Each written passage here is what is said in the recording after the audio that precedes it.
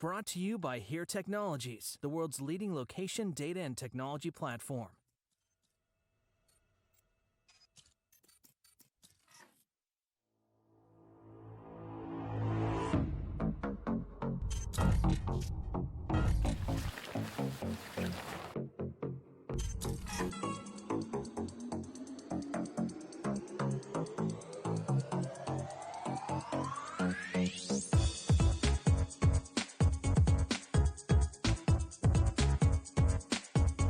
So this week's different. We're in rounds 3 and 4. We've been reading all of the feeds, all of the comments on Twitter about what people liked and what they didn't like, and we've adjusted the show as a result. We have free laps and we have metaverse laps, and they alternate. So the car leaves the line on a free lap, which no metaverse elements, just go as fast as you can. And then when it crosses the line to start its second lap, we go into a metaverse lap. All of the AR elements are out on track. All of the opportunities to take their time down. And we're hoping that by providing both parts of racing, that we're going to be able to appease the audience equally. But we just don't know. And that's one of the lovely things about Season Beta. We're kind of learning as we go. We have a whole nother production, a kind of sister show, which is running alongside us. It's being presented by a guy called Sof. Hey guys, this is Sof Ball. I'm creator of the Third Row Tesla podcast. It's really an honor to be here today. What Sof's going to be doing is watching the stream with Mike Sokolov, the CEO of Roborace, kind of being able to talk to people and answer their questions. Hi everyone watching us. We have Kylie from MIT who's doing some like path planning explanation. We're really excited to be involved in Roborace and to be racing. So have you got a chance to go in the car, actually on the track yet? No, but that would be super sick. And we have the kind of world famous security hacker, George Hotz, coming as well. Welcome to the party, George Hotz. So awesome to have you guys together. This model of DevBot is something like 700K. Yeah, because the car is... It's not about the car. It's mostly about the software. So that's what I'm saying. Give them an RC car and a neon. So glad you could join us. You are now part of the only all-electric, fully autonomous racing series on the planet. So let me tell you, you're in for a bit of a treat.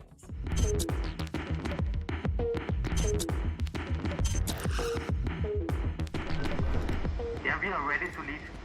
Copy that, thank you. Right, launching in 3, 2, 1. The car has stopped. What just happened? No, really, what happened? You cannot believe in 5 laps it's working and we stopped. We've got an issue with the car, which battery temperature is too cold. I wanted to have selfie light, and then when I took the selfie, everything stopped. ARG have got this car back on the move again. They're cutting it very fine. But after that, we could start again and finish our race, fortunately. I think that's a big box ticked for Team ARG. Hi guys, here we go. Yeah. I'm sure they'll still be a little nervous, just hoping that the car doesn't suddenly veer away. You don't sound very excited, Ilya. Yeah, quite nervous. This one is looking pretty good. They can really put the pedal to the metal. Well in excess of 100 kilometers an hour there, looking and sounding like something out of a science fiction movie. That is what we can call a massively successful run. That's it, 6 laps. All done, boys, well done. Congratulations. Oh, cool. There we go, you can smile now. You can be happy now. I think, guys, that Arrival Racing are going to be a little bit nervous having seen that. How are you feeling about today? We're optimistic in motorsport and particularly in Roborace. You never know what can happen, so let's see. Right, Danilo, we're off and we're at 50. The car is stopping. That's not good. Do we have time to take the car back to the garage and attempt a new run? We should have time, yes. Oh, I don't believe it. The car has stopped again. It hasn't even made its turn 2 this time. We launched, which is more than we've done before. At least we can take some solace in that, I guess. We'll get there. We'll get there. Thank you, guys. Yeah, we will, for sure. Really feel sorry for Team Pisa, Rach. It looks like Acronis SIT have come out fighting this week. Looks like we have the real competitors here. This isn't it. What's going on here? Arrival with a very jumpy start there. So I'm nervous. If you want to abort and change the settings, let me know. Obviously, just keep an eye on the clock. Arrival might have to go a little bit quicker here if they're going to retain their top spot. It'll be a new fastest lap of the day. There, I reckon about half a second or so quicker than SIT. We're on the final 3 lap and the car has stopped! Arrival Racing have stopped! I do not believe it! What happened? We stopped? Yes, the car stopped. Stand by, we're just looking into it. We've got some mechanical issues with this one. The APS, which is the air pressure system, which supplies air pressure to the brake system, failed mid-run. So we're switching to the other car and then we'll be able to get underway again. Now, will it slow down again before it gets to the first corner? Yeah, hang on, that's not right. Arrival is stopping again coming out of the last corner, almost like an emergency stop, really. Nice tires warm up, guys. Arrival have stopped again for the 3rd time now. And surely this must be it. I'm really sorry, guys. Well, really bad luck. It wasn't our fault, guys. The last issue we just had was an OBU issue, which is like a signal warning. So we still have the ability to stop the car. As soon as it loses that signal, it stops, just as like a safety precaution. No time check by Arrival Racing, and that's the big news today. They are out. Such a new team. We were all really impressed by what you guys managed to do at Thruxton, and we can't wait to see what you've got in store for us today. The best of luck to you all. Thanks, man. We are excited as well. This is it then. MIT Driverless picked to the track. Their first of 6 laps. This the first free lap. No. It doesn't take to the track. It takes back to the pit garages. So settle down, everyone. MIT session started and they weren't fully ready. They're having some problems with their driver on the car. Unfortunately, the time ran out and we didn't find a kind of promising solution before the end of their session, so they ran out of time and DNS. We're just hearing that unfortunately CMU are not going to be able to run today. It's very difficult to get on the track, but when teams do get on the track, it's very exciting, and it should be because of how difficult it is, and that's partially what makes Roborace so unique. Really pushing the boundaries and seeing what's possible. I always love a story of redemption, and you guys have done that. I mean, I can only imagine how hard you've worked. Congratulations. You get the first place trophy, season beta trophy. Thank you. Couldn't make me happier to see anyone get it. Tomorrow it'd be really good to see all 5 teams get on the leaderboard, just like we did in round 2 at Thruxton. We went from a not so great day 1 to a really good day 2, and hopefully we can do the same here. So tomorrow it's all to play for. Anyone could win it. We are all set to go with round 4 of the Roborace Season Beta Championship. Hand over to Mike right now. And hey, Mike, I'm just going to start off by asking you, how do you think yesterday's race went? I was like in kind of euphoria actually, because now we are finally racing, and it's like that many years and effort spent, and now it's evolving. Every event is like progressing, and that's super cool. So I'm looking forward to what happens today. Much narrower circuit here at Bedford than we had at Thruxton a month ago, so much smaller margin for error. Oh no, this is a problem though. The car has stopped. That didn't look like a controlled stoppage either. I think the car has veered offline. So we had another brakes failure this morning, the same as yesterday on the same car, which is really surprising because we changed the whole system last night. Even a slight stumble like that, the car loses control into the chicane. Why did we stop? Okay guys, we spun. Oh no. Okay. That is a big blow for Autonomous Racing Graz. We had bad luck today, I would say. Well, that was a bit of a frustrating start to round 4. Now, this is the fastest part of the circuit. Let's see what they can achieve. Up over 120, over 130, 150 kilometers an hour. That is the fastest speed we have seen so far this week. This is an aggressive run from Acronis SIT Autonomous. They'll only need to collect 9 more and they will have matched their record from yesterday. They got another handful there going through the penultimate corner. That's the first time, I would argue, that I've seen one of these cars really look like it's a proper racing car. Congratulations, guys. That was a successful run. Well done. Thank you, guys. Ilya, you look like you just had a heart attack, mate. Yeah, you're right. That, for the first time really today, got me properly excited. We're confident, but you never know. So. Come on, guys. Come on, Danilo. We've launched at 50. Speed limit of 50 kilometers an hour for now.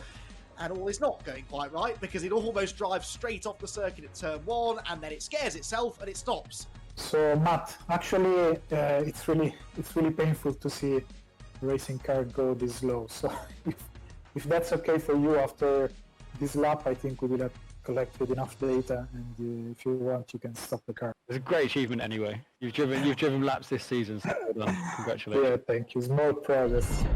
Disappointment for Università di Pisa, but plenty to build on, some laps in the bank. Today everything should be fine. Ooh, that was wide, and that was a problem. That was a mistake. Arrival Racing, it's gone wrong again. The fastest free lap we've seen so far today is a 1:14 from Team Acronis SIT. Can Arrival beat that? Well, they're not just going to beat it, they're going to obliterate it with a 1:10. Last turn. Is it going to be enough? Let's look at the time then. Across the line they come. Hooray! Yes, well done, boys. Well done.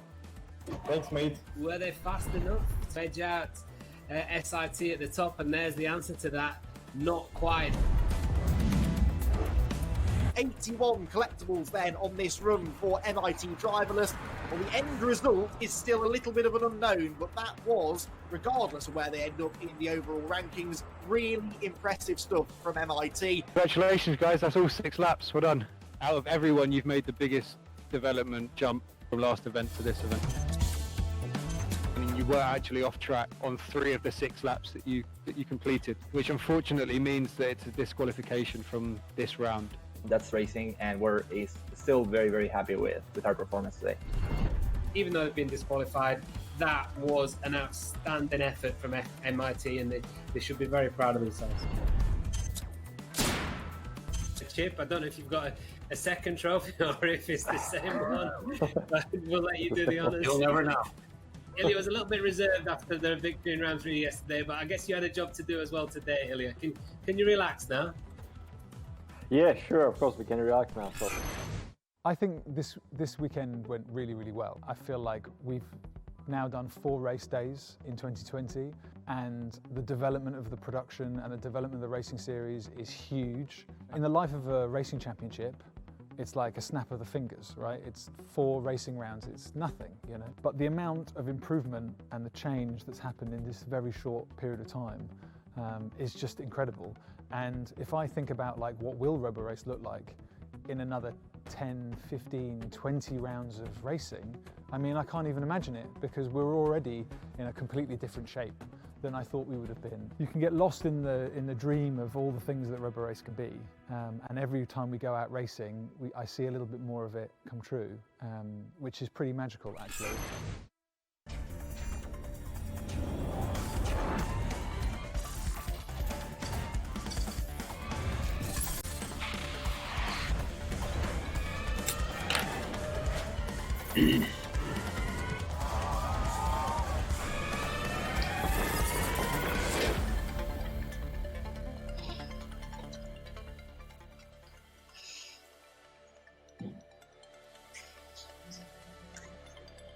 The unmistakable skyline of Las Vegas, Nevada, the scene for round 6 of the Roborace Season Beta Championship. So excited to bring you this one with Here Technology. Welcome along, guys. Really glad you could join us today. My name is Matt Roberts, and my unfortunate Valentine today is Rachel Stringer. Really sorry about that, Rach. you've got me today on February the 14th. But it could be worse. Could be worse. Well, at least I've got someone, Matt. I live on my own here in London, so it's actually lovely to be spending it with you virtually. So, yeah, actually made my day. Thank you. Oh, that's the nicest thing anyone said to me today. Thanks, Rach. Hey, listen, round 5 yesterday. We were really looking forward to seeing Roborace in Las Vegas. But after Bedford and Thruxton and Anglesey, all this bad weather we'd had in the UK, we're thinking, let's get out there to Vegas, the sunshine, the palm trees. But it didn't quite stay that way. It started off quite nicely, but yeah, it was literally a whirlwind of a day.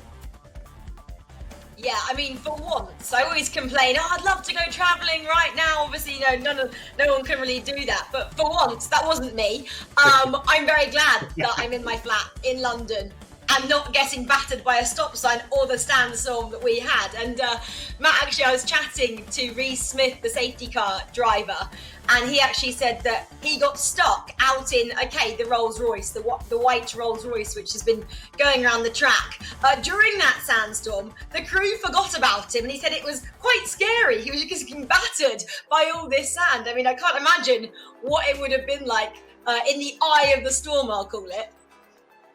I'm not too bothered about Reece. I'm a bit worried about that white Rolls Royce, though. They're in a sandstorm. That's going to be an expensive paint job to repair. Never mind about Reece. He'll be all right.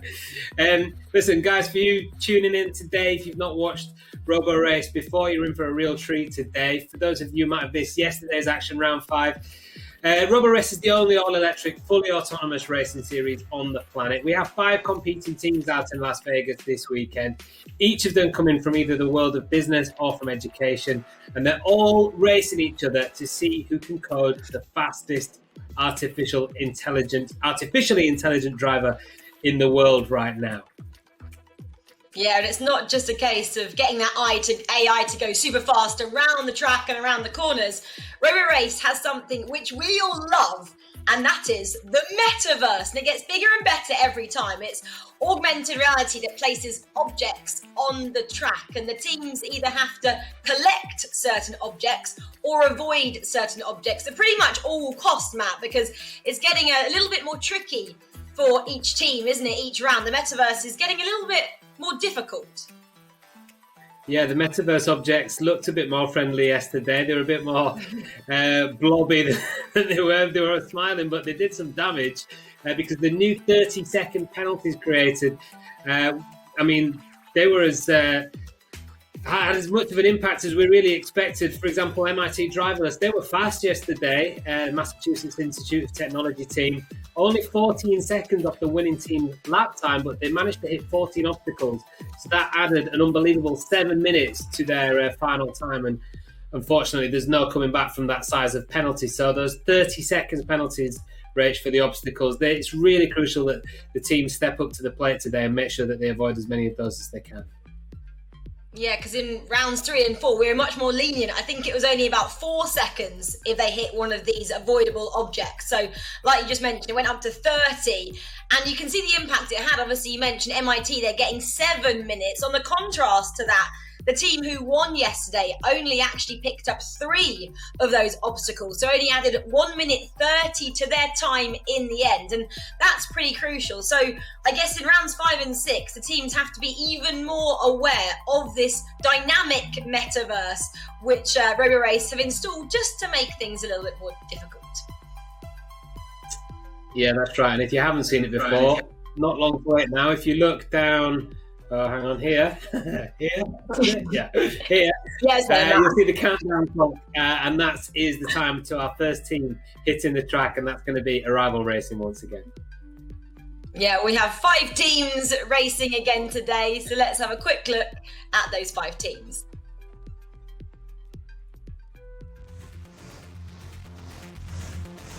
From the UK, Arrival Racing returned to form in round 5, taking the win by over a minute. Let's see if they can repeat that performance again today.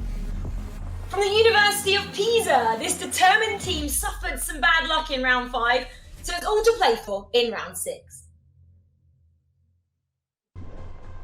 From Graz in Austria, Team ARG took 3rd place yesterday, so are still very much in the hunt for the championship.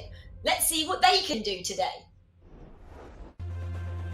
Acronis SIT Autonomous's strong performance continued in round 5, taking 2nd place, but they'll need an outright win today to challenge a rival overall.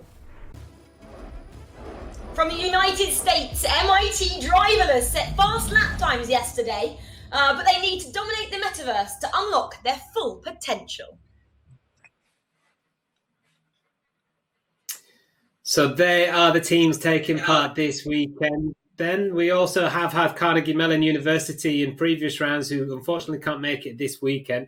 So let's have a look at the championship standings after 5 rounds overall between those teams that you just mentioned there, Rachel. And after a really dominant weekend at Bedford Autodrome in rounds 3 and 4, Acronis SIT Autonomous have had to give best to Arrival Racing at the top of the championship because it was a really strong performance from both teams yesterday, and just 100 points now the difference between Arrival Racing and Acronis at the top. And Carnegie Mellon there. Sorry, Rach, go. No, I was going to say that the only difference between that, wasn't it, yesterday, really, was the fact that SIT hit 2 more obstacles. That's basically what it came down to. And that, obviously, like we just mentioned, added a minute to their time, because otherwise, their elapsed time, SIT's, was just under a second faster. So it just shows, doesn't it, the importance of getting that metaverse right this time out. Exactly that, yeah, that's the crucial thing this weekend in Las Vegas. And the points there for the top 3, 300 for the winner, 200 for second place, and 100, of course, for third place. That's the difference between the teams at this stage. Yeah, exactly. Well, this is round 6, of course. Round 5 took place in Las Vegas yesterday at the Motor Speedway circuit, and it takes place again there today. So if you missed yesterday, don't worry, because here's a recap of that track.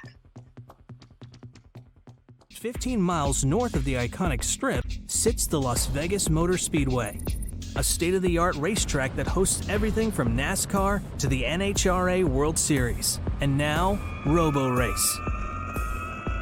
The Season Beta Championship continues on the outside road course. This 1.8-kilometer track features 14 demanding turns that are sure to push each team to the limit.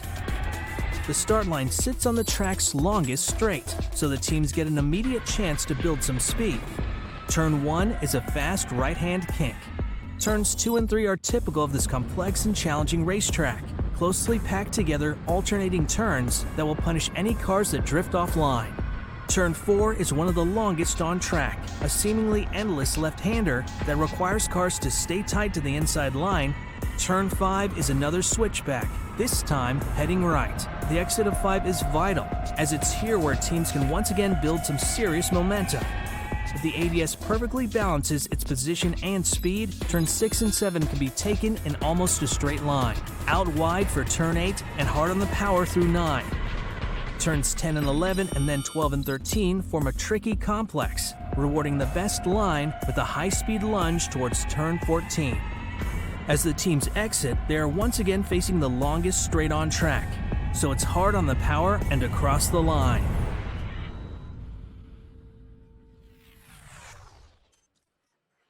Yeah, cool track. We saw top speeds of 150 kilometers an hour from the dev spot yesterday. Let's see later today what it can achieve. The first team to attempt it will be Arrival Racing. We'll be speaking to those guys very shortly indeed. But if you are new to Roborace, here's a rundown of the rules. Roborace Season Beta is a time challenge event. Each team downloads their AI racing driver into a DevBot 2.0 and from a standing start must complete 5 laps in the fastest time possible.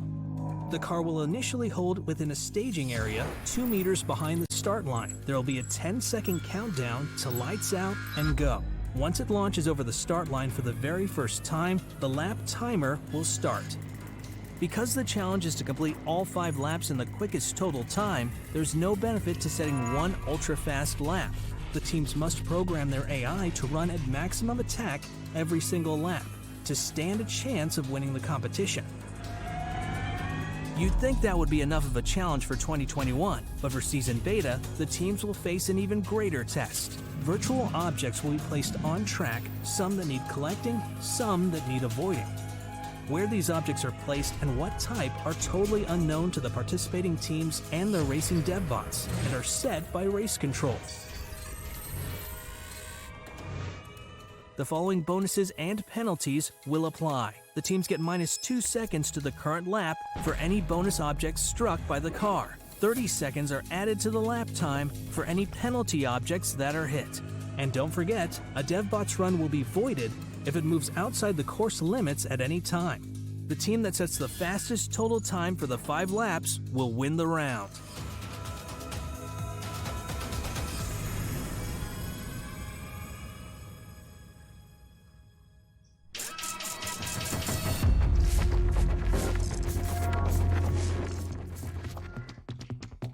Well, there you have it. That's the DevBot, and you guys at home should be up to speed on everything Robo-related right now, and it's not long until our first team goes out. 7 minutes 58 left. You obviously just saw it there. First team out on track is, of course, Arrival Racing. They are the current leaders of the championship. So let's have a look at their team in a bit more detail right now. Team Arrival Racing are arguably one of the most experienced teams in Roborace, having been part of the competition since the very beginning. They were a strong contender in the 2019 Season Alpha Championship, taking wins through the year and becoming one of the top teams. Arrival Racing proved they have the speed and reliability and have been working throughout the off-season in preparation for the 2020 Season Beta. Expect them to be fast from the first lap.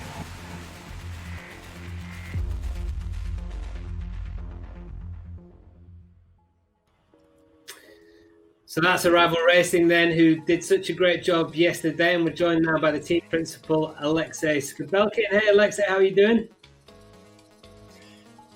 Yeah, I'm doing great, thanks. Everything is good from our side. We are on time right now, so yeah, pretty confident. How did you guys feel about yesterday's action, and especially the new dynamic objects on track? 30 seconds for an obstacle feels like quite a punishing penalty. It's added an interesting dynamic to the race, hasn't it, guys? Yeah, 30 seconds is really a lot, and but we feel like again pretty confident with working on them. So we overtook plenty of them, and actually we hit 3 obstacles, but 2 of them were static. And now we slightly adjusted parameters to avoid them. So we'll see how it goes.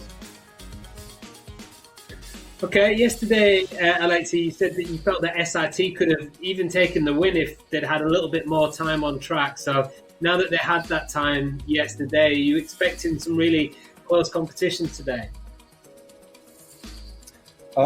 Yeah. Today will be really on the safe, no parameters, all the same. This is the words for the competitors. And just another thing, I was just mentioning when we were looking at the track, Alexey, we saw top speeds of touching 150 kilometers an hour yesterday. Do you think we'll see an increase on that today? It really depends on the weather. We need to double check it right now because it's early morning in Las Vegas right now, and the road temperature increases like drastically from minute to minute.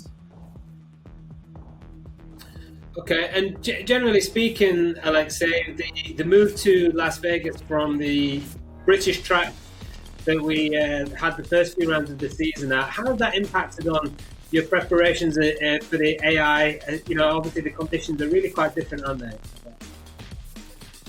Of course, this is these are 2 different parts of this answer.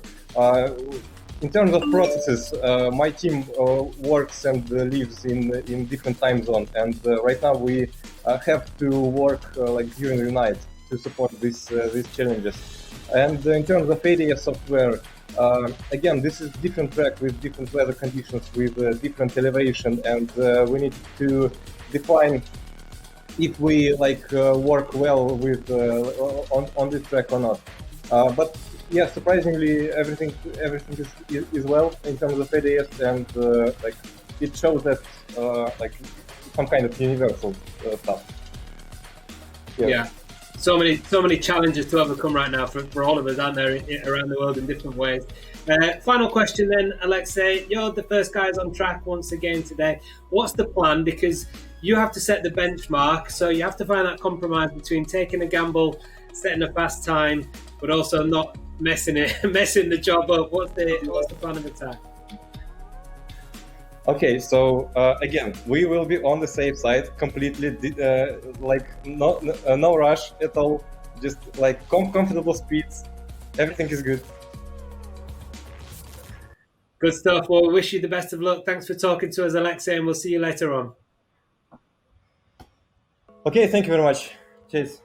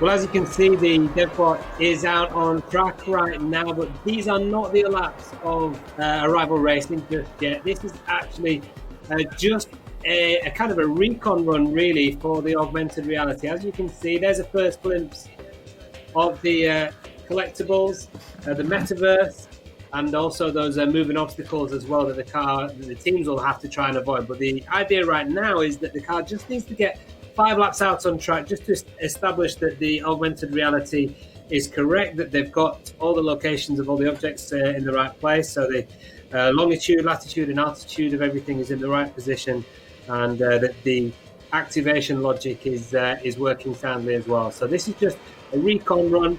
We believe it's 5 laps for the DevBot just to make sure that all that is in place, and then the plan, Rachel, is for Arrival Racing to actually begin their run at the top of the hour.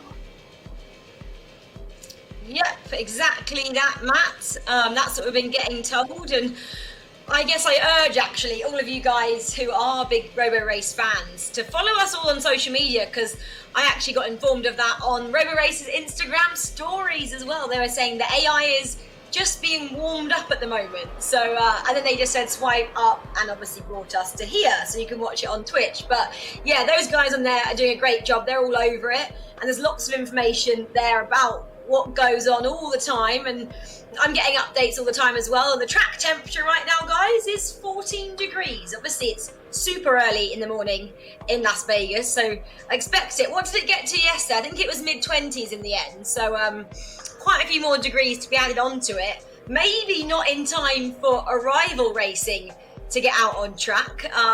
They seem to go first at the moment. Maybe it's because they're championship leaders and because they're on a European time zone, aren't they, like ourselves? But yeah, all excited, and it's just nice to see the car going round, even though this is just a test run, like you said, Matt. Yeah, don't forget as well, guys, if you're watching yesterday, Jason is back with the watch party as well today. So make sure you get your questions in on Twitch as well for Jason. We're going to be catching up with him in a little while. Jason had a great idea yesterday about throwing burning mattresses onto the track and making this a bit more Vegas, a bit more realistic. I thought it was a great idea. What do you make of the metaverse as we're seeing it this weekend, Rachel? Obviously, it's really different to the last time we saw it at Bedford. It's a bit more, I suppose, computer gamey. You know, it's a bit more fun, a bit more Nintendo style, if you like. Well, I'm a big esports fan, as you know, Matt, so I think it looks brilliant. And I know someone else who really likes it, but who didn't quite get what the objects were yesterday, is our commentator, Andy McEwen. Andy, you thought the purple faces were lips yesterday, so I think the team behind the metaverse will be maybe telling you off after today's action. But what did you make of the metaverse, Andy? You're not going to let that one go, are you, Rachel? It was an honest mistake, all right? I hadn't seen them before. Yeah, the metaverse, it looks really cool, doesn't it? And this, when you compare it to what we had, for example, back at Thruxton for the very first event, even that has come on leaps and bounds, as every aspect of the production has, and it looks really cool. And that's only going to continue to improve as we go through the rest of season beta. And I've just been given some breaking news as well. I don't know, Matt, Rachel, whether you've had this yet, but the metaverse rules are changing again today. So we just got our head around this bigger penalty for hitting an obstacle, and now they've gone and changed it again just to try and confuse us. We're going back to having a mix of free laps and metaverse laps. So over the 5 laps, I think 3 of them will be free laps and only 2 laps will have the metaverse. So again, the teams have to adjust their strategy on the fly. It's going to be a really exciting day, guys. Okay, well, if you guys watching, you've been hearing us talk a little bit about the metaverse. If you're still wondering exactly what it is, have a look at this. We can divide the many worlds around us into either real or virtual. How these two can merge together has become one of the key questions of the 21st century. Whether it's a heads-up display and a pair of glasses showing you the way home, or a group of people meeting up online as VR avatars of themselves, we are constantly fusing ourselves into these different worlds. Roborace is launching into this blend with their own metaverse. New for season beta, Roborace has the ability to create virtual objects, events, and conditions on track, which the real-life autonomous cars will have to adjust to whilst racing. These might be walls to avoid or tokens to collect. They could be weather conditions the cars must consider, or boost points that allow a real-life increase in speed. They can even be virtual cars suddenly appearing on track to compete against. The groundbreaking element of this all-new software platform is that it allows you, the viewer, to see these virtual objects and conditions on track together with the race cars in real time. So you're able to see what the AI driver is experiencing and how it chooses to react. The next stage of the metaverse is allowing you, the audience, to challenge the AI drivers. You'll be able to place the virtual objects, change the conditions, and directly influence the competition. You can play the race.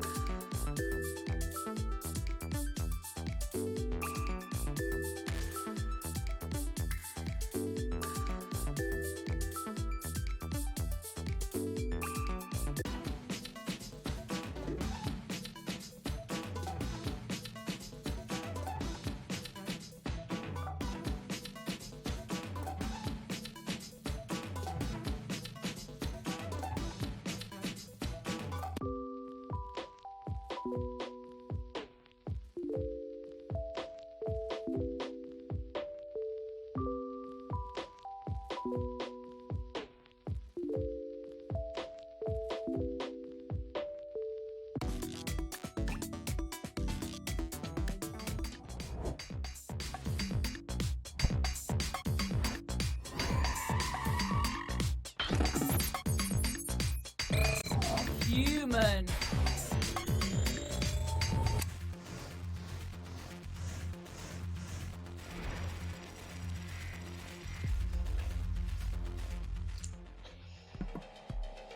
There we go. Well, that was a little VT there about Arrival Racing. I love those new avatars that Berry Cinema, one of our production partners, have come up with, Andy. They look super cool, don't they? But they're about to go on track. Their timer has started.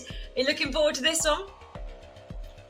Yeah, why not, hey? What else am I going to do on a Valentine's Sunday when we're not allowed out the house? I mean, I've just been scrolling through social media. All my friends, they're getting engaged, they're cooking romantic meals. This is what I'd rather be doing, which probably says an awful lot about my character. But yeah, we are excitingly about to get the first car out on track. As you said, it is for Arrival Racing. And there is Reese Smith, our safety driver, getting out of the car. If you're new to Roborace, these cars, the DevBot 2.0s, they can be driven either by a real driver or by an AI driver. The whole idea is that we can pit one against the other in the long run. So Reese drives the car out to the start line, it then switches into autonomous mode, and off it will go.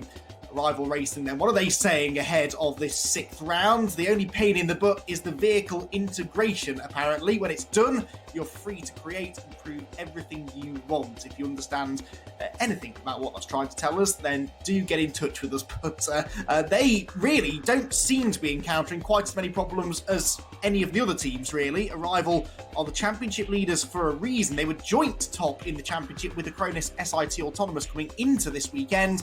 But after yesterday's 5th round of the championship, where they won and SIT was second, they've eked out a 100-point lead. It's 300 points for winning an event and 200 for finishing second, but you get a whopping 500 championship points just for doing what Arrival are doing now, getting the car onto the line. As long as they make an appearance and they get their AI driver downloaded into the car, then they will score some championship points. But of course, for Arrival and SIT, who are waging this championship battle, they want the big points for winning. And to do that, they need to go quickly around the track. They need to stay on the track. Crucially, if they go off the road, the run gets aborted.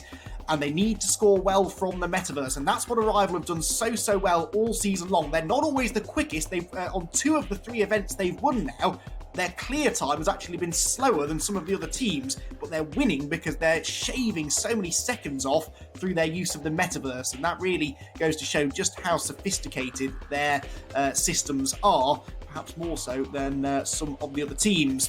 Well, I've got the stopwatch primed. I'll be able to give you a rough calculation of what each individual lap time is like, but we will also be showing you the total and clear time on the bottom of your screen once the car gets moving, so that you can see exactly how well the team are doing. Also in the top right-hand corner, we'll have the metaverse score. And remember, it's a slightly different format today. If you joined us yesterday, pretty much every lap was a metaverse lap. Well, we're alternating today with what we call free laps, where there is no metaverse. The car just goes as quickly as it can around the track. And that's really interesting because we then get to see the ultimate performance of the AI software.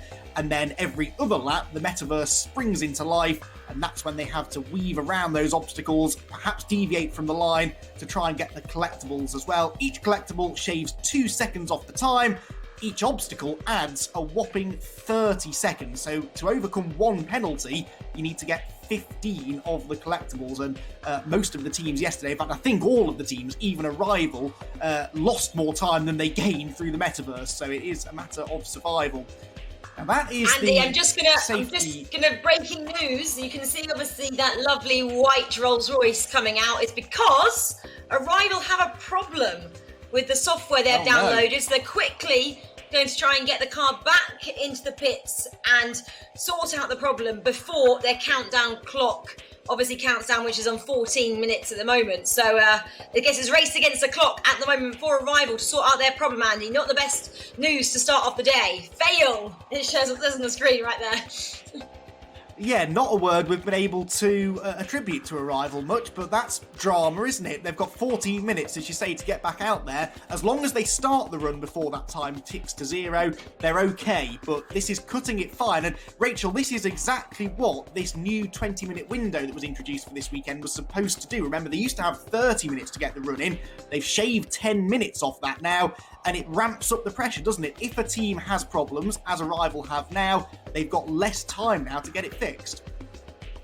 Yeah, absolutely. But they also had to try and complete all laps in the allotted time as well, didn't they? So that's a little bit more lenient. But, I mean, 14 minutes on the clock is quite a lot of time. We saw SIT yesterday. I think they had to restart about 4 times in the end. I know some of that was due to the weather conditions and Roborace problems themselves and not actually SIT's fault, but we've seen as much as 4 restarts before. I think they do actually have a limited amount of restarts they can do, but Arrival then, Reese Smith, the safety car driver, is back in the car. He's going back into the garage to try and sort out this problem as quickly as possible, but I can imagine the scenes right now in the UK, Andy, very frantic from Alexey and his team, trying to sort out what is actually happening with their AI and with their car right now, because they'll be so keen to post a good time today, because SIT are hot on their heels, aren't they? And they're after the championship lead back again, because they were joint coming into this. Arrival currently sit top, SIT a second, but yeah, the Roborace car on your screens right now is back in the pits trying to sort out Arrival's problem.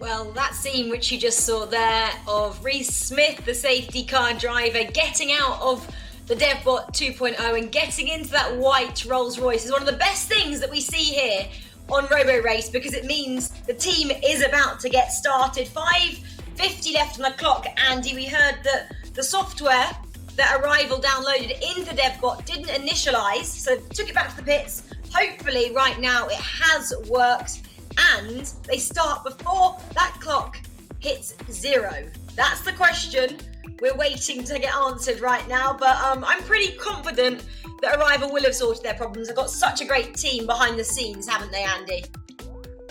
Yeah, I mean, they've not been problem-free this season, have they? They've had a few little issues, but more so than any of the other teams, I would say. They seem able to fix them quickly. When something does go wrong, they can identify the problem, they can isolate it, and then they can find a solution. Even if it's a temporary solution, they can find it and get the laps in. So yeah, 5 minutes should be bags of time. They're just waiting, I think, for the track to be clear, and then the AI mode, the autonomous mode, will be selected. So we'll try this again then. Arrival Racing, winners yesterday, taking their 3rd victory, which means they've now won more events in Season Beta than any other team. It's only Arrival and SIT, remember, who have won events so far this year. And well, I was going to say, Rachel, we're about to find out if they can win again. But I think it's more late-breaking news. The software didn't initialize again. That's why we're seeing the white Rolls Royce once again. Literally feels like deja vu right here. Reese, I'm predicting, is going to jump out of that car. Oh, there he is. Because Arrival have had exactly the same problem again. The software isn't initializing, so they have to race back in 4 minutes now. It took them, if you remember, about 9 minutes. They had the same problem at 14 minutes left. Got back out with 5 minutes to go. Now the clock has gone down to 4 minutes. Is that enough time? Potentially not, Andy. This is really a race against the clock right now. That clock is getting so close to that 0 mark. Well, yeah, I'd be surprised if they do get back out there. I mean, they've already, in theory, sorted this problem once, so at least they know how to attack it now. That might speed the process up, but I don't think it's going to speed it up enough. The car isn't going to get back into the garage until there's maybe 3 minutes left, and then it takes another minute or so to get it back out there. So this might be it. Maybe it's no points for Arrival Racing. This has happened once, remember. The first day at Bedford in round 3, Arrival didn't score. And what happened? SIT went on and won that afternoon. So SIT will be sitting at home. They'll be watching this, rubbing their hands with glee, because they know this is a really good opportunity now for them to take the championship lead back. They're only 100 points behind, remember. If SIT win today and Arrival don't score, then SIT would go to the next round a couple of 100 points ahead. So yeah, Rach, this is big, big drama. Yeah, big drama indeed. 2:50 on the clock right now. Frantic scenes in Vegas, frantic scenes in the UK, I'm sure, for Team Arrival as well. Matt, heartbreaking if you have to speak to Alexey after them not getting any time on track at all today. That is not the news they would be after. No, well, as you said, this is going to be a first, isn't it? And it was strange, really, because, and ironic, talking to Alexey earlier, he was in such a good place. He was so relaxed. Yesterday when we spoke to him, there was about a minute to on track. He was stressing out. He said he couldn't really speak to us, so we let him go. And the guys got on with it, and they had no problems. Whereas today, they were all relaxed. They seemed to be in a really good place. And now, guys, with 2 minutes to go, it looks like maybe they've beaten the count. But yeah, hopefully they have, because it would be a real disaster for those guys if they hadn't. Yeah, cars on the move. So, well, Andy, this is I think this is about as close as you can get to missing the run. And look at the pace they're actually taking just to get out into the start line there. That's the fastest I've seen Reese drive the car so far. It's the fastest I think we're going to see him get out of the car too, because yeah, only just over a minute and a half now to get this sorted. And of course, that's assuming they have sorted the problem. But this was a much quicker turnaround, so it's almost like it was just one little thing they had to change, and all of a sudden they're able to get the car on the move. So Reese back into the safety car, off it goes. The driver almost stalled it, I think, there as he was trying to get it out of the way as quickly as he can. That may be a 4x4, but it is a Rolls Royce, so it's got quite a powerful engine underneath it. It is able to accelerate out of the way, and there's a little cut through then coming out of turn 1 that it can use to vacate the track. But this is the most nervous, I think, that Arrival Racing will have been so far. And what this means, of course, is that if something were to go wrong now, once the car does go on track, they're not going to have another chance to restart. So this is it. This has to be perfect for Arrival Racing. Any mistakes, and it could still lead to a non-score. This is really getting the heart rate up, isn't it? Can this car accelerate away within the next now 38, 37, 36 seconds? They stopped on track, remember, yesterday, didn't they? But that was a metaverse-related problem. So despite that stoppage, it was actually a faultless performance for Arrival. And off the car goes. There we go. So they have managed to get the car started. No, they haven't. It started, and it's got about 3 feet, and then it stopped again. So the system must have initialized that time, but then something's cut it out. There is maybe some sort of communications issue, a signal that's not quite connecting properly. But that, I think, is going to be it, because 5 seconds are all that remain for this car to get started again, and the time's down to 0. Now, officially speaking, the run has started, so I guess if by some miracle they can fix the problem remotely, they can continue the run, but we've not really seen that so far. If there ever is a problem, the car has had to go back to the garage, and ouch indeed. This is a painful moment for Arrival Racing and for their championship hopes. For the 3rd round in a row, then, we're going to have a championship lead change, potentially. Of course, all of this is banking on SIT not having problems later on. Remember, they're not going to hit the track until later on this afternoon, around about, 20 to 9 UK time. So early afternoon in Las Vegas is when Arrival will head out. The 4th team, SIT will be the 4th team to make a run. Of course, there's no guarantee that that will be a complete success, but if it is, then this could have big championship ramifications. So we are hearing this is indeed a problem with Arrival software. It's not a Roborace issue. Therefore, Arrival are out. A non-finish for Arrival Racing. It's the 2nd non-score of the season in 6 rounds. They're turning into a bit of a hit or miss team, aren't they? They've won 3 rounds.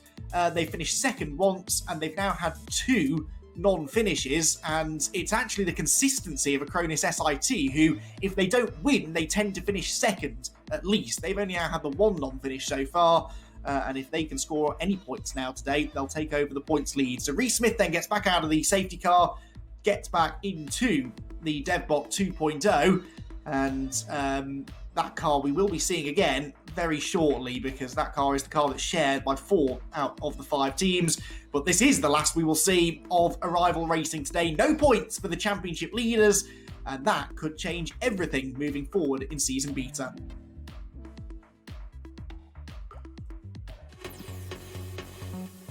Well, the biggest start to everything was DARPA Challenge back in 2008, and that's where we really got our feet wet. We started out in open pit mining for the guidance of autonomous vehicles. We have now applied our localization and other technologies to ports and harbor applications, construction applications, and agriculture. If you're trying to create any kind of robotic applications, test validate algorithms, navigate or collect maps, you should be calling us. How do you take control of a world that doesn't stand still? That's where we come in. We're creating a digital representation of the physical world. Every road, every building, every vehicle, every device, every street sign, every traffic light, everything. To help you find the best path and anticipate what's ahead. To empower your fleet to run faster and more efficiently. To ensure your advertising reaches the right audience. And to let you optimize your supply chain like never before. All this is now a reality. At the heart of HERE Technologies is the reinvention of the thing we used to call a map, continuously updating and evolving from 2 dimensions to 3, from outdoors to indoors, and from human scale to machine scale, where accuracy is measured in centimeters. This reimagined map is the core enabling dataset for the 21st century. the foundation for endless opportunity, for businesses, for cities, for people, and for society as a whole. Welcome to Here.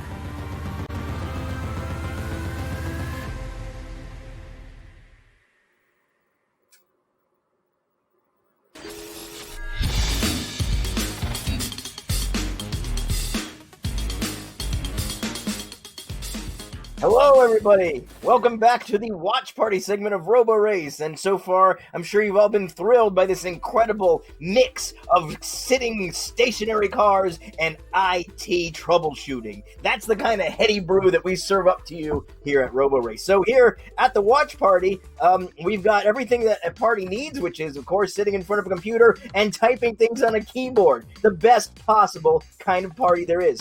Oh, look at that. We even got goofball graphics. That's fun. So please use the chat room. Tell us what you're thinking. Tell us how you feel. If there's something compelling or exciting, I'll bring it up in my next live segment here. And yes, you can follow us on Twitch at Roborace. You can follow us on Twitter, I think is also at Roborace. We've got a YouTube channel. There's probably Roborace in there. Instagram, Friendster, and AOL, I believe we're also on. CompuServe, all the major online networks. DARPANet, FidoNet, if you got access to that, all the good stuff. But yes, so please say fun things in the chat, ask deep, hard-hitting questions, tell us how you really feel, and we'll address it because we're all about extreme candor here at Roborace. We want to be honest with you. We've also, there's a lot of technical things going on. You see the car sitting there, you're probably wondering, why is this so hard? Well, the truth is, it's really, really hard to do it. And we're going to kind of explain a little bit more why now, because we've got a whole tech explainer that explains the cars, why they're so complicated, and why the damn things only seem to work about maybe 35% of the time. Anyway, it's all fascinating stuff, so let's check out this tech explainer. When you look at a DevBot, it's easy to think of it as just a car, but the DevBot 2.0 has as much in common with your average road car as a fighter jet has with a paper airplane. The DevBot takes many of the fundamentals found in road cars and turns them up to 11. In this episode, we're going to look at sensors. The DevBot has 4 main types of sensor: LiDAR, radar, camera, and GNSS.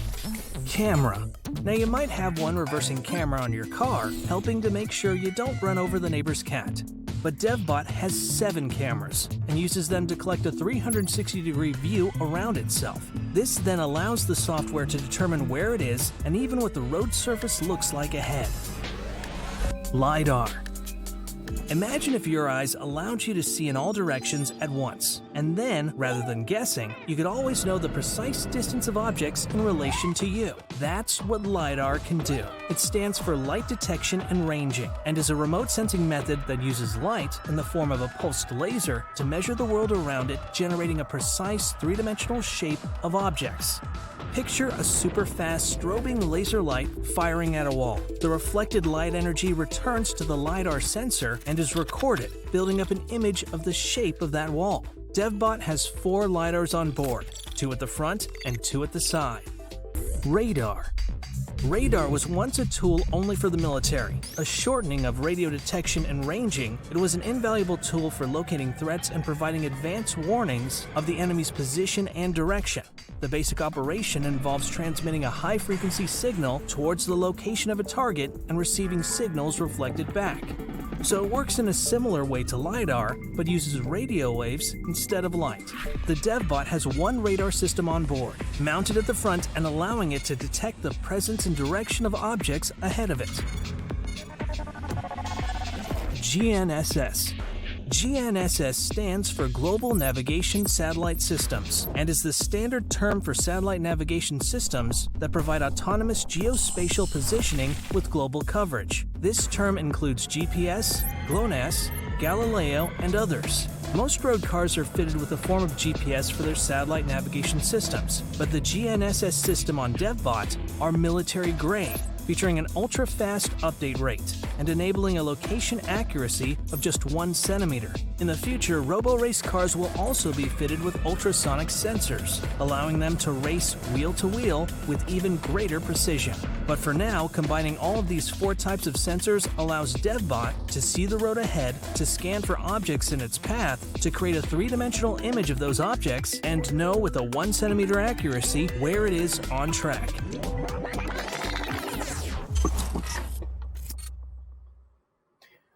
See, that helps, right? All right, we're going to go do a little bit of a commercial right now so we can afford to pay for those Rolls Royces we throw on the track, and we'll be right back with more fascinating stuff.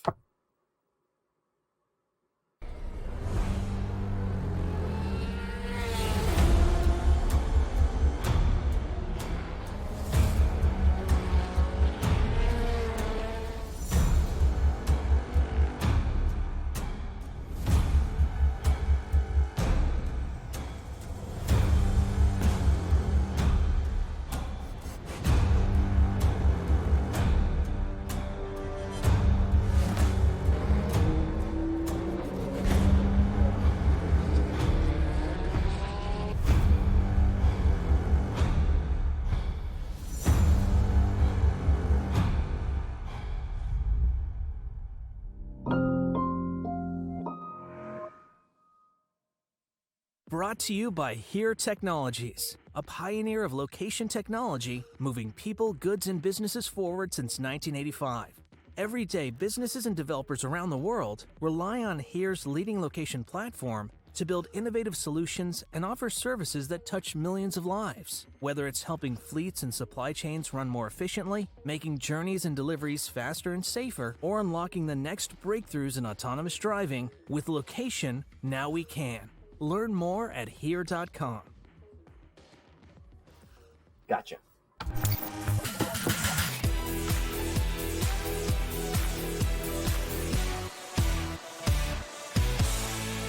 Hey, okay, we're back, and I'm actually very excited because I'm kind of a newcomer here. I'll admit I don't know everything there I could know about robo racing, but luckily I'm going to get to talk right now to the man who should know absolutely everything about it, the man in black, Mike Sokolov. So, Mike, are you here somewhere? There you are.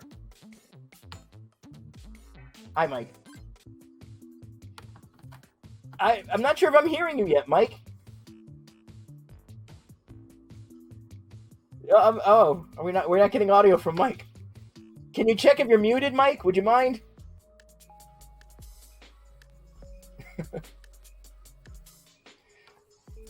See?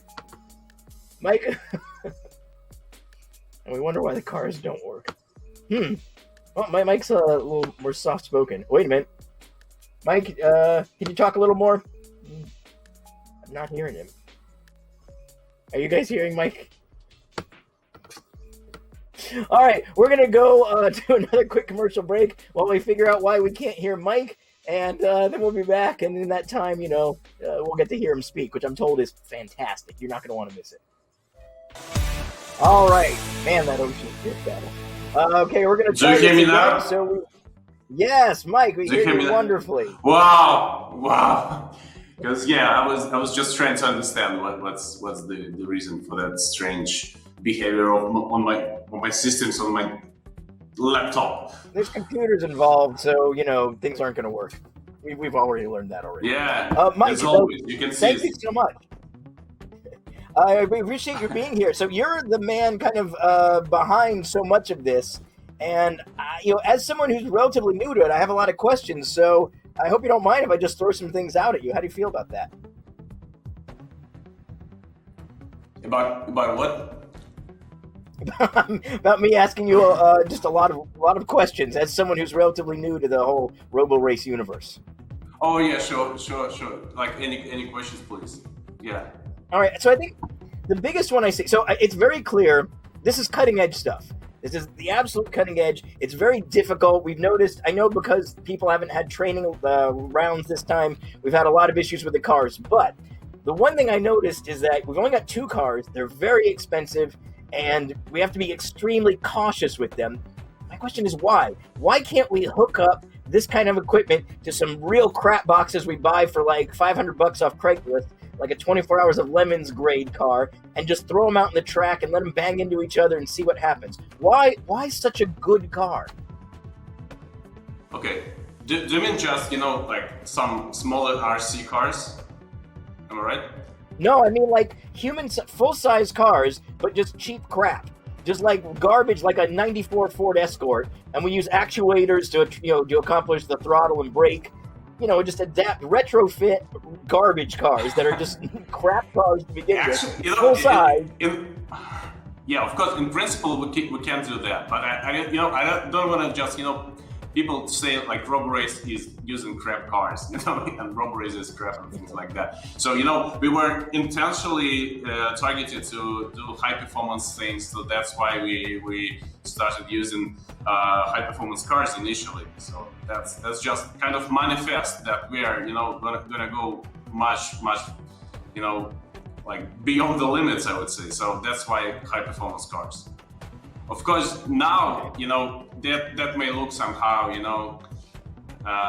inadequate to what we actually show for the moment. But actually, I believe teams can do much better things soon in further missions, like maybe like next few rounds, and so these cars will become much more adequate to what they do on the track. Now, there's another revision of the car coming out that's supposed to be significantly less expensive. Is that accurate? Yeah. It's called Metabot. It's a new model. It's not just about the cost of the car, but also about the like many other technologies to be introduced on that model. So one more important thing is that it's going to have adaptive suspension. So it's not just about for the it's not just for the racetracks, but we're also going to make some dirty stuff, and make some cross kind of run across things. Oh, okay, that's a lot of fun. Okay, so because I think the idea, even simple things like the idea that these things may get dirty. Then you have to deal with keeping your sensors clean, or adapting to loss of vision or sensor. Absolutely. So that's a big deal. Yeah, and that's why in Metabot, the sensors are positioned much higher than in DevBot, because in DevBot they are like closer to the ground, but in Metabot they are like much higher. And actually Metabot, it looks like a tank. It's like a military thing. Oh, okay. So I think we'll probably reveal it soon. I think that's pretty fun, and I think that also goes to some other ideas I've been having about just to physical things on the track. I was joking yesterday about flaming mattresses, but what about things that don't do a lot of damage to the car but have a lot of impact, like piñatas or wedding cakes, things that actually make a dramatic impact when they have to avoid them. We're already designing those burden mattresses, because we should definitely introduce them in the next round. Because we should show everything as possible. Yeah, and probably to satisfy you somehow with that. I think that's important. But I think I'd like to see the burning mattresses, wedding cakes. I think a giant tiered wedding cake cars can just drive through and spray everywhere would be great. Water balloons full of paint, all that kind of stuff. The messier, the better. Because I think absolutely, that's what makes it visual. That's what for we actually started doing Roborace. Absolutely, for the wedding cakes and for all that crap. That's the ultimate goal of the. I'm glad to hear it. So how do you feel like the lessons learned from these races? How much of a crucible do you think it is to take those lessons and apply them to actual road-going AVs? How much of a transfer of technology and learning do you think there really is? It's actually a lot, because it's mainly about vehicle dynamics in extreme situations. So I think most of the learnings that teams have here on the racetrack can be used in actual road situations. So that's pretty much important. So because I think for the city roads, the autonomy made for city roads is kind of much simpler, much more linear, and so on. And it actually considers less of complex vehicle dynamics that actually work at higher speeds. Because tire models become more important. Some other stuff of aspects of vehicle dynamics are it's a lot of complications at high speeds. So I think that's definitely going to be important for the autonomy to become more reliable at high speeds, like we do. Absolutely, and that seems like a critical component that's actually not really being addressed. For example, Tesla's autopilot, which is designed for high-speed highway travel, has no failover whatsoever. They require the driver to be ready to take over at any moment, which leaves it at level 2 and never getting beyond that. But it seems like the sort of lessons you're learning right in Roborace, high-speed maneuvering, getting out of trouble's way, that seems directly applicable to something that they desperately need. Exactly, yeah, and that's why we actually introduced Metaverse, because that's the tool that allows you to play with all those sub-second reactions needed from a racing car in the racetrack. So that's where we're headed to. And that's why Metaverse, actually, not just for fun. Right, that makes sense. So at some point, I know eventually you want to go to wheel-to-wheel racing.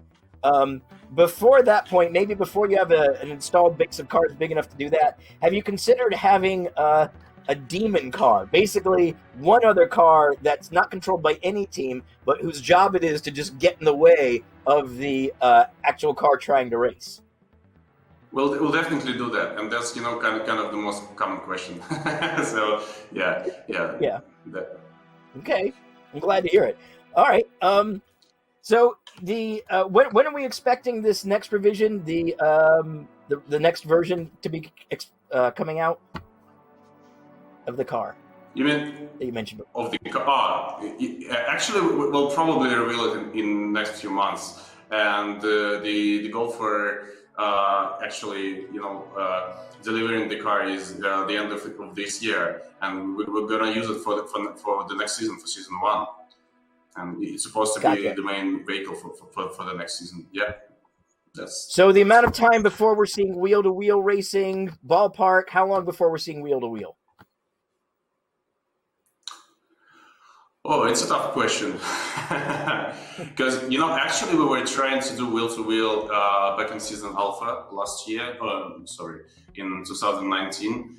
And we actually did some overtakes and kind of wheel-to-wheel exercises, but actually that all looked pretty much, slow, choreographed and boring. So that's what inspired us to make this kind of adventure with the Metaverse, because it's a kind of training tool for the cars to become ready for wheel-to-wheel racing, and to train all those sub-second reactions needed for doing all those maneuvering for wheel-to-wheel racing. If you do the races at night, have you considered some sort of projection system to show the metaverse objects in the real world? Absolutely, yeah. We're actually already thinking about that, and we're gonna make some night tests soon there in Vegas. So yeah.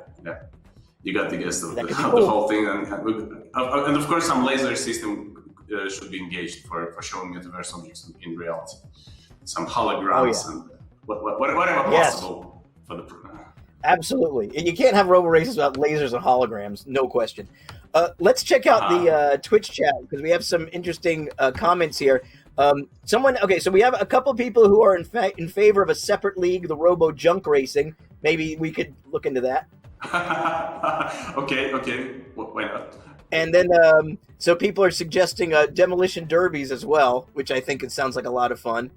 And sure, see, of course, yeah. And some fireworks. Everybody, yeah. So all I'm saying is there is a demand for exactly this kind of thing, because people are bloodthirsty freaks. I can imagine. Yeah, and our creative director, Rolly French, he's a former producer of Fast and Furious Live and some other shows like that. And he's very deep in such stuff, and so we should definitely do such kinds of things.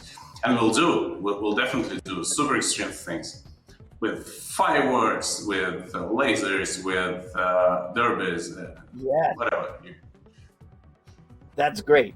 Look, it's been great having the legendary Man in Black here to talk to me. Thanks so much for indulging all my insipid questions, but I think they're all a lot of fun. We all like what you're doing here, and we're going back to Matt and Rachel right now, so thank you again. Okay, thanks guys. Have fun today, and keep watching us. Bye-bye.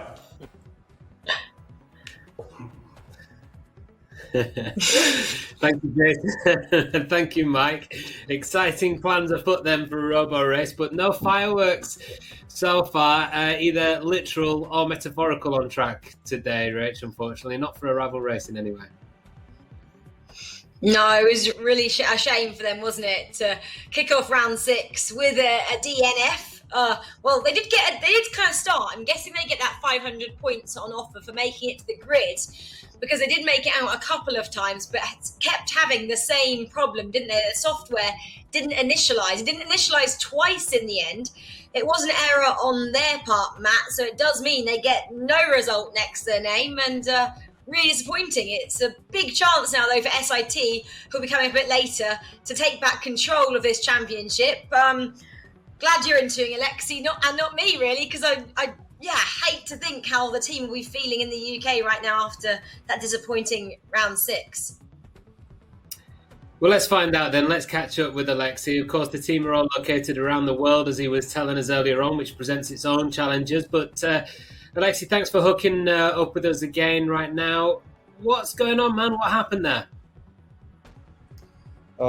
So right now we don't really know what's happened. Probably this is some kind of misconfiguration, or probably this is some stuff on the Roborace part. We need to investigate. Right now we see that we saw some strange object in V2X network, and we need to investigate what object it was and what caused the crash of our software in there. So possibly this is not our stuff. So other teams, if you hear me, please beware that possibly you will also face with this issue. Okay, so we're waiting any further information from Roborace, Alexey, but you're quite sure that it's not your software that was the issue here then? No, honestly, I'm not sure. We need to investigate further. Right now, we see that at the very end of our pipeline, there is a wrong calculation. But what's the reason of this calculation? We need to investigate. Okay, well, I don't suppose there's much more we can ask you then in that case, Alexey, until we know a little bit more either from your end or we hear further confirmation from Roborace. So we'll leave you with that. I expect you've got a lot of work to be getting on with now, but thanks anyway for joining us, and hopefully we'll get to speak to you a bit later. Okay, thank you very much.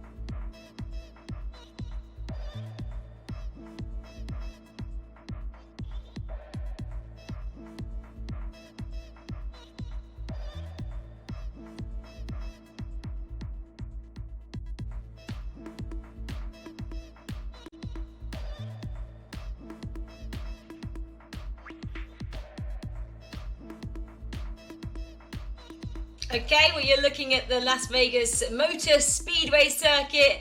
They're in Las Vegas, Nevada, and we are about ready for our second team of the day to get ready and head out onto track, and that will be the University of Pisa team. And we can chat to their team principal right now, Danilo Caporale. Danilo, welcome back. Hi, Rachel. Commiserations once again for yesterday. You guys didn't get a time on track. Firstly though, have you managed to sort out the problems that you had yesterday, and are you hopeful about what the team can produce today? So Rachel, we spent, as you can imagine, a very ugly night trying to fix this. The problem is that this is something very trivial. It's related to launch sequence or some sort of activation signals that we're not getting. And this is something that, unfortunately, the simulator doesn't show. We can't reproduce, and that's really frustrating at the moment because we don't know if we fixed it or not. We're trying something now, but that's the reason why I believe we need really to be on track and to test a bit, because this is something very trivial.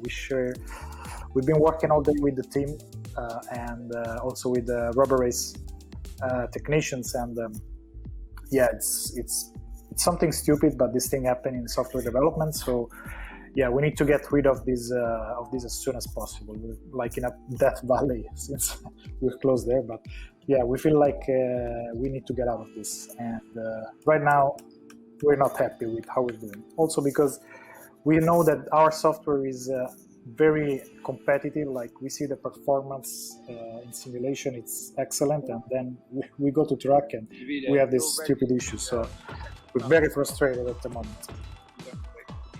Yeah, I can imagine. I know you're about to go out on track, but just one final question quickly. Alexey from Team Arrival just said that he thinks it could be a problem with Roborace and not him, and for you guys to potentially expect problems. Are you aware of this? I mean, I wouldn't go blaming sides. I think the way I see it, we and Roborace are a team. Like, we're working together on this. So of course there's the competition, but the higher purpose here is to achieve autonomous racing. So that's our focus, and whatever the problem is, my interest is just on getting rid of the problem, and move as fast as we can to the next stage. So this is it. This is the way we see it. Well said there, Danilo. Collective effort here at Roborace, isn't it, to have the best possible outcome? But that is your car going out on track, so I'm going to let you go because I think your team might need you. Good luck, Danilo, to you and Team Pisa. We'll speak to you afterwards. Thank you. Good to see you. Bye. Well, that is Team Pisa's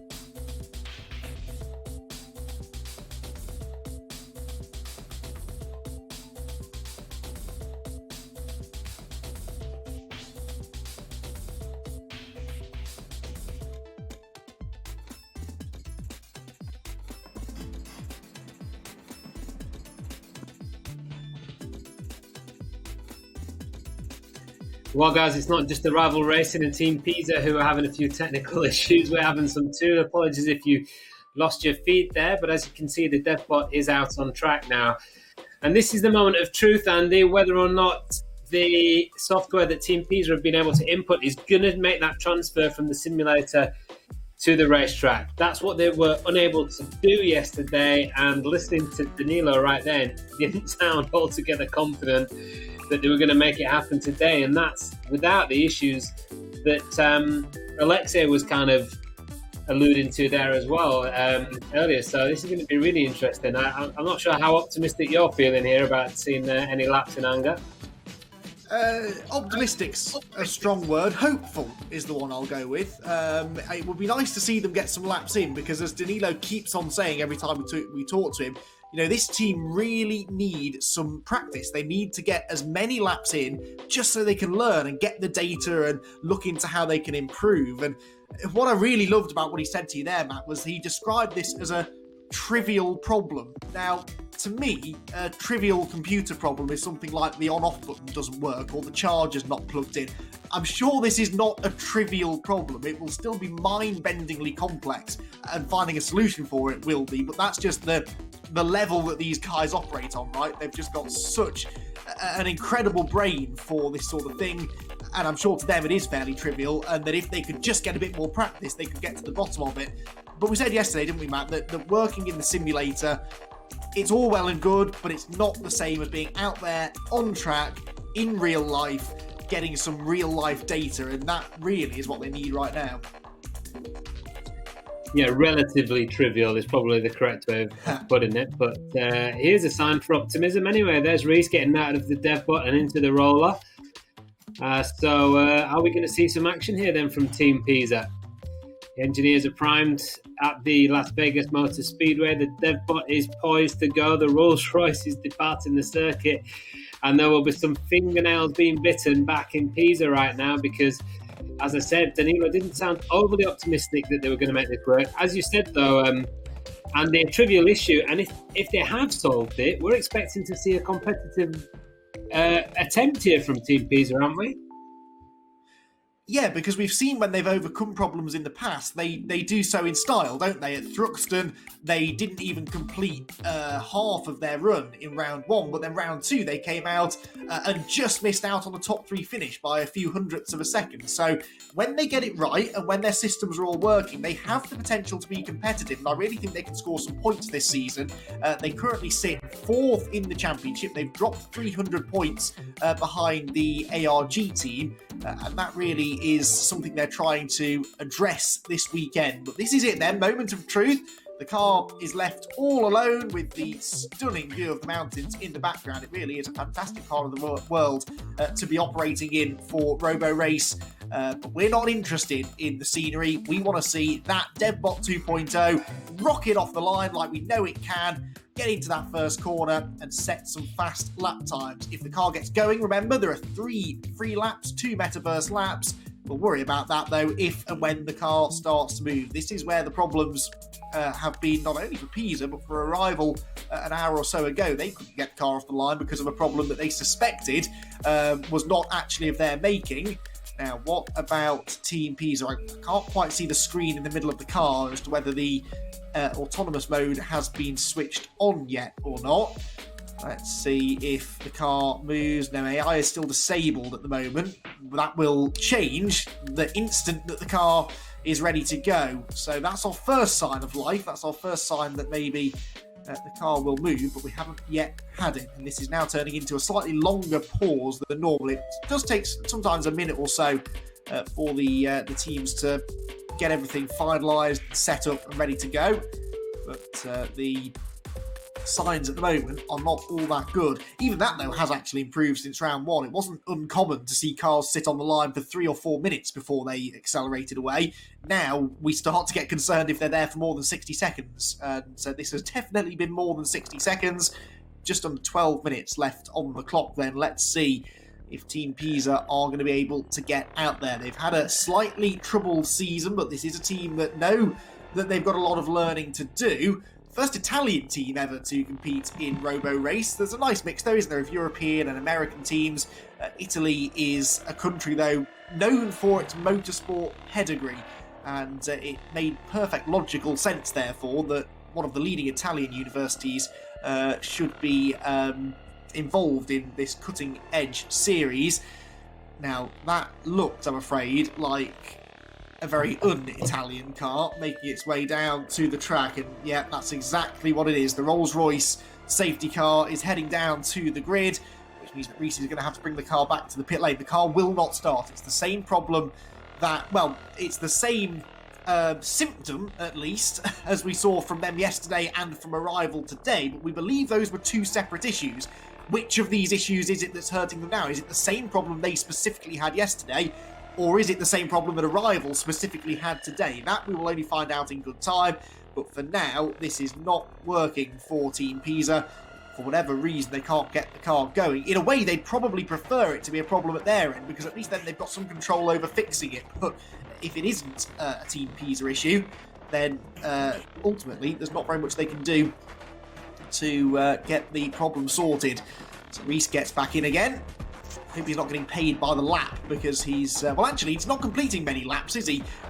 Because the particular configuration of this circuit we're using, there's this little cut through which we might see if we stay on board with the car just before turn number 1. So whereas other circuits he would have to do a full lap to get back to the pits, here at the Las Vegas Motor Speedway North variant road course, he can just accelerate past the line, and then halfway around turn 1 there's this little path that takes him back to the pits. There is the famous Motor Speedway right in front of us, the grandstands that make quite a foreboding image on the horizon as you're driving towards it. Stark contrast to the fairly vast empty space in the desert around it, but there's quite a lot going on here actually. We are only 15 miles away from the Las Vegas Strip. There's the airfield right next door, which is a military airfield, so it's not uncommon to see military fighter jets taking off and landing from next to the speedway, and that 1.5 mile speedway itself has seen some pretty astonishing events through its NASCAR and indeed briefly IndyCar career. And reconfigured about 15 years ago now or so was the speedway to help promote good racing. Well, hopefully we're going to see some good racing on the road course. Hopefully we'll see Team Pisa out on circuit in a few minutes. They've got 9 minutes to get the problem diagnosed and fixed and get back out onto the start line. We'll be back in a few minutes, hopefully with some more news on Team Pisa.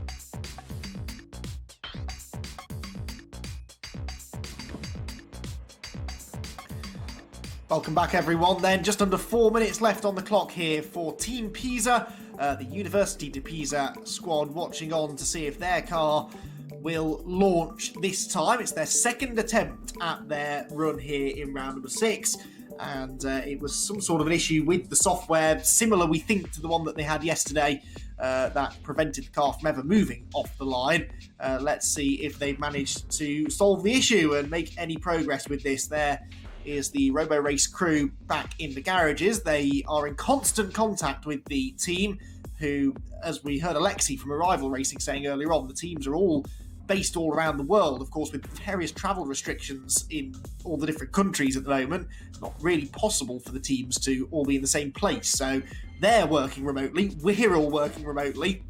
So are a lot of the Roborace crew as well. So it's a skeleton crew actually on site, and that means that when these things are going wrong, it can sometimes be a bit harder to get the problem fixed. But let's see. Team Pisa hoping that that's exactly what they've been able to do. And the car is now back in the staging area, just a few feet behind the official start-finish line.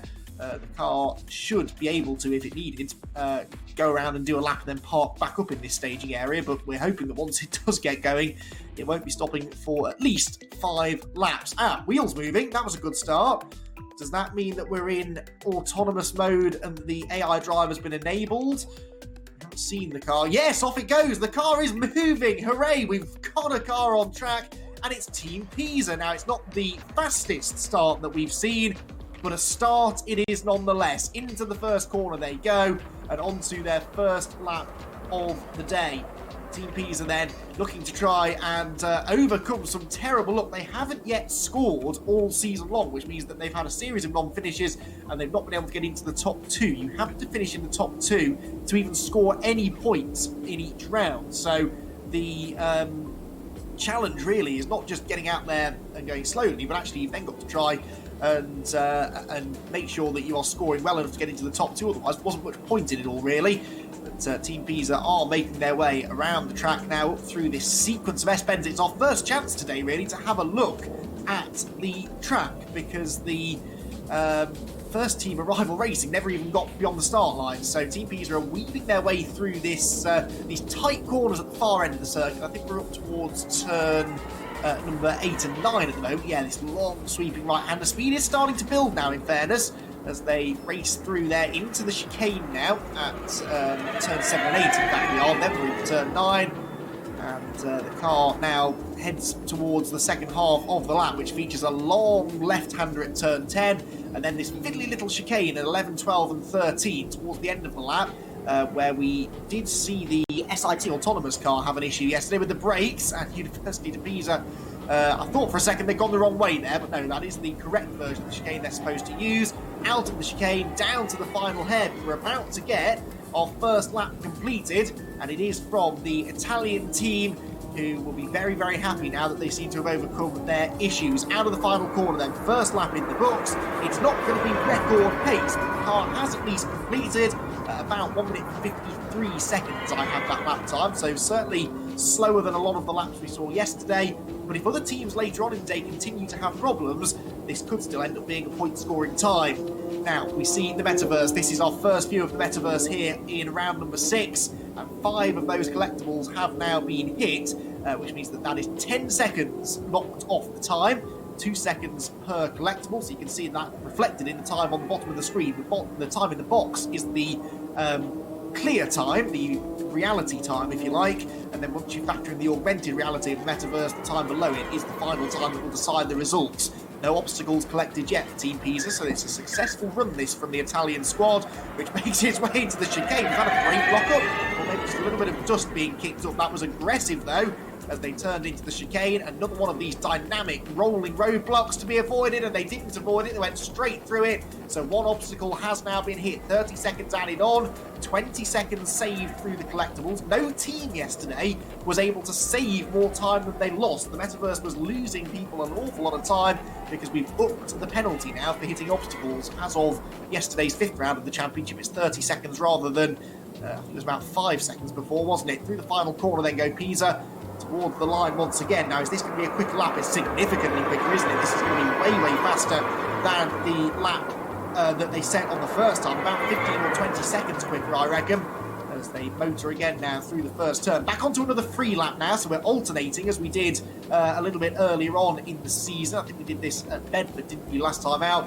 1 lap with the Metaverse, another one without. So over a 5-lap run, 3 of your laps are free laps, 2 of them are Metaverse laps, and gives you a real taste then of ultimate pace versus the Metaverse usage, which is where this LiDAR system teams are all developing comes into its own. Some teams are further down the line of development with that LiDAR system, so that is why we see some teams not necessarily benefiting from it, and there's a big, big lock-up and surely off the road. No, they saved it. That was brilliant. I thought for a moment there that car was going straight off into the dirt. That's exactly where they locked up on the previous lap. I won't do the tyres much good, and hopefully the AI driver will learn from that and know not to be quite so aggressive into that braking zone again next time. But this is definitely a pacey run from Team Pisa, who have now collected a second obstacle as well. They've done that just towards the end of the previous lap. So that's a full minute being added on, but they're gaining quite a lot of time back just through being really, really aggressive. This will be their personal best lap. It's a 1 minute 20 now, there or thereabouts. This is a rough lap time that I'm getting. So 1 minute 20 is a new personal best for Team Pisa. Can they score points for the first time in season beta? They're going to hit that obstacle surely as they go through turn number 3. Yes, there it goes. So the 90-second penalty now then gets added on for the Team Pisa squad. But I don't think the car, as I said, is using the LiDAR system to avoid those obstacles. I think they're just going for the fastest lap times that they can, and in that they're being fairly successful right now. All teams, of course, know that Arrival Racing's non-finish is a big, big shot in the arm for their chances of taking some good points. Another big lock-up there, but again, this is one of the joys of AI driving. The AI systems, yes, they're locking up, yes, they're being aggressive, but they should, in theory, do exactly the same thing every time. The trouble will come if they damage that tyre, because if that tyre gets more and more damaged, then the car will be able to slow down less and less and less every time. So by the time they get around there on their next and final lap, they might find that they're in even more braking difficulties.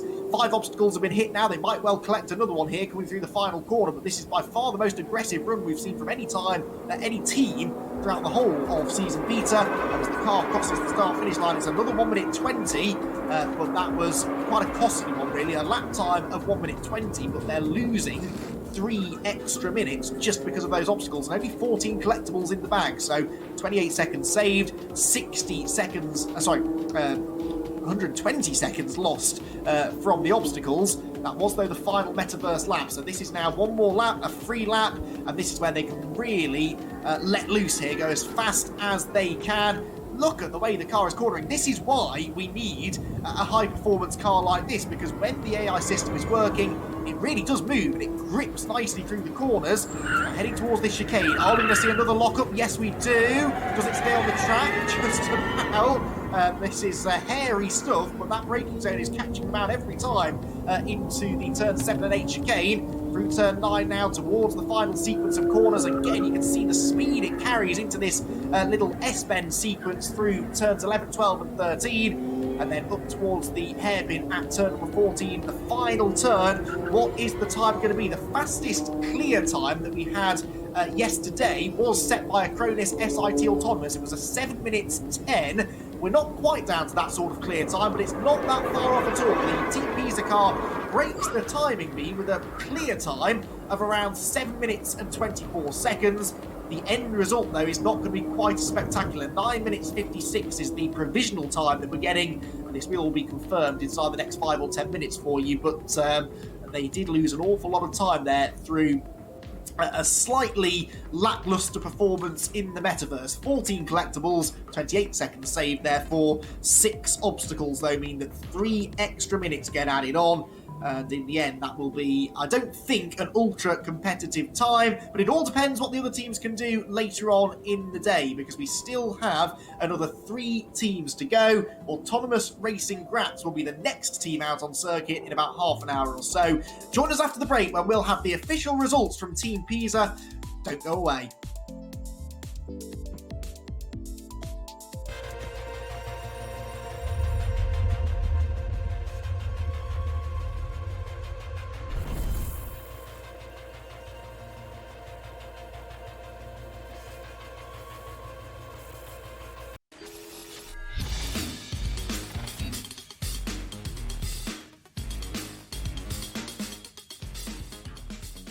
Watch party. That was actually the car finally got moving, and it was kind of fun. We got to see a little bit of tire smoke out there. That's exciting, right? I like that. All right, so I see we've got some other chat here in the Twitch room. People were excited to see the things moving. They've all maybe been lulled by the lack of movement, and then when it hit, everybody really appreciated it. Also, I did ask a question if people would be interested in seeing the teams kind of panic and scrambling to fix the cars when these things are actually immobile and not moving. And we got pretty much everybody said, yeah, they want to watch people panic because, that's exciting too. So maybe that's something we could look into for the future, actually get a feed out to the teams as they scramble to try to fix these things, scrolling texts and numbers and that really fast hacker typing we can involve as well. I'm sure we'll figure out something. But that's all good stuff to know. Coming up, though, we've got more designers to talk to, which I always love because car design is a wonderful field, and it's always fascinating to talk to the designers. So we've got 2 new future designers coming in. First of them is going to be Edouard Suzeau. He's a 5th-year mobility design student based in Paris at the Straight School of Design. He's part of the open metaverse. Roborace is free to join. Open to everyone's scheme that lets gifted designers create augmented reality elements that we'll be using during the races. So, look, Edward, am I pronouncing your last name right? Suzeau, is that correct?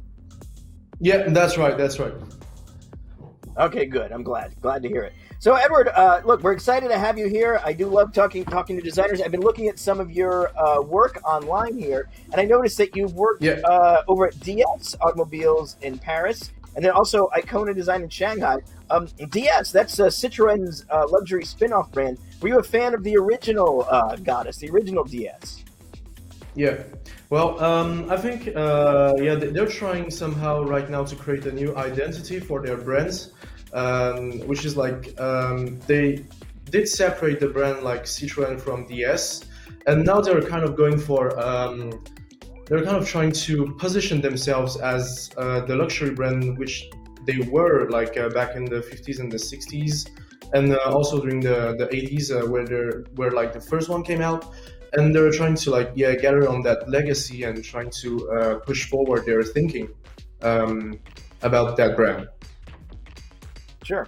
I mean, the original DS was one of the first, really awe-inspiring production cars out there that felt like a spaceship or something when it came out in the early 50s, and that's fantastic. So what did you do for them? When I was there, I actually worked as an intern, as an interior designer.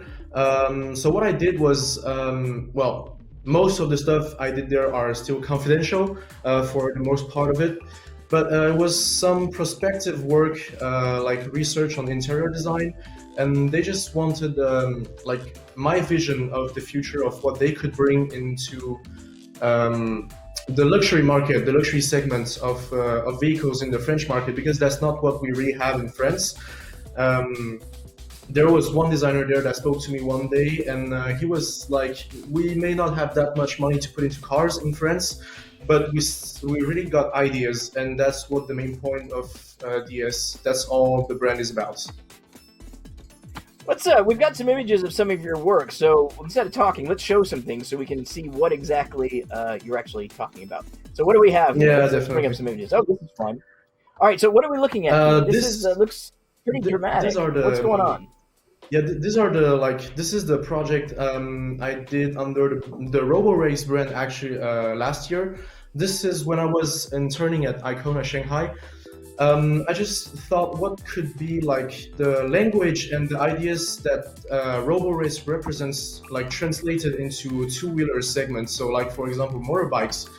And the idea was mainly to translate the languages and the ideas that Roborace represented on a motorcycle, and what we could do, like when you just take off the human silhouette of the bike and what would remain. And these right now are the sketches I did, some projects I did for my portfolio actually, which is which I'm still doing because I'm now. Can we hold on any of the? Can we hold on this image, by the way, in the control room? I'm not sure if this is on a loop. But yeah, let's hold on this, because this is the rendered version of the initial sketch that we saw there, right, for your two-wheel concept. Yeah. Now definitely. I really love the hubless wheel. Which is which end is the front here? The exposed or the covered wheel?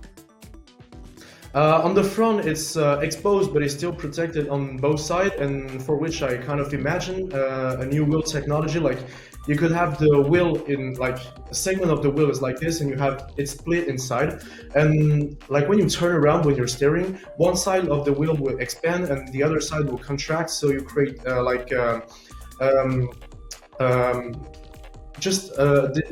this balance inside the wheel, and so you can steer with the front wheel, which is still exposed.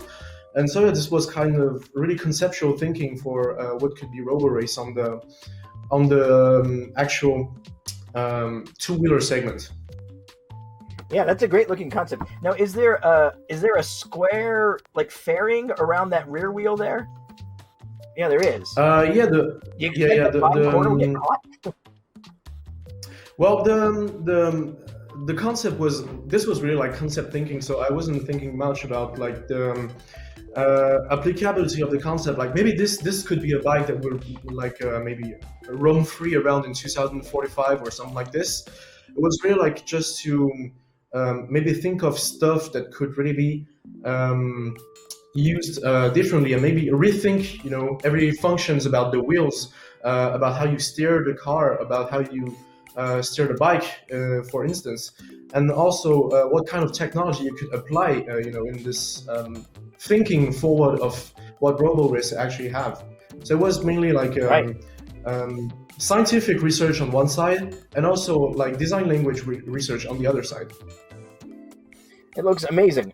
So okay, before we go, do you have a favorite car that's out in the market now? It can be old, new, whatever. What grabs your attention that's currently existing? Well, I've always said, I think like most of the designers, I would say the Porsche 911, like the original one, is still one of my favorites today, because it's like as timeless as it is. They're still keeping the silhouette today at Porsche design. What they're doing is really amazing to keep that timeless feeling of what happened like almost like 70 years ago now, and they're still keeping it going. They just stick to their legacy, and this is one car I would really like to drive one day. And so yeah, my favorite car at the time, and since ever, I would say, is the Porsche 911, the original one. Yeah, no, it's an amazing car, and they're like the last holdout of a rear-engine design also, which is kind of incredible, which is, you know, like the only ones doing it. That's amazing. Yeah. Okay, before we go, you had a project known as the Enzo Project. What was that? Well, the ENSO project was it was about the bike, and the inspiration behind the two-wheelers bike, Roborace bike I just did was in the Japanese tradition and in the Japanese philosophy. There's the ENSO circle. The ENSO circle represents the mind, the body, and the spirit, and which is what I was trying to attempt at doing with the two-wheeler bike, which is combine the body, the mind, and the spirit inside one object that would represent the spirit of racing, for instance, in this case. And I think the main inspiration behind was to show how could two wheels mobility become if we somehow get rid of the human silhouette that occupies the top of the bike, and just see how the autonomous relationship could translate into a two-wheeler bike. What do you see for a use of a two-wheel autonomous motorcycle beyond racing? Do you see there's an application maybe for a delivery vehicle with a two-wheel profile instead of four? This was the second idea I had when I was doing this project. Is if not in a racing context, if the bike is not used for racing, for instance, like Roborace is doing actually, two-wheelers are much more practical in cities and like megalopolis or stuff like this. So it would be easier to deliver food with autonomous autonomous two-wheelers vehicles like Uber is actually doing with their service. Most of the time is people on bike or people on motorcycles. Yeah. So it could also be applied in this usage and in this function. So definitely delivery was one of the idea behind also, and also it could deliver post office stuff faster than if it was in a van or something like this, and also you could spread out much more vehicles than just one, and get delivery time even shorter. So that was definitely a second idea behind it. Yeah, you could stick 5 pizzas just vertically inside something like that. Okay, well look, Edward, thank you so much for talking to us. Your work looks really amazing. Oh, you can say hi to my kid, Otto. Otto, get out of here, man. I'm trying to... And we're going back over to Matt and Rachel now. So thanks so much. We appreciate it. Fascinating stuff. Okay, no problem. Thanks for you. Thanks, Jason. Thanks, Edouard. That really was fascinating. Yeah, more space for the pizzas. That's what it's all about, Jason. I think you're right there. But coming from a motorcycling background myself, that was really quite interesting. And I tell you what, Rach, as far as racing goes, motorbike racing, with the wages that some of the top MotoGP riders get paid these days, I think the factories would be really interested in running motorbikes with no riders on. That'd be a big saving for them. Yeah, I mean, that there looked even more like a motorbike than it did a car, in my opinion, as well, especially when Jason was like, which one is the front, the enclosed wheel or the wheel on show? It's super exciting to see that, how futuristic all these machines look. I love to see it. Don't think I could ever come up with something as out there as that, but yeah, it's nice to have these guests on, and for Jason to be hosting the watch party as usual, isn't it? And yeah, just to get another kind of, I guess, dimension for this show. That's what it's all about, isn't it? Bringing different, brilliant minds into the conversation about where this amazing championship can go. Yeah, and that's why we're getting so much interest in Roborace from lots of different industries, lots of different areas of tech. Whether it's computer safety, technology, sustainable fuels, the GPS, the LiDAR, the radar technology, everything that's going on. And of course, sometimes we lose track when we get so involved in the racing that all this is building towards a more ecologically sustainable future, and that's what Roborace is all about. We're pushing the boundaries here in this sport, and it's generating a lot of interest around the world, and it's great to hear from some of the designers and the brains of the future, the guys who are going to be shaping what our future transport and delivery services and everything else looks like. We're just waiting there. Oh, go on. Go on, Rich. I was going to say, obviously, we had a guest earlier as well, didn't we? Mike Sokolov, who came on, our man in black, who Jason was talking to. And if you guys did miss that, he was talking about the new car which Roborace are working on behind the scenes, wasn't he, Matt? The Metabot, I believe it was called. And he said it's kind of taking on at the moment a tank kind of military style look to it, which sounds pretty intriguing, because in my head I'm thinking that looks really bulky and doesn't go as fast as the current DevBot 2.0. And he was saying, obviously, that they want that to come out maybe in the next couple of months, or at least in time for the new season. So it's great to see that they're developing a new car behind the scenes as well. He said it's going to have better suspension. He said the sensors were going to be higher up on top of the car to avoid, I guess, things like muck getting on it, because if that happens, then obviously we get problems if they get covered with dirt, etc. So it was exciting to hear about that. He was talking a little bit about wheel-to-wheel racing as well. When are we going to see the cars actually lining up next to each other? I guess that's a next stage of the competition, Matt, that we'd love to see. Actually, I'm going to say it in inverted commas here, but real racing on the track rather than just time trials, which we're currently seeing. I'm sure our audience would love to see that. You're looking at the DevBot 2.0 right now in all its glory at the circuit, because we've had 2 teams out on track, and we've still got 3 more to go. But yeah, Matt, I loved hearing from Mike, because he was just kind of, I guess, getting me more excited for what is in store for season beta, and possibly even night racing. He was talking about like strobe lighting, and night racing in Vegas, in my head, would be absolutely awesome. It'd be even better in real life rather than just in your head, Rich. But yeah, that would be cool. We're just looking at a tyre change there for the DevBot, and I would imagine, Rich, that is going to be down to the fact that we saw those 2 big lockups, didn't we, for Team Pisa going into the chicane. And what happens there is that you'll get flat spots on the tyres, so literally you will shave a section of the outer casing of the tyre off. That creates literally a flat spot on the tyre, and when the wheel turns, that gives a little vibration throughout the whole car. So it's not that the tyres will be particularly worn. These are Michelin Pilot Sport tyres that are good for all of the laps that the DevBot would be completing today ordinarily. So I can only imagine that the reason that for the tyre change will be some flat spots from that run from Team Pisa. So that looks to be what's going on there now. And I tell you what, that was one thing about that run we saw from Team Pisa, Rach. We did say, didn't we, if these guys can get something going, I think we're going to see something spectacular. And that's exactly what we saw. It was so great to see the DevBot on the limit into the corners under braking. And we can confirm now that effort from Team Pisa. There you go. As we knew already, 14 collectibles and 6 obstacles.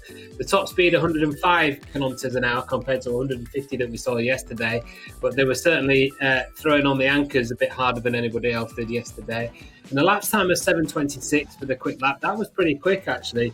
And an overall result of just under 10 minutes. So as things stand, with Arrival Racing out of action today and unable to complete any laps, that leaves Università di Pisa provisionally on top of today's leaderboard, which is great to see, Rach. Yeah, absolutely. It's so good for them to get their first ever successful round completed. They haven't done that so far in season beta, so it's time, I think, to talk to Danilo Caporale right now.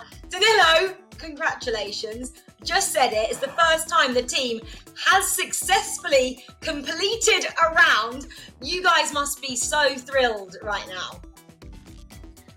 Thanks, Rachel. Thanks. Yes, at this moment we are pretty relieved that all our efforts were paid the result actually, and yeah, we're really happy with this. Very excited, and of course there's still a lot to work. This is a start, let's say. So we're here for doing even better, even more. But considering where we were yesterday, I think we can be pretty happy. So I really congratulate the team and all the Roborace guys who helped us in achieving this. So very happy with the result. And sorry for those tires. I didn't watch the race actually, but I believe there was some smoke around there. So yeah. Well, I was going to ask you actually about what actually happened during the race. So let's start at the beginning, because firstly, you had to go and restart again. What was that problem? Mm-hmm. So as I told you before, yesterday we were seeing some issue that was not really visible in the simulator. So it was some simple logic that was not triggered, and today we got an idea to do a couple of tests to see if we could narrow, let's say, where the issue was. And I think we narrowed it. So now we know where to look. And we're happy with that. So after that, we, in our plan, given the time that we had and the unfortunate attempts that we had before with achieving track time for testing, we decided to do this run to collect some data and to work on our performance targets. So I'm satisfied with today, and all the team is very happy. And it's a good night for us. So I'm happy. And it made it exciting as well that you were skidding. I think the audience would have loved to have seen that. But Danilo, going into round 7 now, obviously everyone's mentioned a little bit about limited testing time. What is the plan going forward now that you have a successful run under your belt? Well, of course, we will try to get the more track time as possible. And besides that, what we really need to do at the moment is to increase performance. So we need to we're at the stage where most of the software is being tested in simulation. So we really need to roll out testing time on the track. So that's our plan. We're coming. We'll see. We're coming. I love that. We're coming. Strong words from you, Danilo, there. Yeah. I'm sure those laps that you got under your belt today will give you so much data, and that will help the team immensely. So can't wait to see what you guys get up to in round 7. But thanks, as always, for chatting to us. Thank you very much, Rachel. Always nice to talk to you. Bye-bye. Ciao.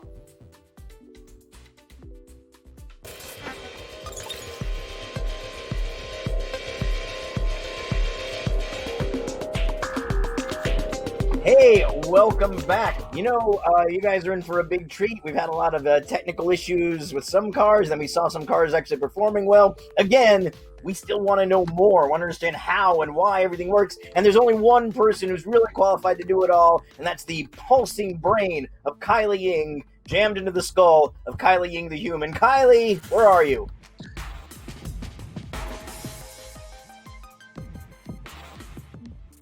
Hi, Kylie. What's up? Thanks for having me back. Thanks for coming back. We've got all kinds of questions for you, and I know you have a lot of knowledge you want to lay on us. But I kind of want to ask you a question first that is sort of related to what you're about to talk about. So I think today you were going to tell us a little bit about what we learned on the Roborace track, how it translates to the messy, entropic, filthy reality that we all live in, right? Mm-hmm. Yeah. Generally that's the plan. Okay, so here's what I want to know, because I feel like for all the semi-autonomous systems out there, the big thing keeping them from going from that level 2, where you have to be ready to take over at any moment, and you may as well just drive your damn self because your hands are right there and you're paying attention anyway, to the levels that are truly autonomous, where you can be asleep or reading or doing whatever in the car, is the car has to be able to deal with problems. It has to fail over elegantly. But this is a hard problem. So I want to know from you, how are we going to do it? Like, if you're in an autonomous vehicle on the highway and it realizes, I don't understand what's going on anymore on the road, I can't read lane markings, or I've got a bug smashed on my camera, I need to pull over safely, so you have no sensors that you can rely on again, or at least a limited set, and you still have to pull over safely. How are they going to solve this problem, Kylie? This is a big deal. So can you please solve it for me right now? I think that you're touching on one of the biggest issues that we're dealing with in this industry right now. And the reason why we don't see autonomous vehicles on the road right now is literally because, there's this issue of, okay, maybe it works 99% of the time, but do you really want to be in the car that 1% of the time that something fails? Because, it might fail really badly and we don't know. Sure. So I think that, I can't solve this problem for you right now, unfortunately. What? But I think that Roborace is, it's contributing towards solving these problems. And the reason why I say that is because, a couple of different things. But first of all, it's a competition, and as you guys can probably tell, these teams are competitive, and every single team is coming up with their own algorithm and putting it out there.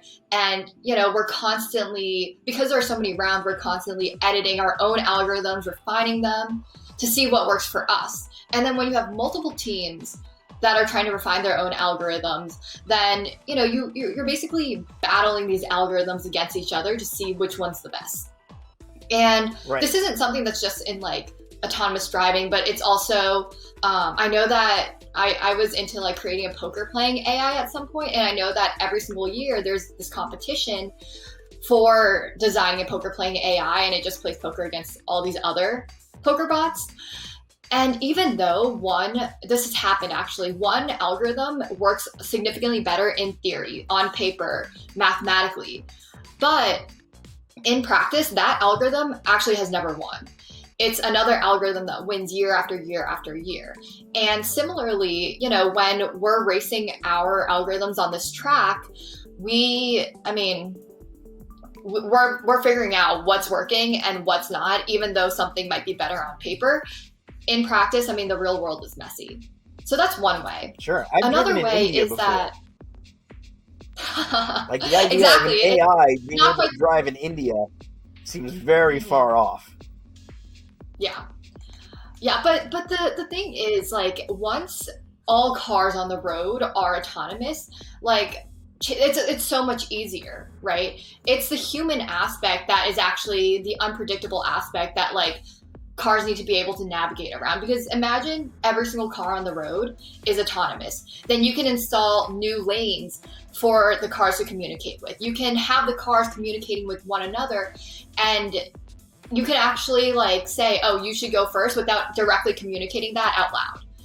Unlike humans, so what do you think we need to about, run our about signals. Someone like me who's going to be driving an archaic 70s era crap box through these lanes of autonomous cars, or is going to be on the road itself. Do you think maybe people who are driving human-driven cars should have, like, I would be willing to put a transponder on my car that that broadcast out my throttle position, my steering angle, my rate of speed, my GPS location. Could an overall set of autonomous cars just be alerted, idiot on road, and then all of them get the data so they all know to keep clear? Do you think there's a way that we can still share the road, or is it going to be a kind of thing where autonomous cars are going to have their lanes and human vehicles are going to have their lanes? That's a great question. I mean, just from like my own imagination, I think that there might eventually be like a government mandate that says like your car has to be at a certain level of autonomy or communication with every other car on the street. But let me just make it clear right now, the government can pry my manual car out of my cold, dead hands. Well, what I think is interesting about what you said about the transponder is that, like, I mean, I think that a lot of cars, you can take, I think somebody was doing this last time. They were talking about their company that did this, but maybe you can turn currently non-self-driving cars into a self-driving car with some external software and hardware. That might be a company that exists. I don't know. Maybe somebody should start a company like that. Who don't want that. I mean, I think that is possible. Exactly. I know, actually, speaking of India, I remember a team did that with a Tata Nano. They even had it shifting manually. They had it pushing a clutch and shifting gears and everything. So I think that's possible, but that's not the point. I think there's always going to be a small segment of the market that's going to want to drive their own vehicles. Mm-hmm. And I guess at some point we're going to have to decide. But honestly, let the machines figure it out. Like, why should I have to give up everything? These are computers. Shouldn't they be able to just handle this kind of thing if they're worth anything at all? Yeah, so I mean that's what these cars today are solving. Like that, the biggest reason for failure is because of other humans' unpredictability. I mean, when an 18-wheeler merges into your lane by accident because the driver fell asleep, like you want your car to be able to deal with that, but that's like a human user error, right? And it's possible that, in the future, these machines, they'll have like some sort of autopilot that'll fail, but it's kind of like planes, it's like planes are built to last and these things will need to be built to last. True. So, planes also have a lot less things to hit while they're flying around. I realize I didn't let you talk about hardly any of the stuff you had planned, but I'm okay with that because we're going to have you on back for more stuff. And then we'll come back and we'll have questions that we'll take from the Twitch chat. And again, I want to remind everybody to stay engaged with us as often as you can on social media, whether that's via at Roborace on Twitter, at Roborace on Twitch, our YouTube channel, Instagram, normal mail. I'm sure there's a cable channel somewhere, all that good stuff. So please stay engaged with us, follow us every way you can, and let other people know how amazing we are. I think we're going now over to Matt and Rachel, who are going to tell us some more exciting directly release stuff, and then we'll be back to talk to Kylie some more. Yeah, cheers, Jason. Cheers, Kylie. We're back with you guys a bit later on, but not long now until our next team take to the track. It's going to be our third one of the day. Their ADS coding is being downloaded into the dev bot as we speak, but before it kicks off, let's take a look at the driver. Following a spectacular season alpha, Team Autonomous Racing Graz returned to the Roborace Championship for season beta. They proved themselves one of the top-tier competitors during the 2019 championship, setting very fast times at multiple racetracks and demonstrating how to achieve the best from a dev bot, regardless of wet weather or difficult conditions. With a top team and lightning-quick AI driver, Team ARG are definite favorites going into the 2020 season.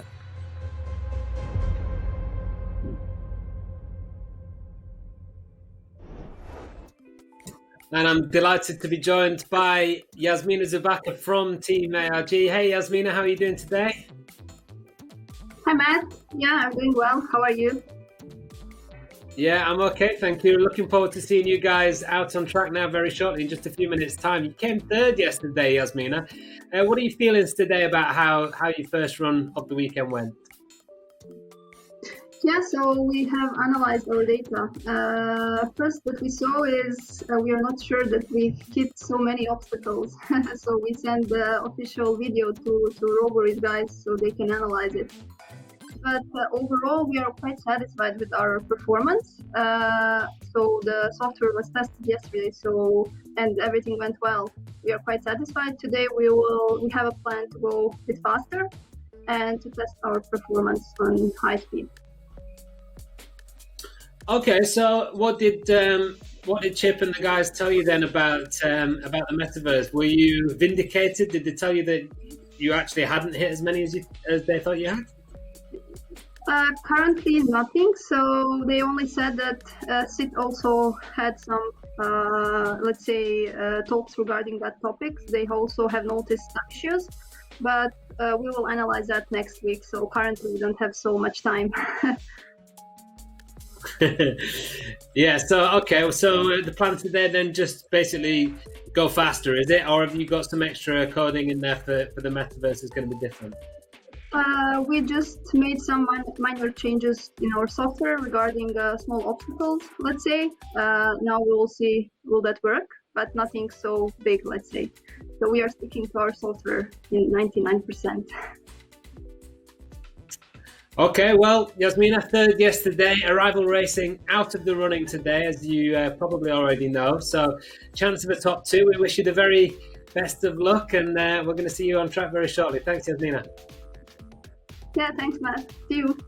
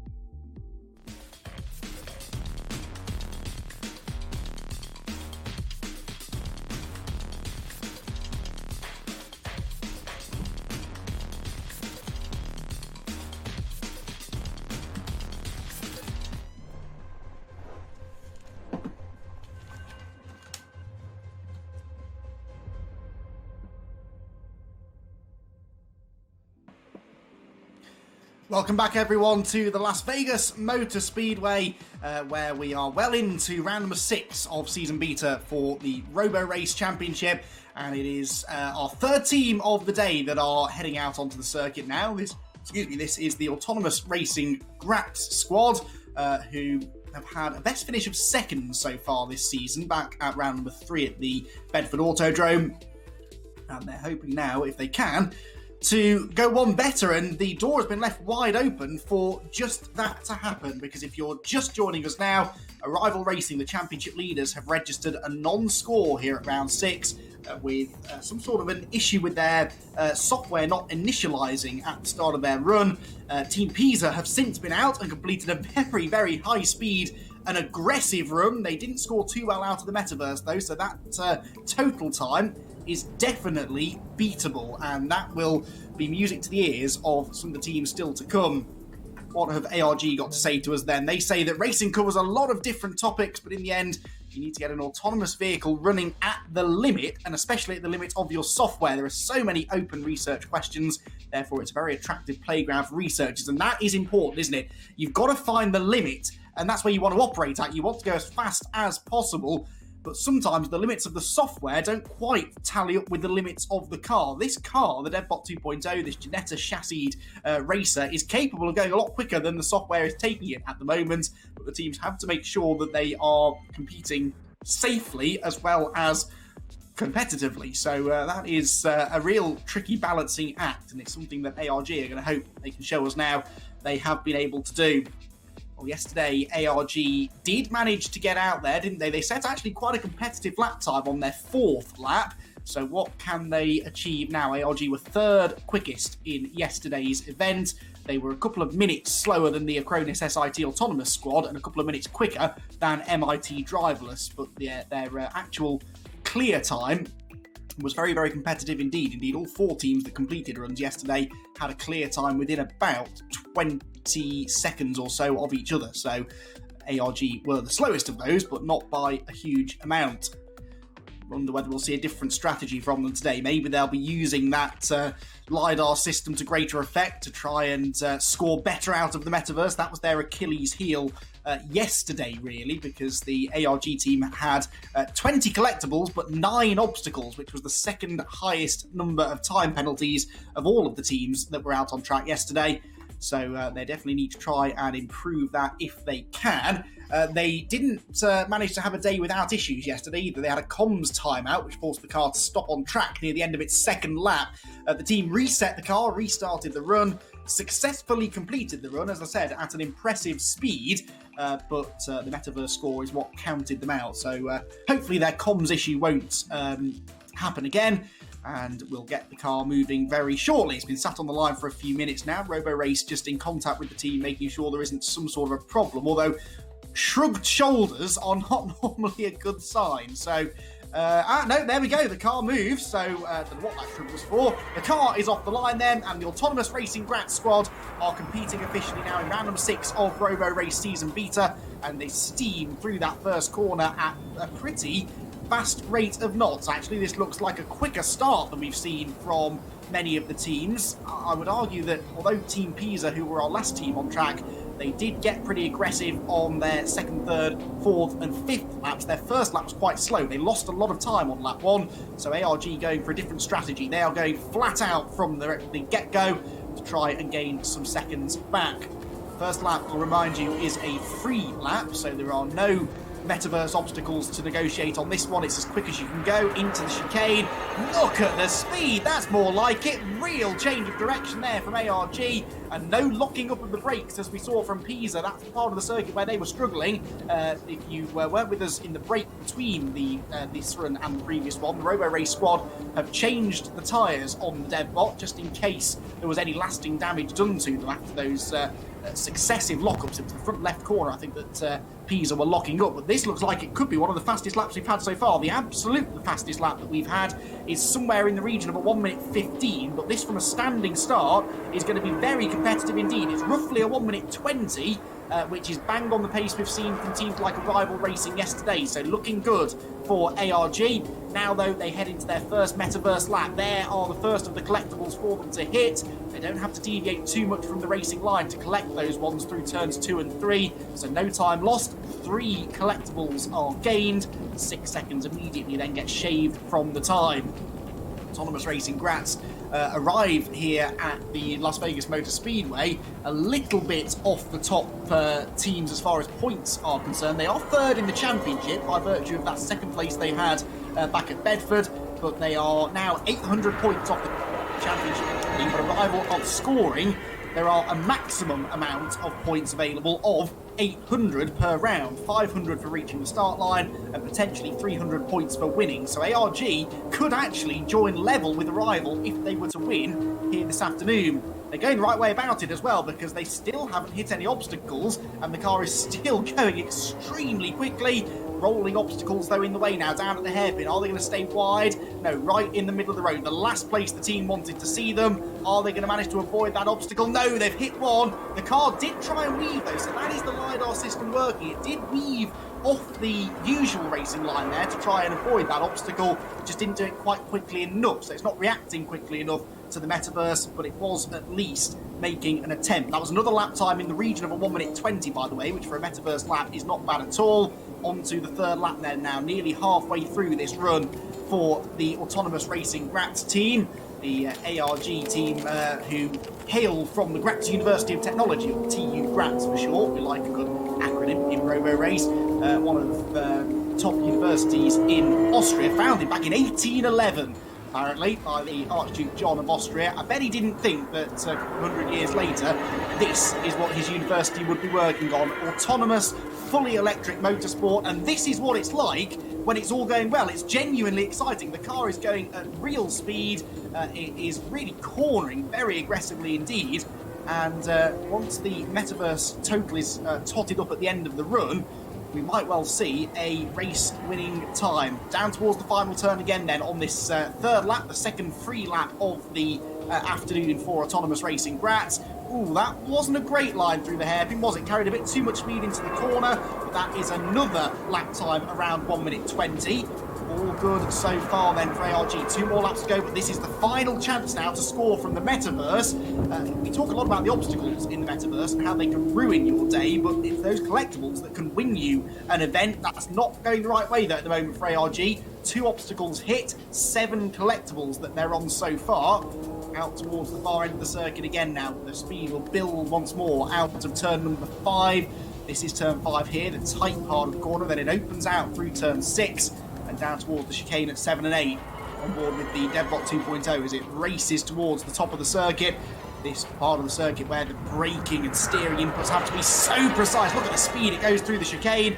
And then you can carry such good speed out of there because the road just opens up beautifully through turn number 8 and then into the tightening turn 9. Another obstacle there. That's 3 obstacles that they're up to now. Oh, 4 now actually. Changing quicker than I can keep up with it. 4 obstacles that they have hit. And they've still got another corner to go. Yeah, 2 more of these moving obstacles for them to miss. They are picking up the odd collectible, but not too many. Look at the way the car really deviates from the line there to try and go between them, but it doesn't work. It clips the outside obstacle, and that will mean that they've got 5 obstacles collected. A 1:19 though is a really good lap time there from ARG. 11 collectibles will be their final Metaverse score. They've got 1 more lap to complete, but the Metaverse is done with now. So 11 collectibles, 22 seconds gained, 2.5 minutes lost. Now, how does that stack up to yesterday? ARG had 20 collectibles yesterday, so they've scored less of the collectibles, but also less penalties. They had 9 obstacles yesterday, only 5 today. So okay, the collectible score isn't as good, but that doesn't matter. You save a lot less time through the collectibles than you can lose through obstacles. So I would say that was a much improved run through the Metaverse this afternoon. What is the lap time going to be at the end, though? Their clear time is sort of relevant, but it's the time below it that we really need to watch. The total time to beat for Team Pisa is 9 minutes 58 seconds. They're going to absolutely obliterate that. They're probably going to be about a minute or so quicker than the only team we've had out on track so far, at least running out on track in autonomous mode so far, the Italian team about an hour or so ago. But what is the time going to be? This will be the new benchmark for our remaining 2 teams to aim for. What is it going to be? Out of the final corner for Autonomous Racing Graz. Can they get their first Roborace season beta win? Well, they're in the lead with that performance. A clear time of 6:31. That is astonishing. Way quicker than anything we've seen so far. That's a good 40 seconds, I reckon, faster than Arrival Racing and SIT went yesterday. Both of those teams did score better out of the metaverse than ARG just did, but with that sort of speed, it means that SIT and the MIT teams that are still to come are going to really have to step their game up if they're going to beat ARG and stop them becoming the third different winner of the season. That got the heart rate well and truly up, finally seeing exactly what this DevBot can do when it's in the capable hands, if you see what I mean, of a really well-developed AI driver. Huge congratulations to ARG. We'll be back after this short break with all of the post-race breakdown, and hopefully we'll be able to bring you their official score in just a few minutes.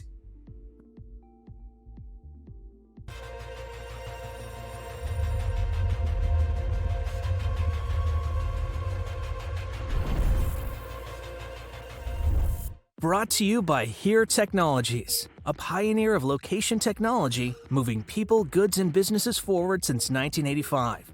Every day, businesses and developers around the world rely on Here's leading location platform to build innovative solutions and offer services that touch millions of lives. Whether it's helping fleets and supply chains run more efficiently, making journeys and deliveries faster and safer, or unlocking the next breakthroughs in autonomous driving, with location, now we can. Learn more at here.com.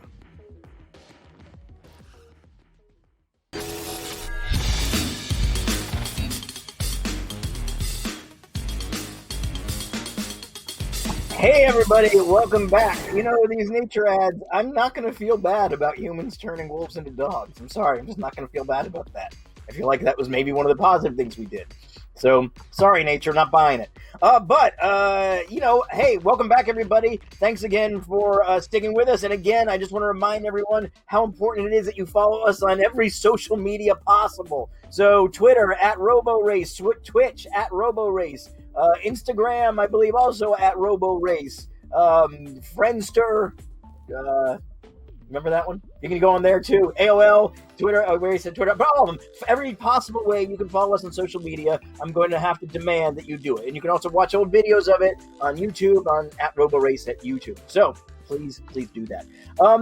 Right now, I think we'd like to show you a video about this upcoming, about the DevBot VT, or well, VT is maybe that. Anyway, this video about the DevBot car, DevBot 2.0. You should know a little bit more about this technology, so here's a little bit of an explainer about what's going on underneath the details of that car. So let's check it out. This is DevBot 2.0. At the core is a Jannetta LMP3 chassis, a class-dominating prototype that was stripped of everything: drivetrain, engine, gearbox, and driver. Roborace took the core chassis and fitted a bespoke electrical powertrain, cutting-edge sensor technology, and, using innovation from the farthest reaches of autonomous driving, created a custom-made racing platform capable of competing on track by itself. It's an all-electric racing car, generating over 350 bhp and able to sustain speeds of 150 miles per hour in full autonomous mode. It has 4 types of autonomous driving sensors: GPS, LiDAR, camera, and radar. It needs all of them to accurately drive itself at these ultra-high speeds on track. With a small nod to its Le Mans ancestry, the DevBot can be fitted with a human driver's seat to help accelerate the pace of learning when not in competition mode. But this is race weekend, and human drivers are not welcome in this motorsport. This is Roborace.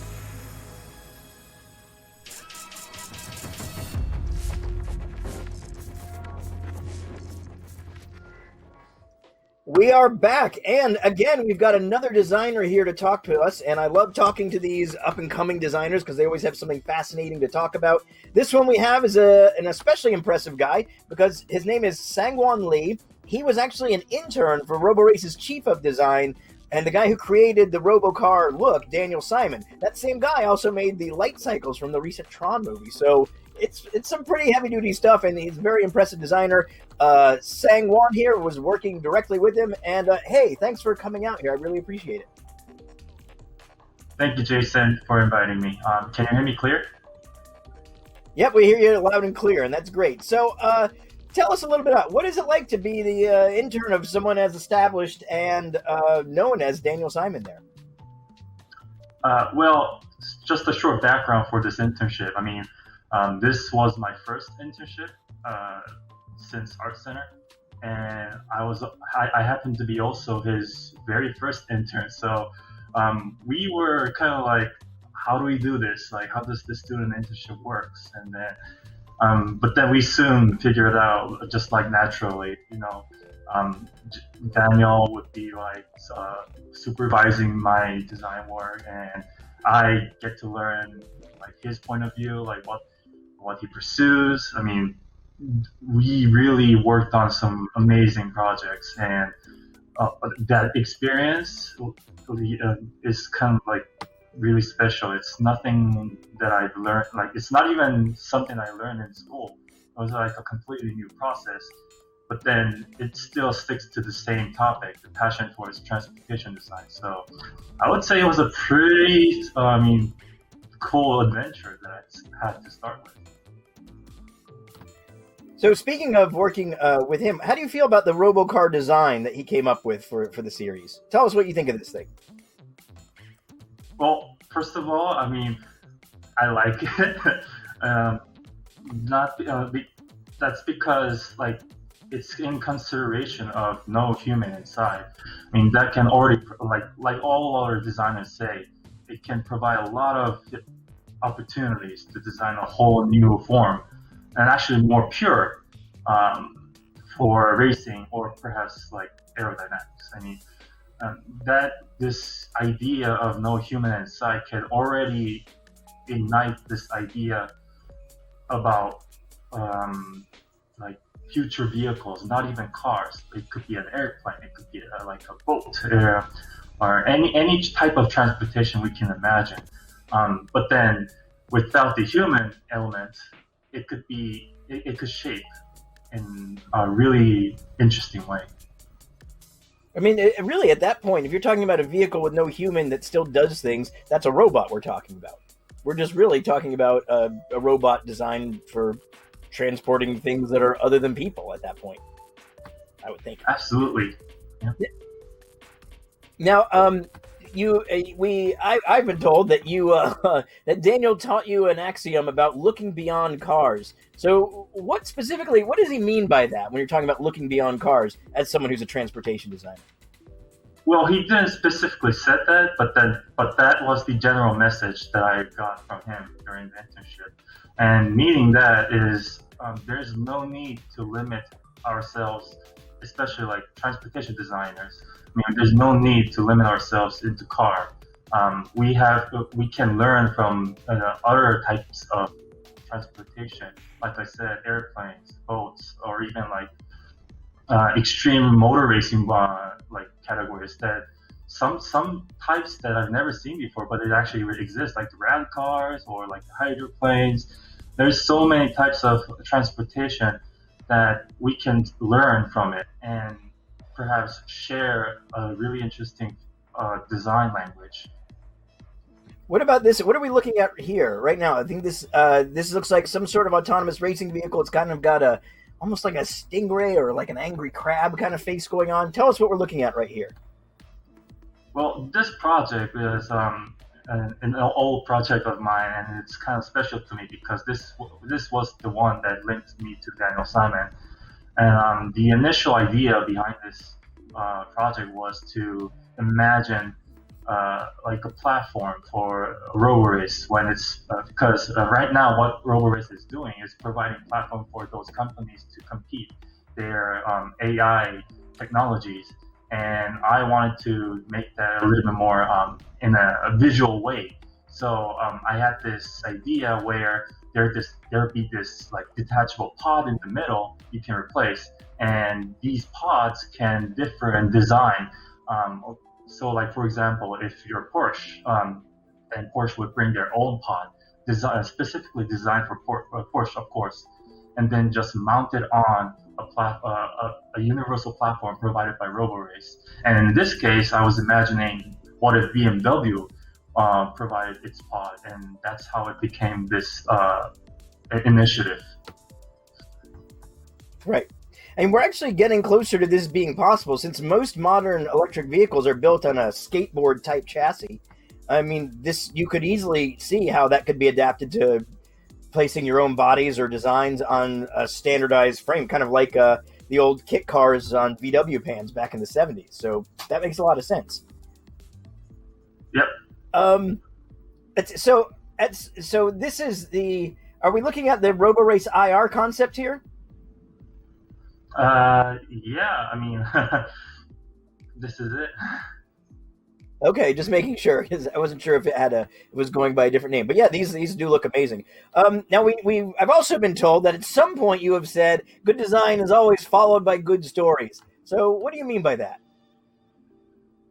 When I first met Daniel, I mean, he taught me a lot of things, especially background stories behind specific vehicles, and those stories were really fascinating. Like deep inside, like deep down, like not many people would know, but once you get to learn about it, it automatically just brings you to this world where you cannot resist to love transportation, cars, and towards this design world.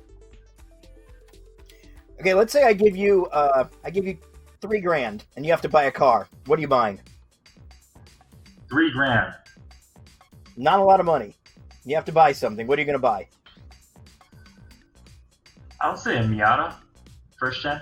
Oh, yeah, that's a solid choice. All right. Which generation of Miata? Pop-up light Miata or one of the later ones? Oh, pop-up light Miata, please, yeah. Okay. Good.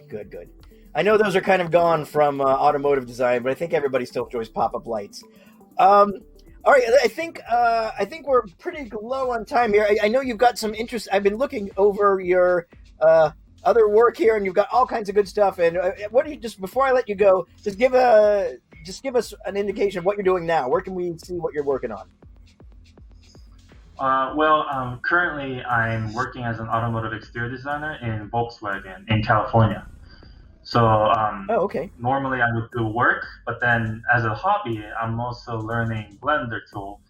It's a really easy tool for designers to come up with 3D models. So I'm using that as my hobby to come up with interesting vehicles like planes, boats, just whatever I like.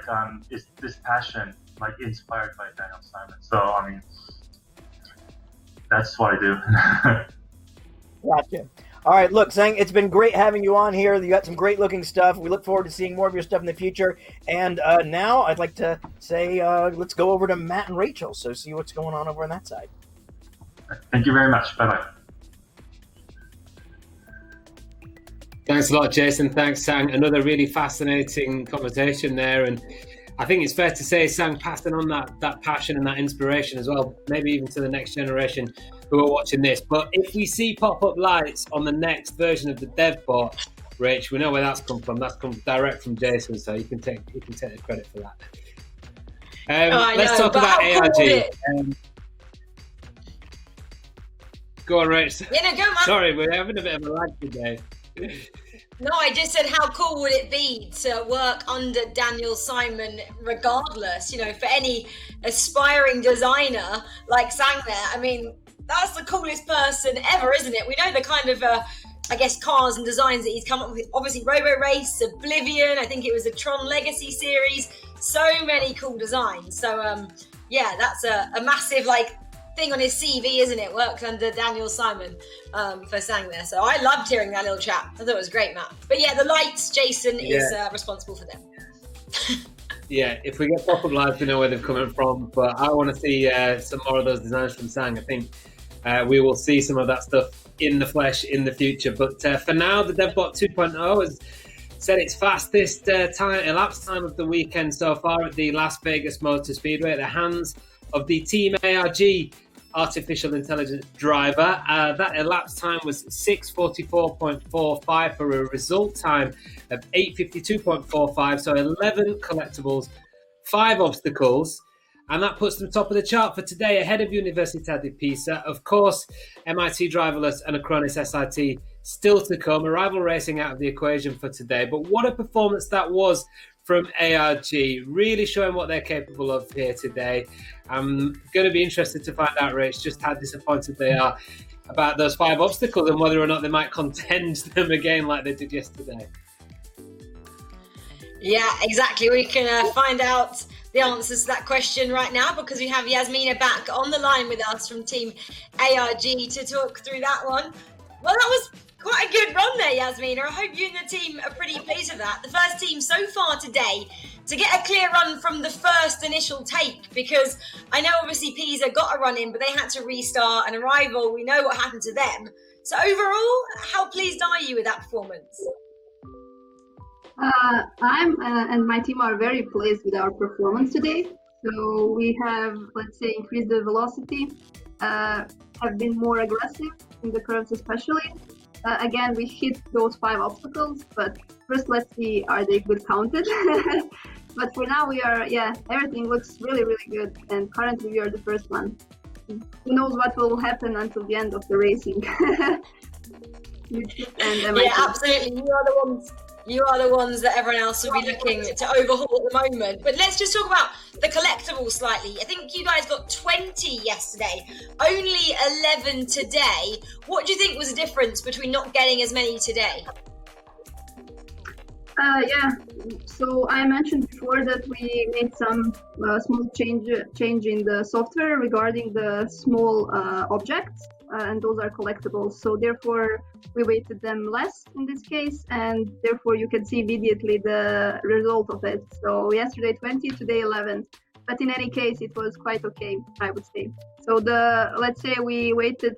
We should not hit so many obstacles in this case, and we successfully finished that part. So yesterday we had 9 obstacles, today 5. We are decreasing the number of hit obstacles. Yeah, absolutely are. Well, currently, like you mentioned, Jasmina, you are top of the table. Still 2 more teams to go. Can't wait to see where you finish at the end of round 6 and then how you keep on improving in round 7. But we will speak to you a little bit later. So congratulations once again to you and Team ARG, Jasmina. Yeah, thanks Rachel a lot, and see you later also. Have a nice day. There we have it. So 3 teams have already raced here today in Las Vegas, the Motor Speedway circuit. 2 more still to come. So don't go anywhere. We have a short break right now. And next up on track will be SIT.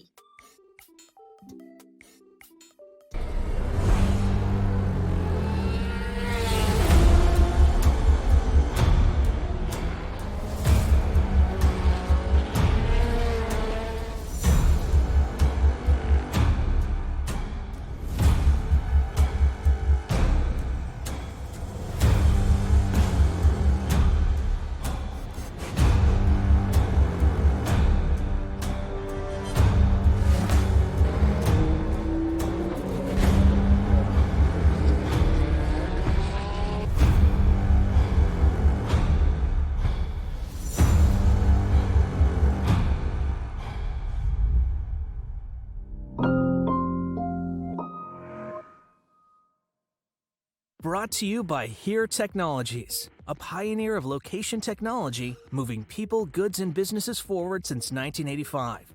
Every day, businesses and developers around the world rely on Here's leading location platform to build innovative solutions and offer services that touch millions of lives. Whether it's helping fleets and supply chains run more efficiently, making journeys and deliveries faster and safer, or unlocking the next breakthroughs in autonomous driving, with location, now we can. Learn more at here.com.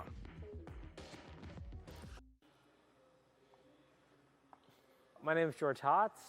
I was on the Twitch stream a couple of weeks ago, and when they reached out again, I said IRL or no. I'm an IRL guy. I like seeing things. I like touching race cars. The first thing that really brought it to my attention was the crash video. It looked expensive, and it looks like something expensive crashed, and that's a viral video. I come from I like battle bots on TV. When I was younger, I did like small combat robot events, and I always wanted to be on the TV show, and it's got that same sort of vibe to it. And, you know, taken more in that direction, it could really be a exciting new sport. There's definitely a lot of like effort put into this production.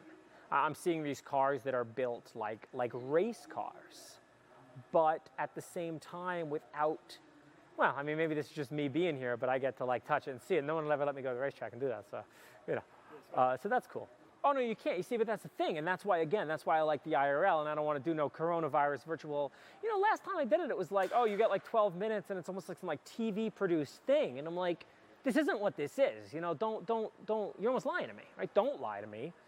Be honest. And, I mean, the honesty allows things to shine through that are cool. This is not a scam. There's actually a real racetrack here, right?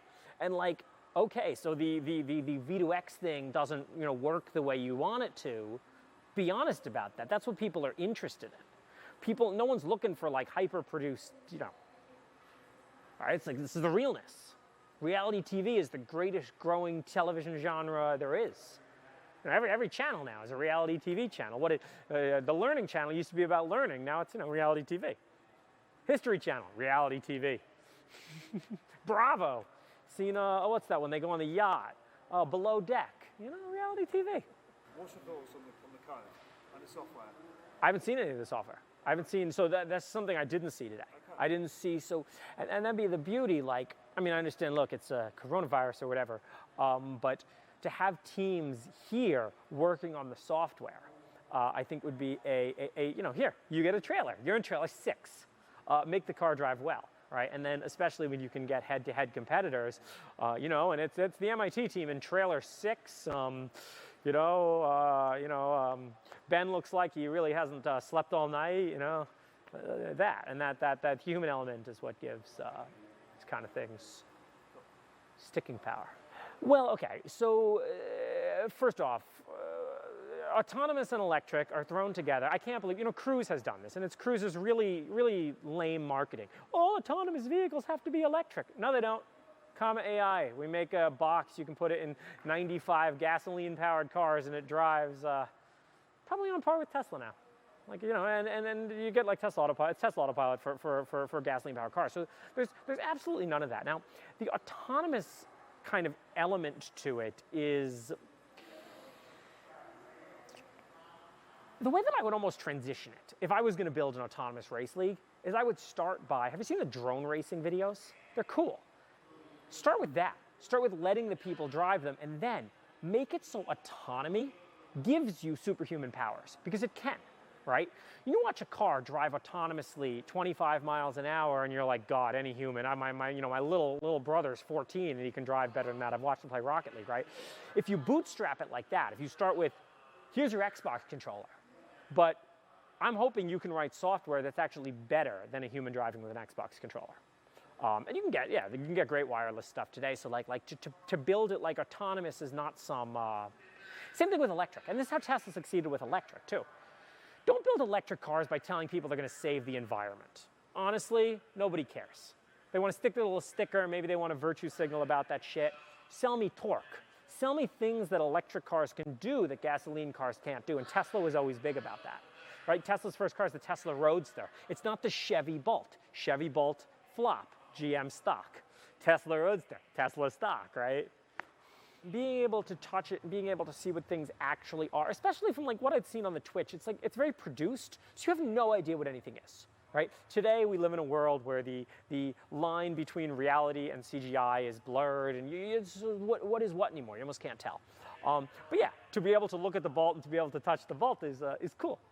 Right? It's like this is actually, somebody did this, and you can look at each part on that car and you could be like, somebody went to a lot of effort to engineer all these things. And that, like, the realness of that, you know, I'm all about realness. The problem, I think, of driving cars on roads, my saying is driving is a dance. And the way that you drive a car is by, you know, it's not about following racing lines, and it's not about, you know, even like just obeying signs and stuff, right? You'd believe this, and this is the way that these like Waymo-like companies want to pitch it to you. But none of that's the hard problem of driving cars. The entire hard problem of driving cars is other people, right? It is so easy to make an autonomous car if there's no other cars on the road. Now add other cars, now add other drivers. You don't have to just predict what they're going to do, but you also have to drive predictably, right? humans, we live under this complete myth that driving is an adversarial activity. If someone slams on their brakes on the highway, 30% of the time they're going to get rear-ended. You can try it sometime. Don't, but driving is this cooperative game played between humans, and there's some adversarial components to it, but it's this, whereas racing is a much more adversarial game than human driving, and it's much more precise.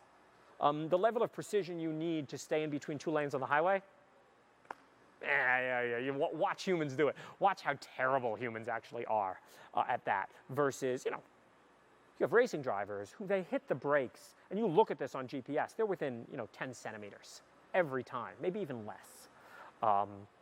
So yeah, there's definitely like different challenges to both of those things. That's good. Cool. Sounds good. Thanks, mate. Sure.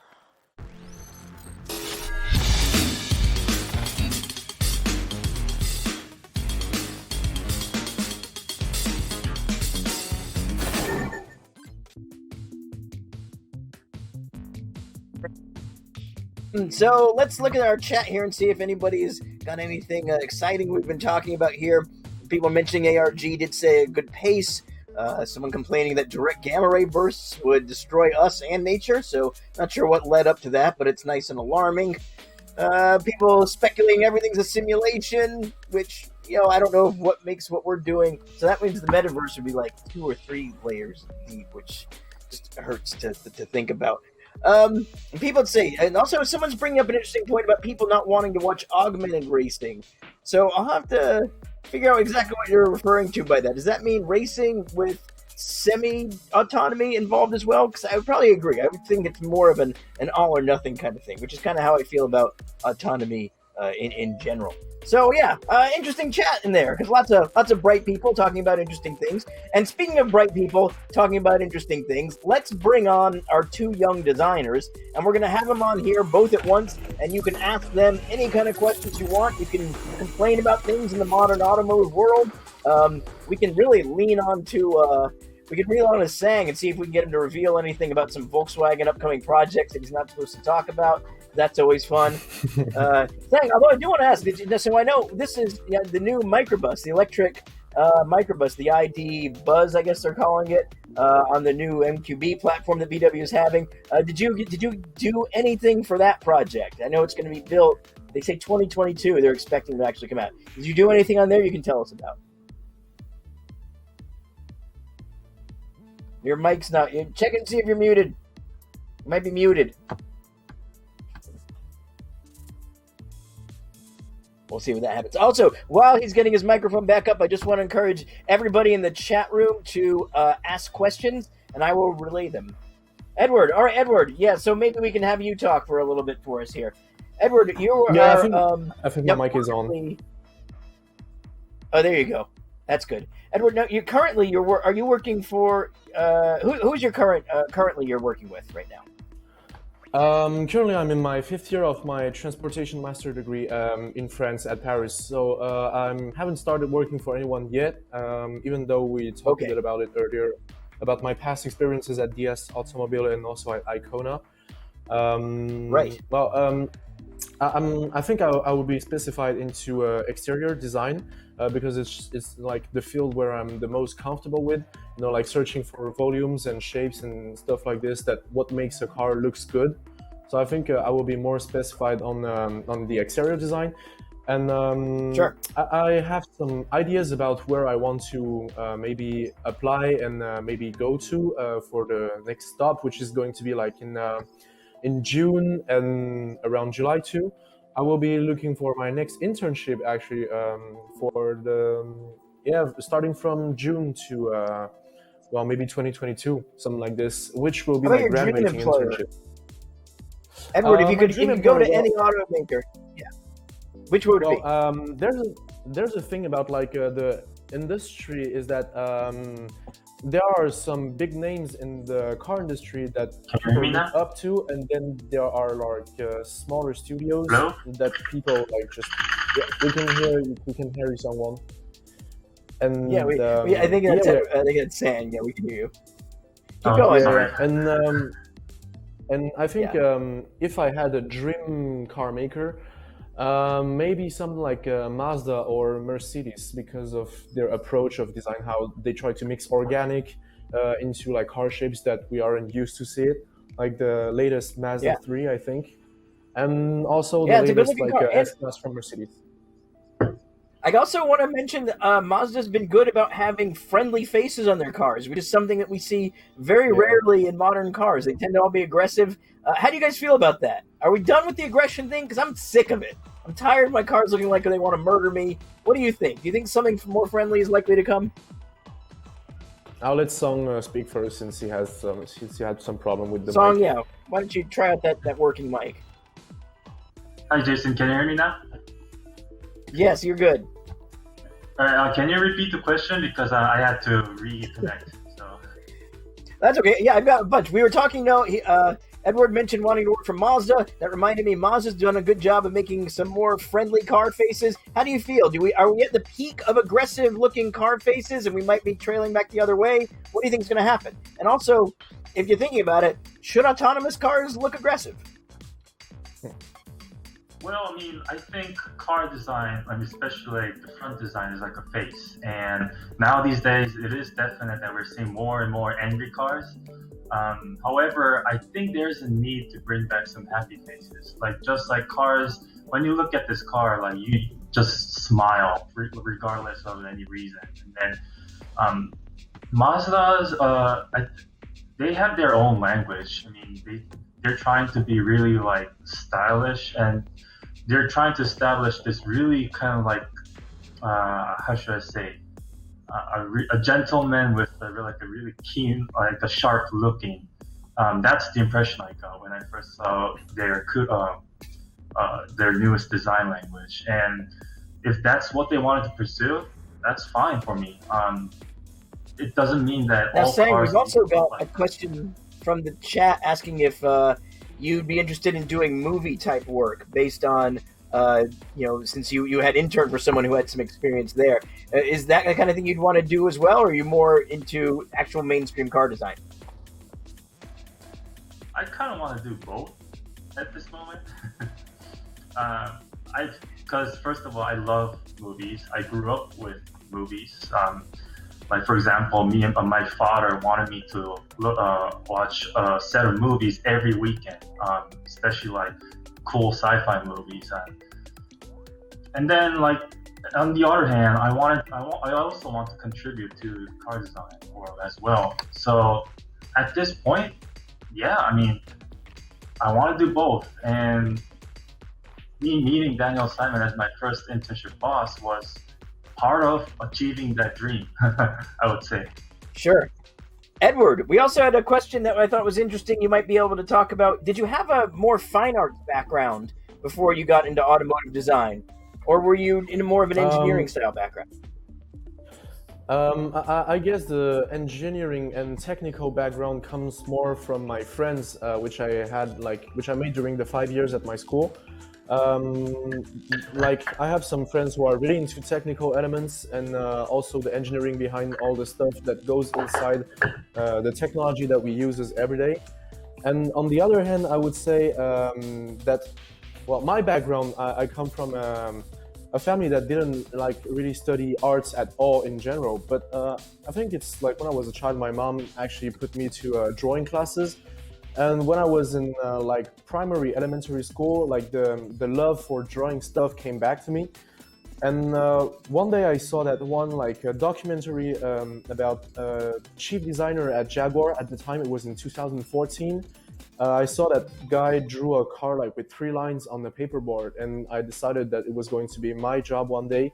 And so I've been pursuing that dream like ever since. So I would say that it's kind of a mix of both. Like, I wouldn't have the technical appeal and engineering appeal if it wasn't for my friends who I've encountered at my school, who I'm like seeing every once in a while, every week now. Gotcha. Okay, well, look, guys, we do have more questions coming through, but we also are limited on time. So I just want to thank you guys again for coming back and taking some time to talk to people. You both are doing an amazing work, and I can't wait to see more of what you guys end up producing down the road. Now I'm going to go over and see what Rachel's up to. Rachel, how's it going? Thanks, Thanks, Jason. Yeah, it's great to hear Edward and Sang there talking about their stories. And Sang, good luck if you want to get into the movies. Yeah, it'd be awesome job, wouldn't it, to design cars for movies. Watch this space, I'm sure. But right now, it is time to move forward in our championship here and welcome our fourth team today on track, because next up we have SIT. They're one of the fastest teams in the competition so far. They are currently sitting second in the table. That could all change though, because we know what happened earlier with Arrival Racing. But time now to look into a little bit more depth in the team behind SIT. The research center at the Schaffhausen Institute of Technology comes Acronis SIT Autonomous. Acronis are the leading provider of AI-powered cyber protection to global sports teams and are supporting the Swiss-based research center in their entrance to Roborace Season Beta. This powerful matchup are working hard to achieve maximum pace, so even though this is their first time in Roborace, they could easily surprise everyone with their speed.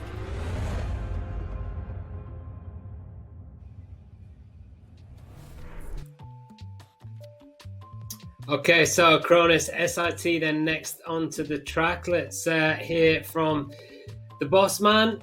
Ilya joins us now.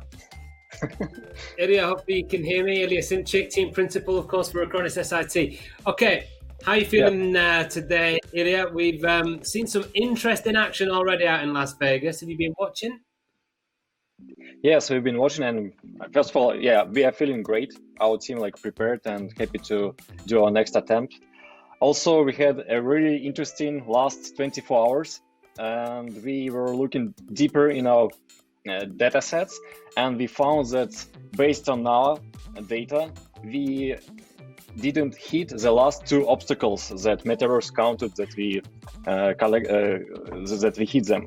So we think that we may review our result, and we discuss with Roborace how proper calculate and what calculation is correct. Okay, because actually those two penalties were the difference between you and Arrival Racing yesterday, weren't they? That was the only that was the only thing that separated you from victory yesterday. Yes, that's correct. So yeah, based on our data, as I said, we hit less obstacles, 3 less at the last lap, and also we collected more collectibles. So I think we need to pay attention and review together with Roborace what makes this deviation in calculation. Okay, so we'll wait for news then from Roborace about a potential steward's inquiry about yesterday's result. But what about today? What's your plan? Obviously, at Arrival Racing, you will have seen they had an issue actually earlier on. So actually today presents a big opportunity for you guys in this beta championship, doesn't it? Yeah, actually, unfortunately, Arrival didn't have a chance to run and show a good result today. But for us, the plan as usual shows the best what we can each time. So that's our plan for today, and hope that there will no thunderstorms or a mechanical issue with the cars that happened yesterday, and we will be able to show our result during our first attempt. Okay, well, so far so good in terms of the weather, Ilya. I don't think the forecast has got any more desert sandstorms in line for us. How about your run? What are you planning? Are you going to show something different today? Something a bit quicker maybe than yesterday? So, to be honest, we decided to stay probably on the same limits, on the same performance level as yesterday, because we don't know what to wait, to expect right now, and we prefer to stay safe and show stable and safe results. Okay, Ilya, we wish you the best of luck with that then today. Looking forward to seeing what you guys have got up your sleeves for us out in Las Vegas. And we will be back with the racing in just a couple of minutes' time as Ilya and the rest of the Acronis SIT team get ready to roll in Vegas. Stay with us. We'll be back in just a couple of minutes. Thank you. How do you take control of a world that doesn't stand still? That's where we come in. We're creating a digital representation of the physical world. Every road, every building, every vehicle, every device, every street sign, every traffic light, everything. To help you find the best path and anticipate what's ahead. To empower your fleet to run faster and more efficiently. to ensure your advertising reaches the right audience, and to let you optimize your supply chain like never before. All this is now a reality. At the heart of HERE Technologies is the reinvention of the thing we used to call a map, continuously updating and evolving from 2 dimensions to 3, from outdoors to indoors, and from human scale to machine scale, where accuracy is measured in centimeters. This reimagined map is the core enabling dataset for the 21st century, the foundation for endless opportunity, for businesses, for cities, for people, and for society as a whole. Welcome to HERE.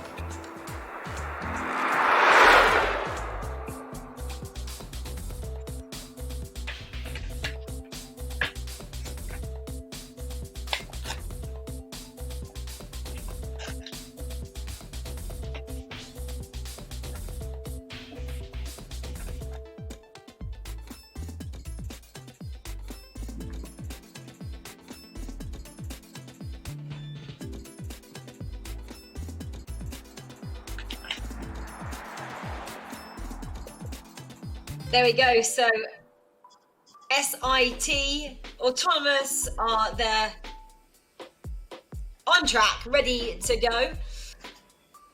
The safety car coming around there. The white Rolls Royce is always the best possible pictures we can see, which means Reese Smith, the safety car driver, gets out and jumps in, ready for the next team up.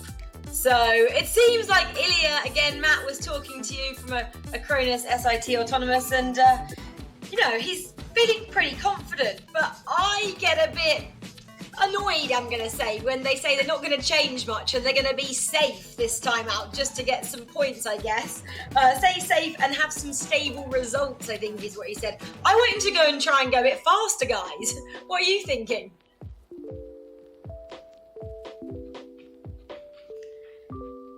Andy McEwen, I'd love to know your thoughts on this. Ilya there was saying he wants to be a little bit more safe this time out and have a steady run just to get some points in place. And I guess they can, because a rival, didn't manage to get a time on track at all. So if they go safe, as they did yesterday, collecting 42 collectibles and only hitting 5 obstacles, they could come out on top.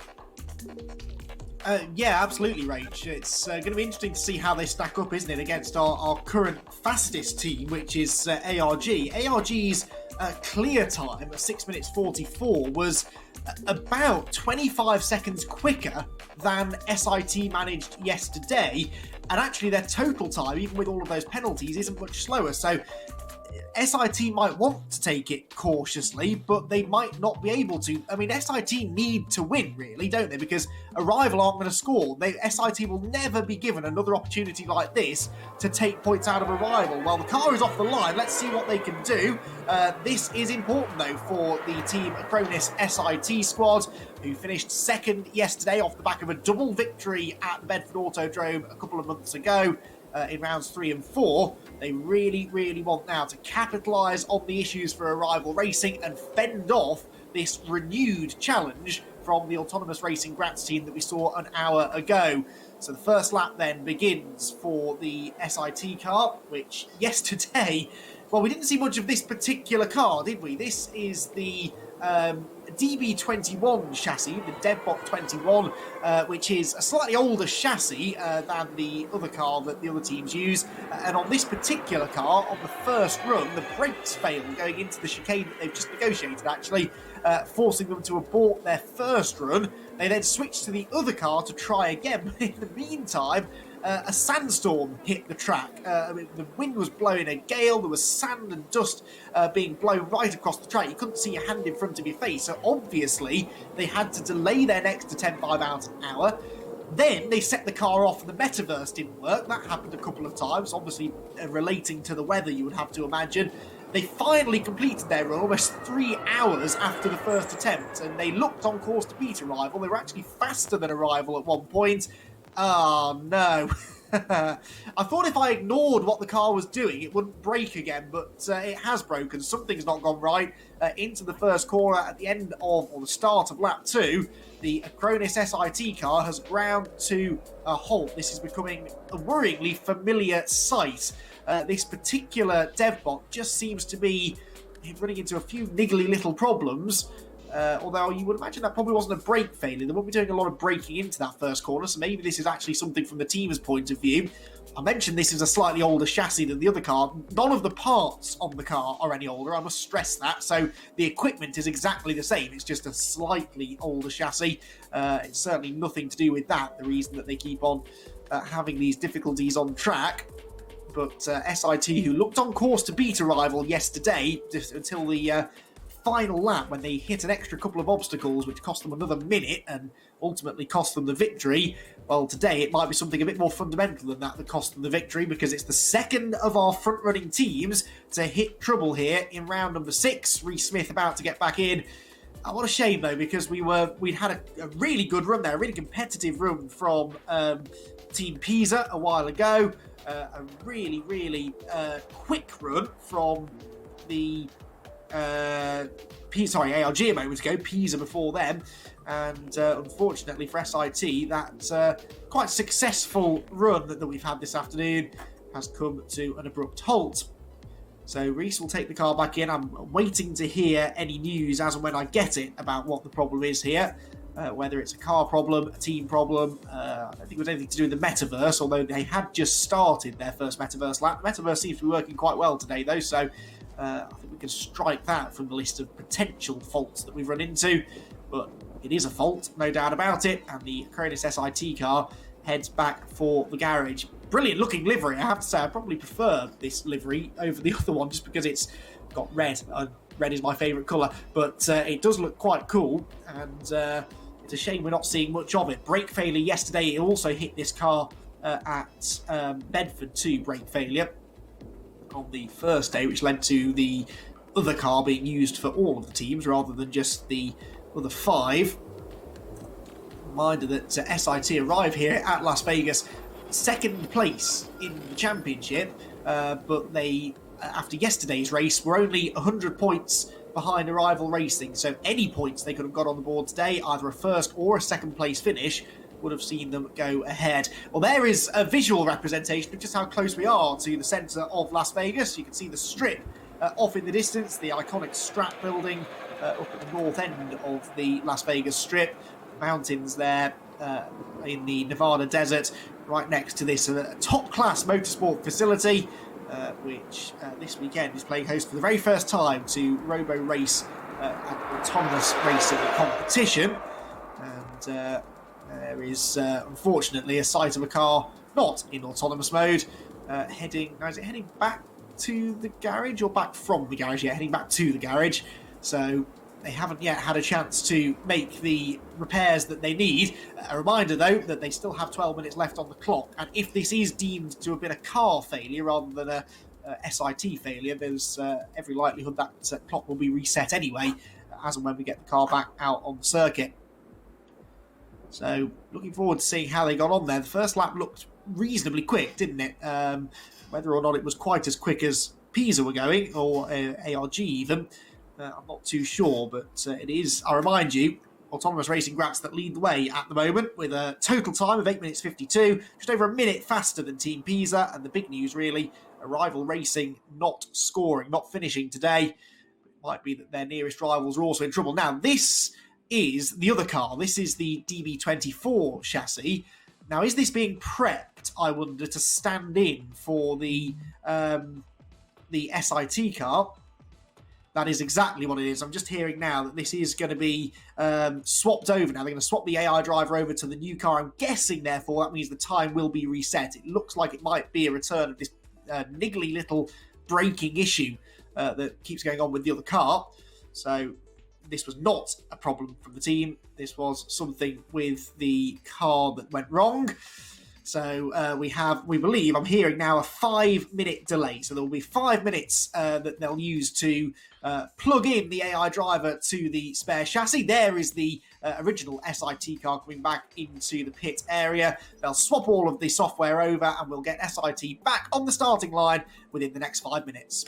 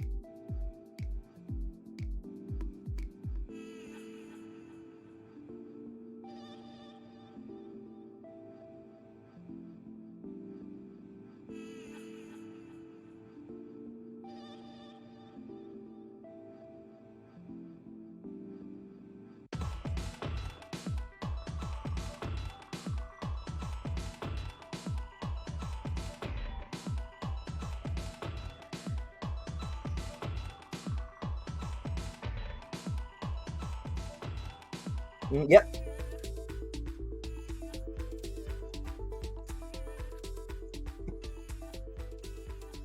Hey everybody! So yeah, we've got a little time to kill here, so let's, there's been some interesting stuff going on in the Twitch chat that I want to talk about, so why don't we just do that? And one of the things I want to talk about is some taillight talk, because back when we had the designers, someone mentioned something about taillights that I really liked, and you don't maybe know this about me yet, but I'm a huge geek about automotive taillights. I don't care if you think that's miserable or it's sad, because that's just what it is. But someone mentioned in the designers that they would like to see a kind of taillight. Let's see, they read what they said. It was from Enderium, and he said, "Oh, I've got more of an idea than a question. Some cars have rear lights that stretch the whole back of the car. What about making these lights go wider if the car brakes harder?" And they asked if designers could suggest things like this to the higher-ups, but I just want to say, I like this idea. And the thing is, this is an idea that's not entirely unknown. So for one thing, here's a fun little fact. The cars that have a full-width taillight, there's a name for that, a German name. They call it Heckblend, which I'm told from someone who speaks German in the chat that it just means, it means, blend means cover, and heck is rear. So it just means it just covers the whole rear. That's what a full-width taillight is, a lot of cars have. Now, the idea that the brake light might get wider as the car brakes harder is a great idea. In fact, there have been cars that have made the brake lights flash and pulse when you're braking harder. It's called progressive brake lighting. It's not required, but I think it's allowed legally. I think there's a couple BMWs that use it. It's a good idea. Doing one light that's spread across might be weird because there's all kinds of ridiculous laws about having specifically two separate lights, and then the NHTSA and HTSA may say that's not really two lights, and you may get into trouble, but the fundamental idea of a progressive brake light, fantastic idea. So, great job with that. But yeah, so taillight, any taillight related questions any of you want to ask, I'm here to help you. So that's just a rule. In fact, you can't quite see it in the shop, but I have a chart of VW Beetle taillights up there from every year, in case you have a specific question about that. Also, we had some interesting speculation about advanced AIs getting out of traffic tickets, which I think is an interesting idea, because for one thing, that implies the idea that you might develop an artificial intelligence that is willing to break the law in speed, which could be a possible thing, and then even beyond that, when it's pulled over, try to get out of it by pretending something went wrong. So I feel like we're going to have there's all kinds of weird issues that are going to come up when we have autonomous vehicles, because if you have personally owned autonomous cars, somebody will be able to sell a hack that you can download into your car to let it go faster than is legally allowed. This will happen because we're human beings, and this is just how we work. So that'll happen, and then you'll have the thing where if you get pulled over, do you claim like, oh, I don't know what's happening here? Or will the police have a tool they can plug into your car and determine what you've been tampering with? Like, it gets weird so fast when you're talking about autonomous vehicles, and that's what's going to be so exciting about it. Car culture is going to change in all kinds of strange ways, but fundamentally, we're still humans and we still like doing stupid things, and I don't see that changing anytime soon. And honestly, that's a beautiful thing. Let's see. So we had, some people are speculating that maybe an AI would pop its hood and pretend like it's broken down, which would be pretty smart way to get around that. But yeah, so these are all good questions. Any other cultural questions we want to talk about autonomous vehicles? I think this is as good a form as any to talk about that kind of thing, because really, why not? And I know all the waiting can be rough. If you're curious, what I've been doing while I've been waiting recently is I did draw a droid on my iPad. I drew an R2 kind of droid. Let's see if we can angle it so we can see it. So there we go. We got a big R2 droid. All right. But yeah, I just wanted to check in with everybody. Remember, follow us on every social media you legally can. And let's go back to the track and see if anything's happening over there.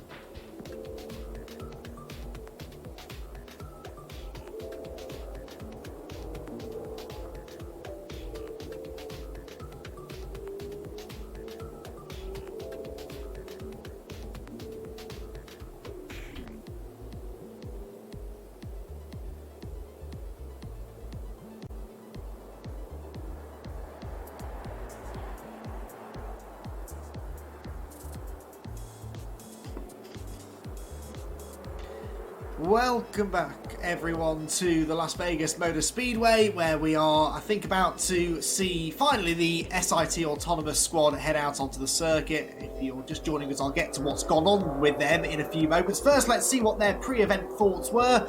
They say that strong connections within SIT help them to bring cutting-edge research into real application. They have a strong passion for tech, robotics, and AI. Helps in a championship all about tech, robotics and AI, and that is, funnily enough, helping them drive through Roborace, giving them energy to perform with profound dedication. Fancy way, basically, of saying that they're quite good at this kind of thing, and it's helping them to be quite good at Roborace. And in fact, they've been more than quite good of late. They've been the team in form over the previous couple of rounds. 2 wins back at Bedford Autodrome, a 2nd place yesterday, and the only team that beat them, Arrival Racing, are not going to score today. So the Acronis SIT team are ready to go. They're back in the group car, as it was referred to earlier on, which is quite a good name for the car that all of the other teams have to use. SIT have their own. It's simply for branding reasons because they've got their Acronis sponsorship that adorns the side of the other chassis. But both of the cars are identical. The AI software that they have just plugged into this car is exactly the same software they plugged into the other one, so it matters little really which chassis they're in. It should still give us the same sort of performance. Is that performance, though, going to be good enough for an event win? They're really going to have to step their game up if they're going to beat the time set by the Autonomous Racing Graz team a while ago. Remember, their total time was an 8 minutes 52. That is with the metaverse bonuses and penalties added on. So that's the number that we're looking for, 8:52 at the end of this. That was a clear time before the penalties were added of 6 minutes 44. So waiting then for the final word to be given that the DevBot 2.0 can reset. Because this was an issue with the car as well, not with the team, they have indeed reset the clock. So they've got, again, their full allocated time to get the run in. That time is almost halfway gone now, but they are still more than likely going to start before it ticks down to 0. There is the car in all of its glory, with the desert sun glinting off the silver and black bodywork of this Ginetta LMP3 chassis, which is capable, as we've seen, of some pretty awesome performance. Top speeds in the region of 230 kilometers an hour or 142 kilometers an hour in full autonomous mode. And we're hearing the safety car is on its way back out. That's not good news. The car that can be driven by either human or AI driver has been driven more by human, it seems, than AI today and yesterday, arguably. Reece Smith is about to jump back on board. Now, I'm scanning back through my notes. I don't remember SIT having one of these sort of car won't start problems. Other teams have it. In fact, every other team seems to have this problem. But remember, I think Arrival was saying, weren't they, earlier on, that there's something buggy showing up in the software that is making their AI systems think that the car can't start, and they think it might be something that's out of the team's control. And they did kind of send that warning out, didn't they, to the other teams that something funky might happen, which could stop the car from launching off the line.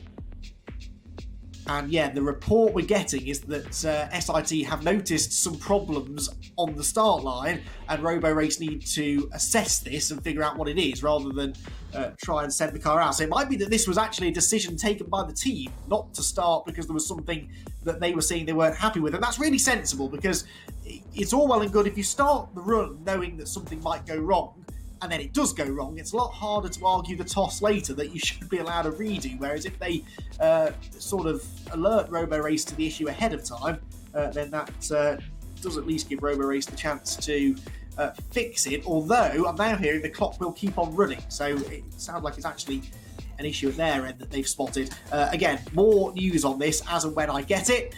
Race Control in constant contact with the team, and they're reporting anything relevant back to me, so the time I'm being told is going to tick down, and if it goes down to 0, then that will be, well, a big turn up for the books. Simple as this, really. If this time goes to 0 and SIT haven't set a new time, we'll have a new winner in Roborace, because only Arrival and SIT have won so far, and if that were the case, neither of them would finish. So ARG and Team Pisa, who are the only two teams to have completed a time so far, are looking pretty handy for the time being. Well, apologies, everyone. Another setback here at the Las Vegas Motor Speedway. Who'd have thought a series that operates on cutting-edge technology might run into a few technical gremlins, but there are still 7.5 minutes left on the clock for the Acronis SIT Autonomous team to get their run in, and we really hope that they'll be able to do so.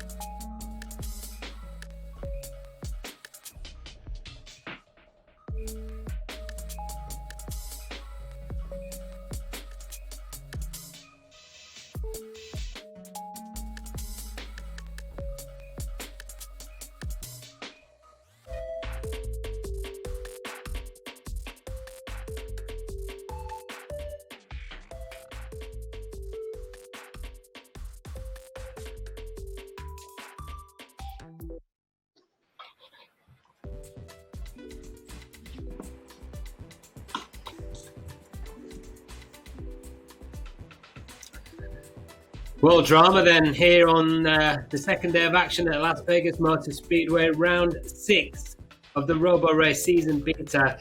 And one of the championship favourites here running into trouble. Acronis SIT had issues yesterday with the braking system of their own car, switched into the group car, as it's now been called. It's much easier for us all to remember. And issues again, but it looks like they've been solved. Rachel, Andy, just in time. We're just looking like we're about to write them off, possibly, Matt. We're kind of like watching that clock countdown from 20 minutes, is there a lot of time, to about 1.5 minutes. They went out. They've now stopped. What they do, the safety car driver will be rushing to get out. That's Reese, of course, to see if SIT can actually get a run in before that clock gets to 0. Andy, this is super exciting.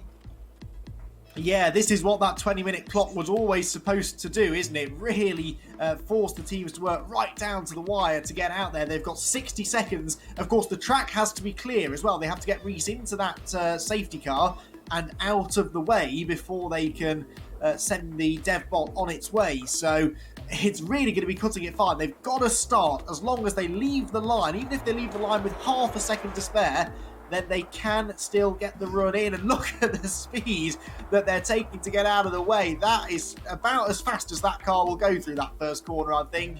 But for Team Acronis SIT, it's really important that it does get off the track so that they can be given the all clear to get this run underway. Let's hope they've solved what the problem was. They've got to get their 5 laps in here, and if they do, you'd think they've got a good chance of getting the championship lead away, but they've got to get going. Yes, they do. Brilliant with, 11 seconds to spare.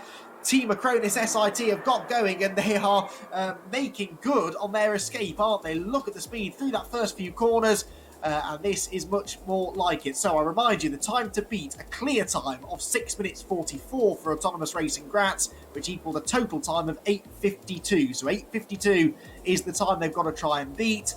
ARG got 11 collectibles and 5 obstacles. So again, that's the other target that the SIT team will be looking at trying to match or beat potentially. So through the far end of the circuit then, up towards turns 7 and 8, this chicane where they're carrying decent speed through there, but I've seen faster today, in fairness. That's definitely not the quickest run that we've had through that chicane.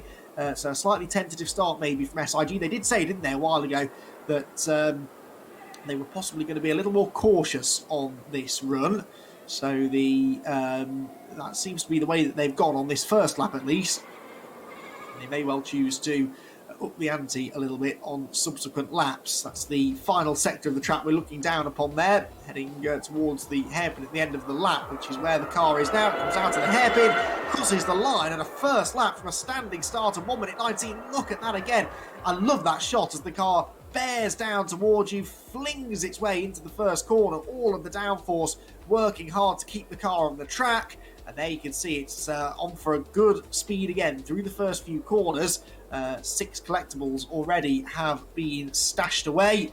And how many did they get yesterday? They had 42. They had the same number of collectibles yesterday as a rival, but 2 more penalties, 2 more obstacles collected. And that is, in the end, what made the difference and gave a rival their 3rd win of the season and stopped Acronis SIT Autonomous from taking their 3rd win. But they could level up here today through the chicane, much neater through there than we saw from for example, Team Pisa earlier on this afternoon.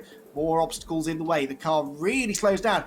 There you can see the difference between a car that is really using its LiDAR system to avoid the obstacles and a car like Pisa and ARG that is just going for outright speed, because the speed has significantly dropped there in an attempt to try and make sure it doesn't rack up any penalty time.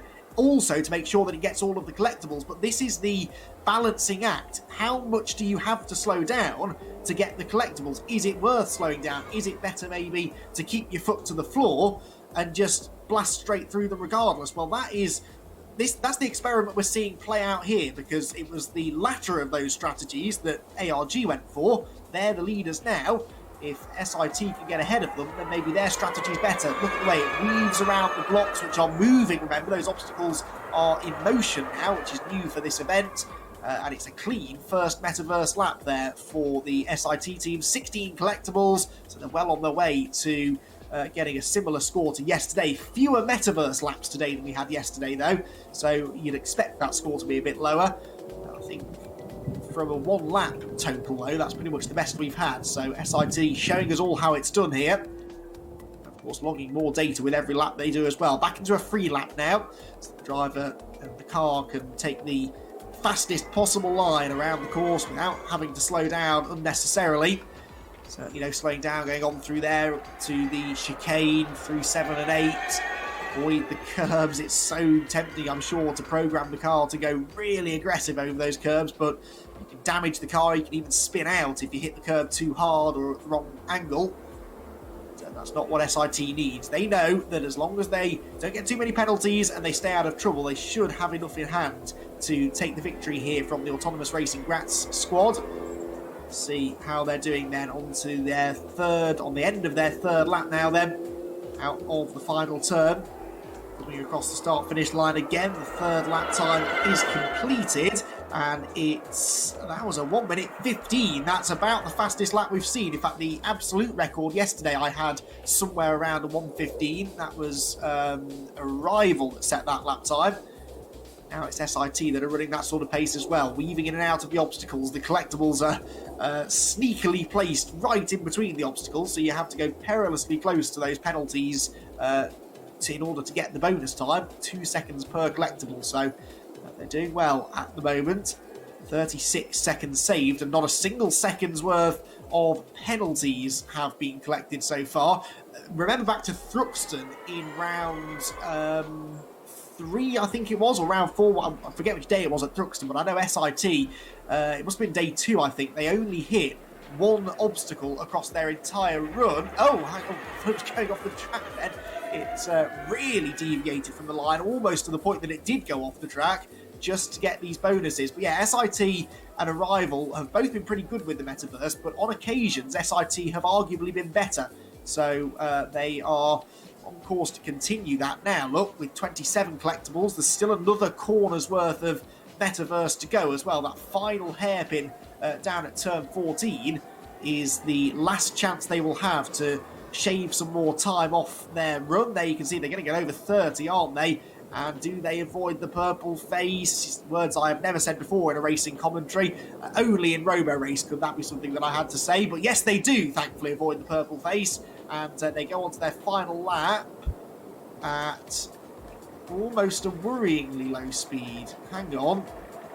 That doesn't look like it's a Metaverse thing. No, the car's slowed down. The car has slowed down and not sped back up again as it goes on to its final 3 laps. So it's almost like it's slowed down to avoid the obstacles, and then it's on completely the wrong line as well. It's going way, way wide through the first corner.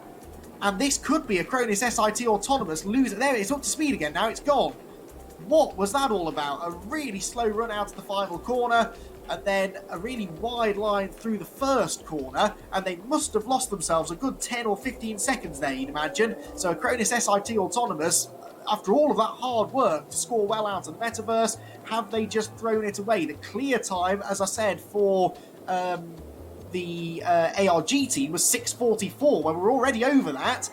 But I don't think it's going to take SIT another 2 and a bit minutes to finish the lap, and that's what really matters. They've got 2 and a bit minutes in hand still compared to the total time set by ARG, and that is all because of the lack of penalties that they have accrued. No obstacles collected and a full minute's worth of time saved with those collectibles. So SIT, despite that strange moment where the car just didn't seem to accelerate out the last corner, it looks as though they're going to come home with I'm not going to call it a winning time just yet, because we still have the MIT driverless team yet to go out onto the course, but it's certainly going to be a time that will put them into the lead. Off the final corner they come. It's not going to be the fastest clear time. In fact, it's the slowest clear time we've had so far, but with no penalty points whatsoever, a total time of 6 minutes 47, there or thereabouts, is going to surely be more than enough to put them right to the top of the times.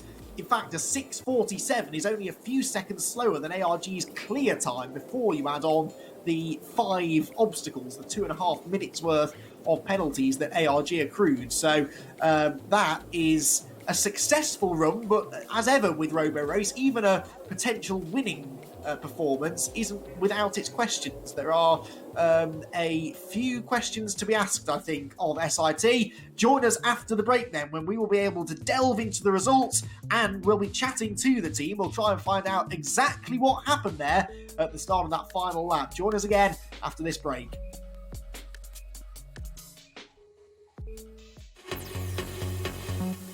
Well, the biggest start to everything was DARPA Challenge back in 2008, and that's where we really got our feet wet. We started out in open pit mining for the guidance of autonomous vehicles. We have now applied our localization and other technologies to ports and harbor applications, construction applications, and agriculture. If you're trying to create any kind of robotic applications, test validate algorithms, navigate or collect maps, you should be calling us.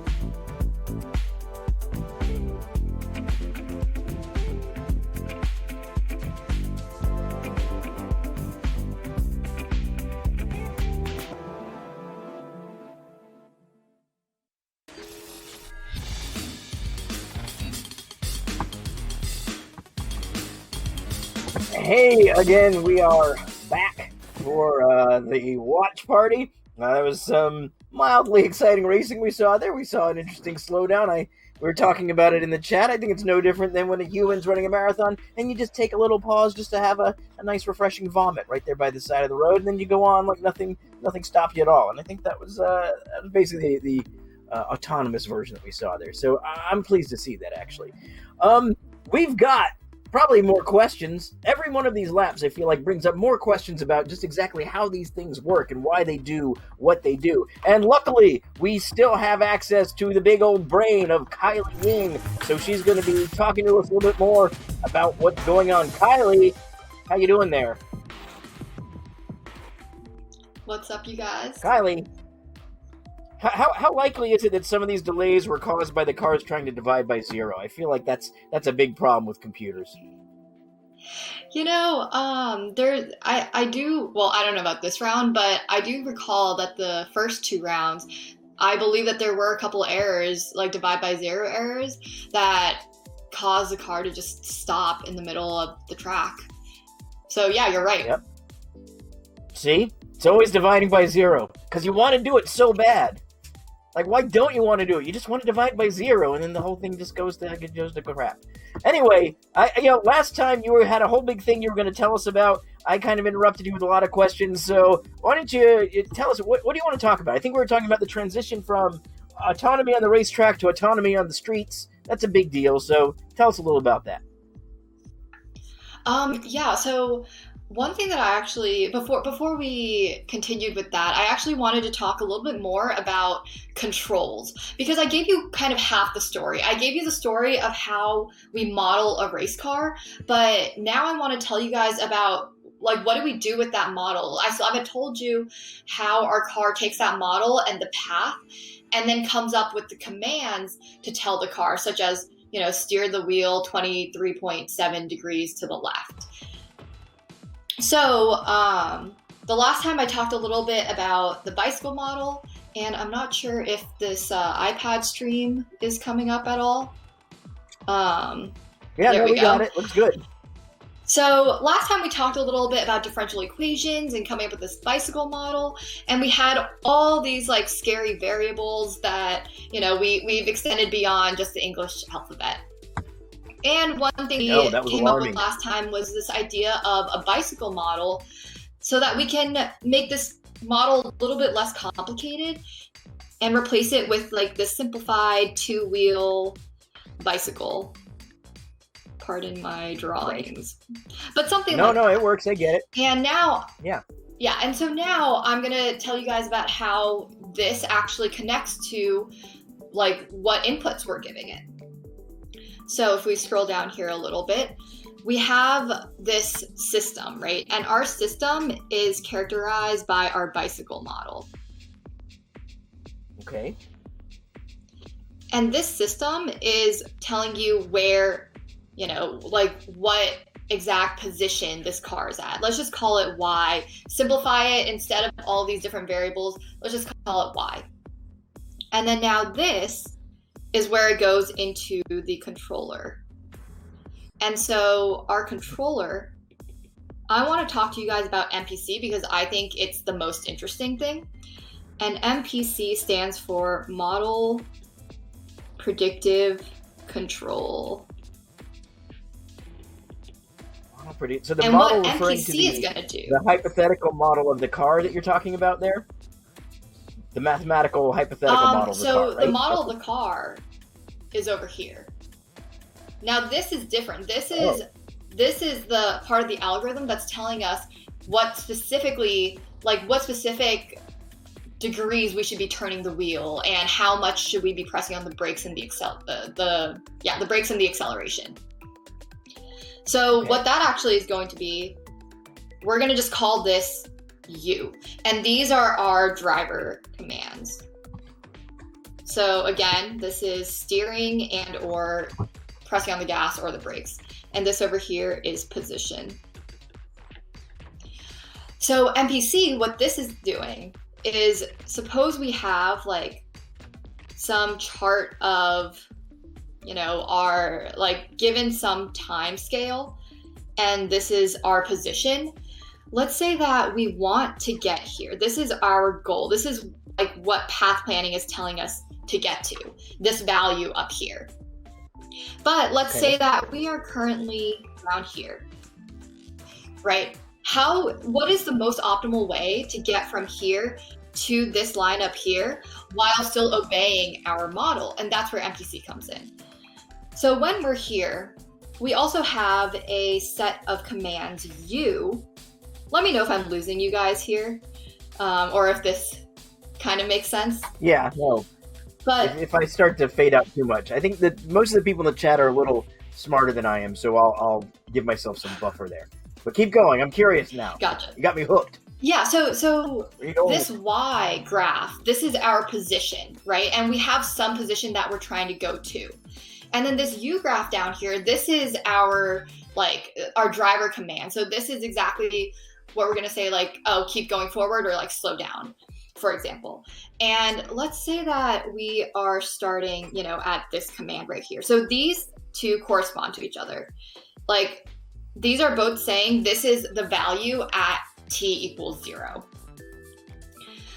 So what we're going to do is, in MPC, we have this like horizon, this time horizon that we're looking at. And we're saying for this given horizon of, let's say, 5 seconds, for each mini time step in between.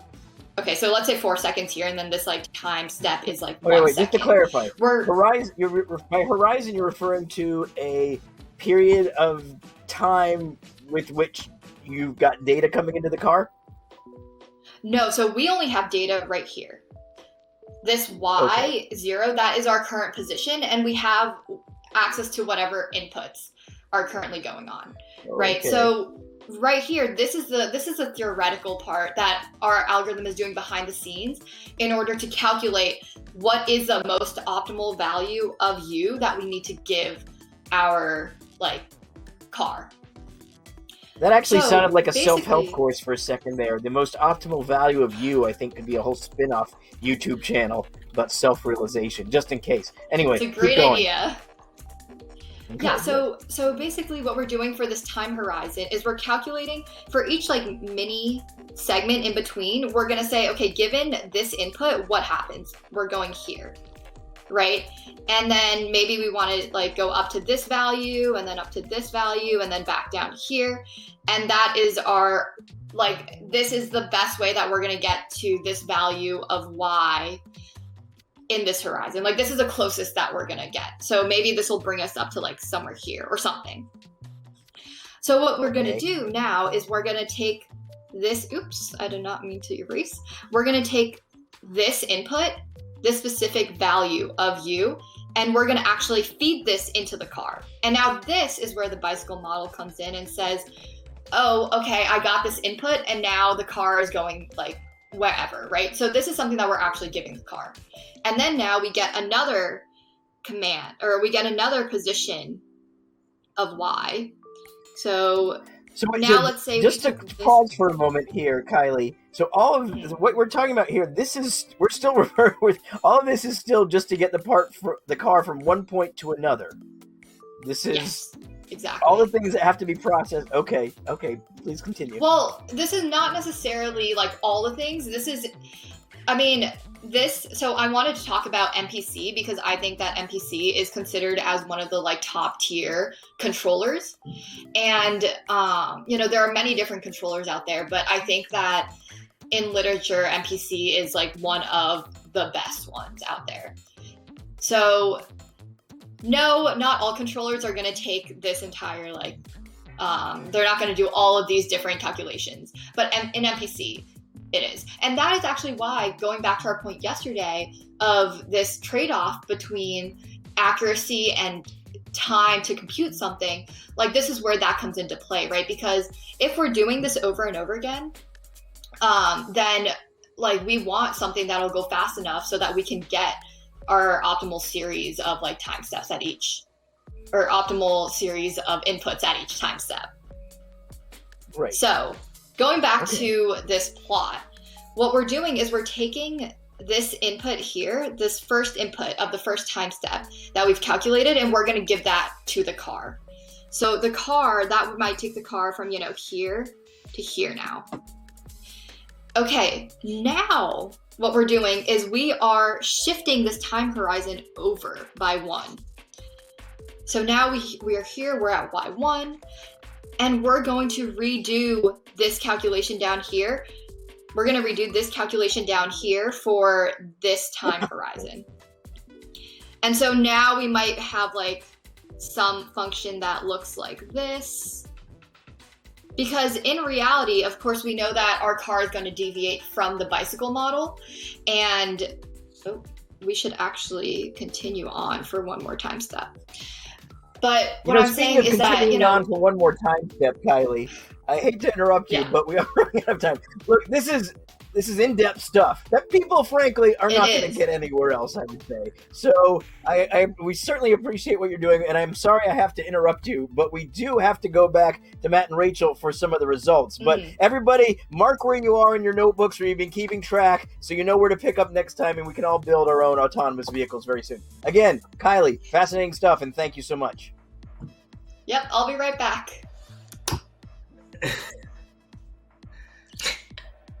Head blown. I tried my best to follow that. Jason, kudos to you, man. You sounded very convincing if you weren't following it. I don't know about you, Rach.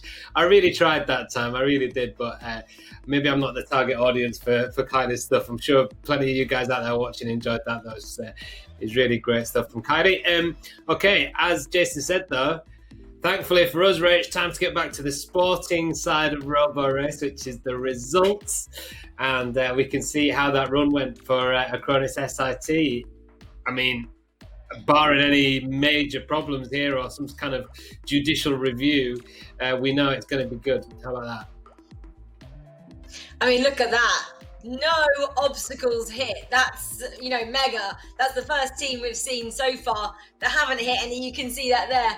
AIG, they got 5, didn't they? And then Pisa, they hit 6, and we know what that means this time out. They're 30 seconds apiece. If you hit one of those obstacles, they add 30 seconds to your time. So no penalties for Acronis SIT. Look where they currently sit, top of the standings, with only one more team to go.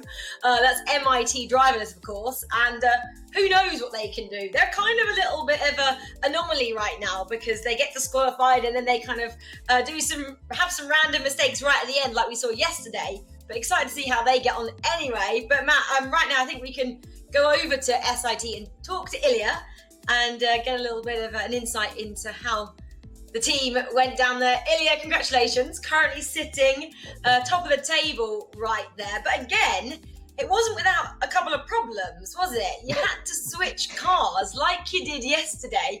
What was going on with that? So actually we have similar problems that yesterday. It was kind of mechanical failure. That's why we again need to change the car. And after that we got another problem. So we didn't notice and our software stopped working.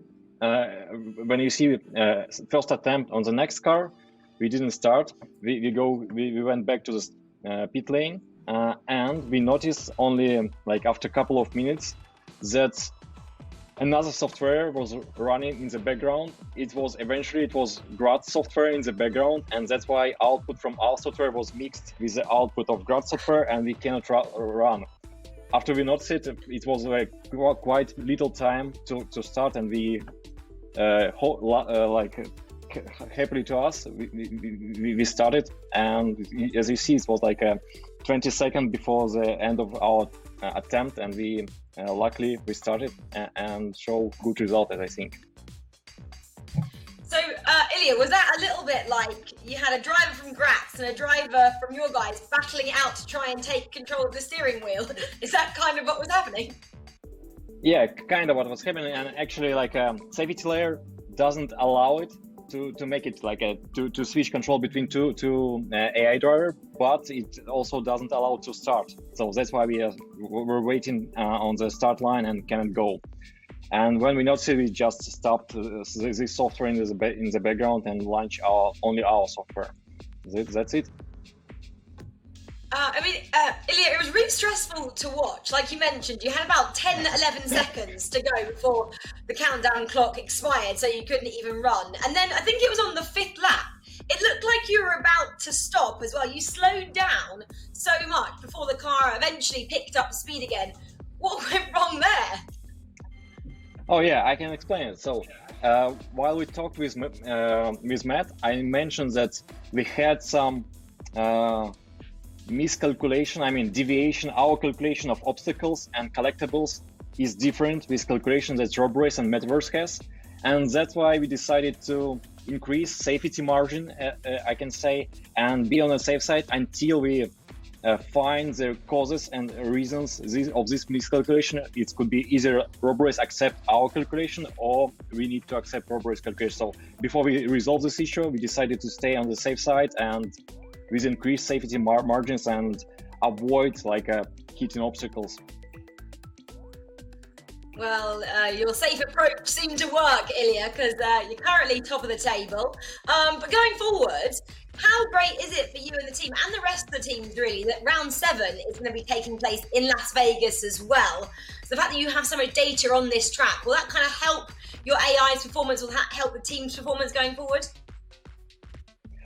Yeah, so I think it's a great help that we already test this track right now. So during the round 5 and 6, we already test this track. We understand the limits of the track. So I believe on the next round, on round 7, we can increase our performance and we can touch the limits of control of the car.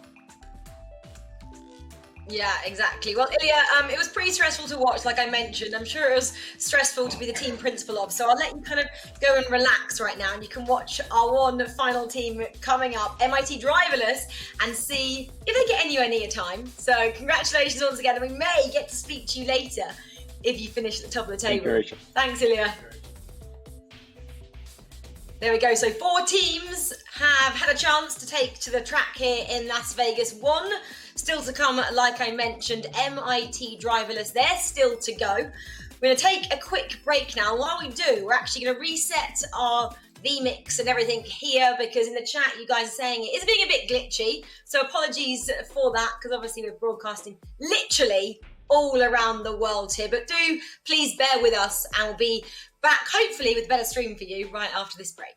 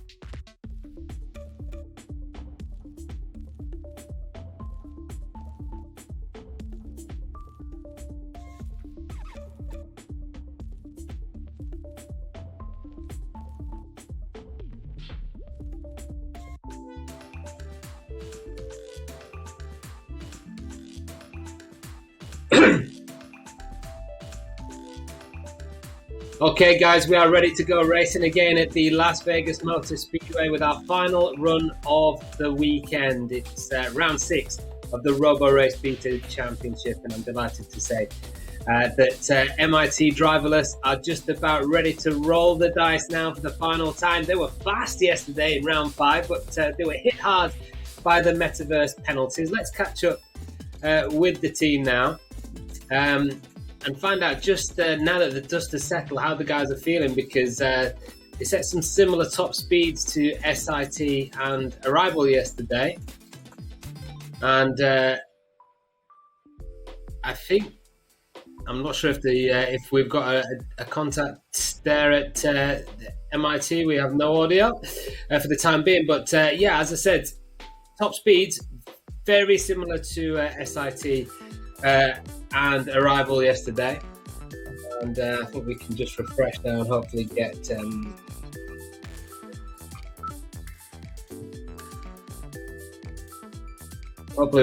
MIT back on the line. Massachusetts Institute of Technology, of course, a really exciting young team who've done some really impressive things already in the Roborace season beta. But as I said, the ADS fast yesterday, similar top speeds as SIT and Arrival. But with those 30-second penalties for the obstacles, it just proved to be a little bit too much for them to handle. And perhaps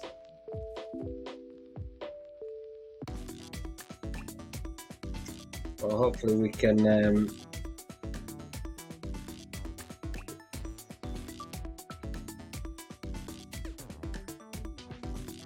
Hello?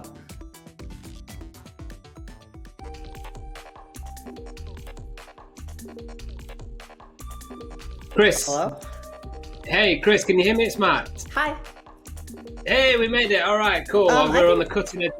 We're on the cutting edge of technology here, of course. And the first thing we're trying to do is establish some communication. Chris, thank you very much for joining us.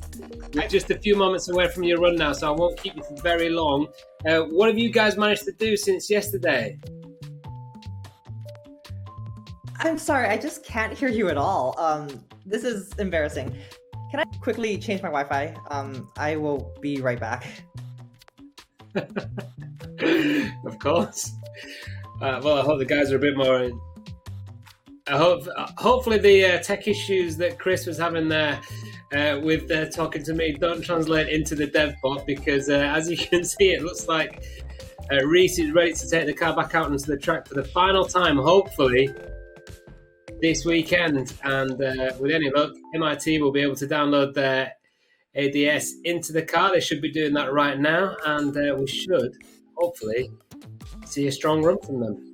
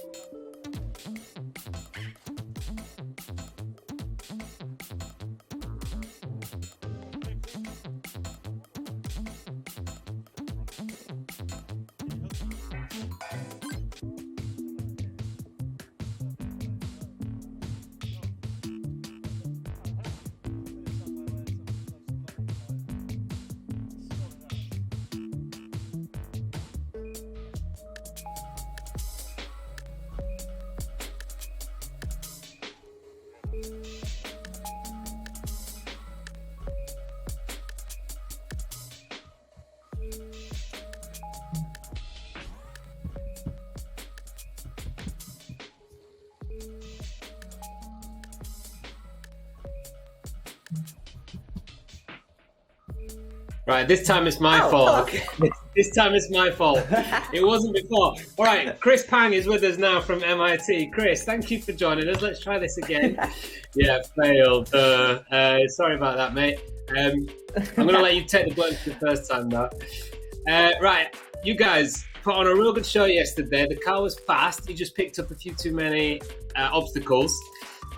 I guess the plan is fairly straightforward today, right? The plan today is, okay, so I think we first have to explain what happened yesterday because we were running a planner. Our planner was publishing pads that were dodging obstacles and collecting collectibles. But we had inadvertently broken the connection between our planner and controller. And it's really funny. The reason why this happened, and we figured this out last night, was we had set a variable. We had uninitialized the variable, basically. And this completely broke the connection between planner and controller. It's really sad because yesterday when we were visualizing what our car was doing, we could see that our car was making some really great decisions, but the controller was completely ignoring all of it and following the global racing line. So we have a really great show to put on today because this time we're actually going to be able to show you what Spline Racer can do. Okay, so I've got a 3-year-old child at home, Chris, and it sounds a bit like that, really. You guys are telling it to do one thing and it was just ignoring you and going as fast as it possibly could. But today it's been whipped into line, has it? And it's going to behave itself. Yep, that is correct. Okay, I don't whip my 3-year-old, by the way, and I don't encourage anybody else to do that. Chris, the car is going out onto the track now. We're really, really excited about this. You showed so much potential yesterday, and it sounds like if everything goes to plan, this could be exciting to watch. So, good luck. Thank you so much. I look forward to telling you how great this went after the show. Okay, we'll chat soon. Cheers, Chris.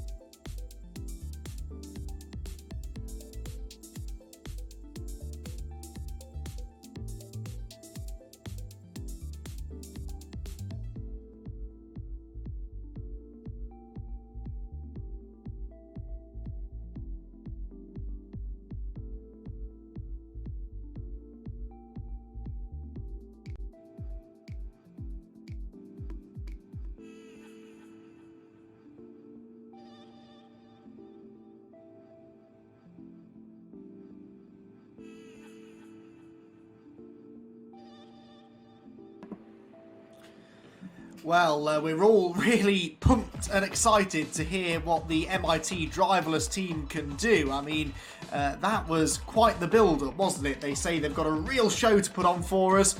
They're excited to show us exactly what their Spline Racer software is capable of doing. Hopefully, it will be capable of doing a bit more than what we're seeing the DevBot 2.0 doing now. I think we've just had to reset a few of our systems on site. So the DevBot's just out there now doing some quick metaverse calibrations or recalibrations perhaps to make sure that the metaverse works well for the final run of the day. This should hopefully only take a few minutes, but it will just delay the start of MIT Driverless's run.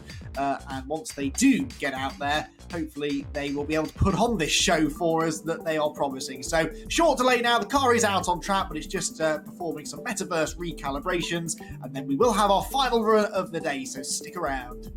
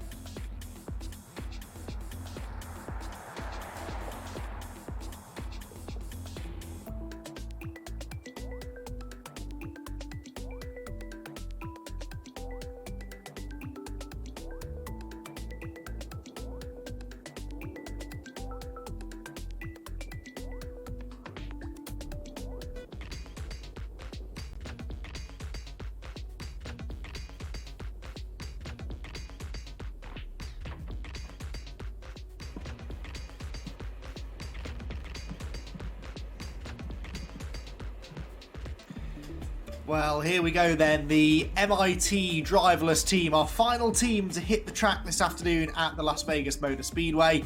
It's been a bit of a wait to get here. We're not quite as behind time as we were yesterday.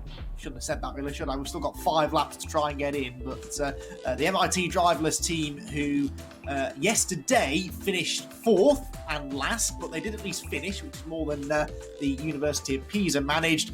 And they say ahead of their 6th round of the championship that they are advised by some of the world's leading robotics and AI researchers, and also have an amazing business operations team composed mostly of MBA grad students who work to build relationships with leading companies and secure the resources for the team. That's important. You know, this is an expensive business. Motorsport is always an expensive business, especially at these levels. You know, we're working with cars that cost nearly £1 million, and the technology involved in running them. I mean, I wouldn't even like to hazard a guess at the sort of figures we're talking about here. It all needs to be funded by someone, and someone needs to go and find the people that are willing to part with their hard-earned cash. And we are extremely grateful to all of the people who have put funding in to the Roborace project, and continue to do so in the future, because I really do believe there is a bright future ahead for Roborace. Right then, let's see what the future holds for the MIT driverless team, because the car is heading out onto the track now,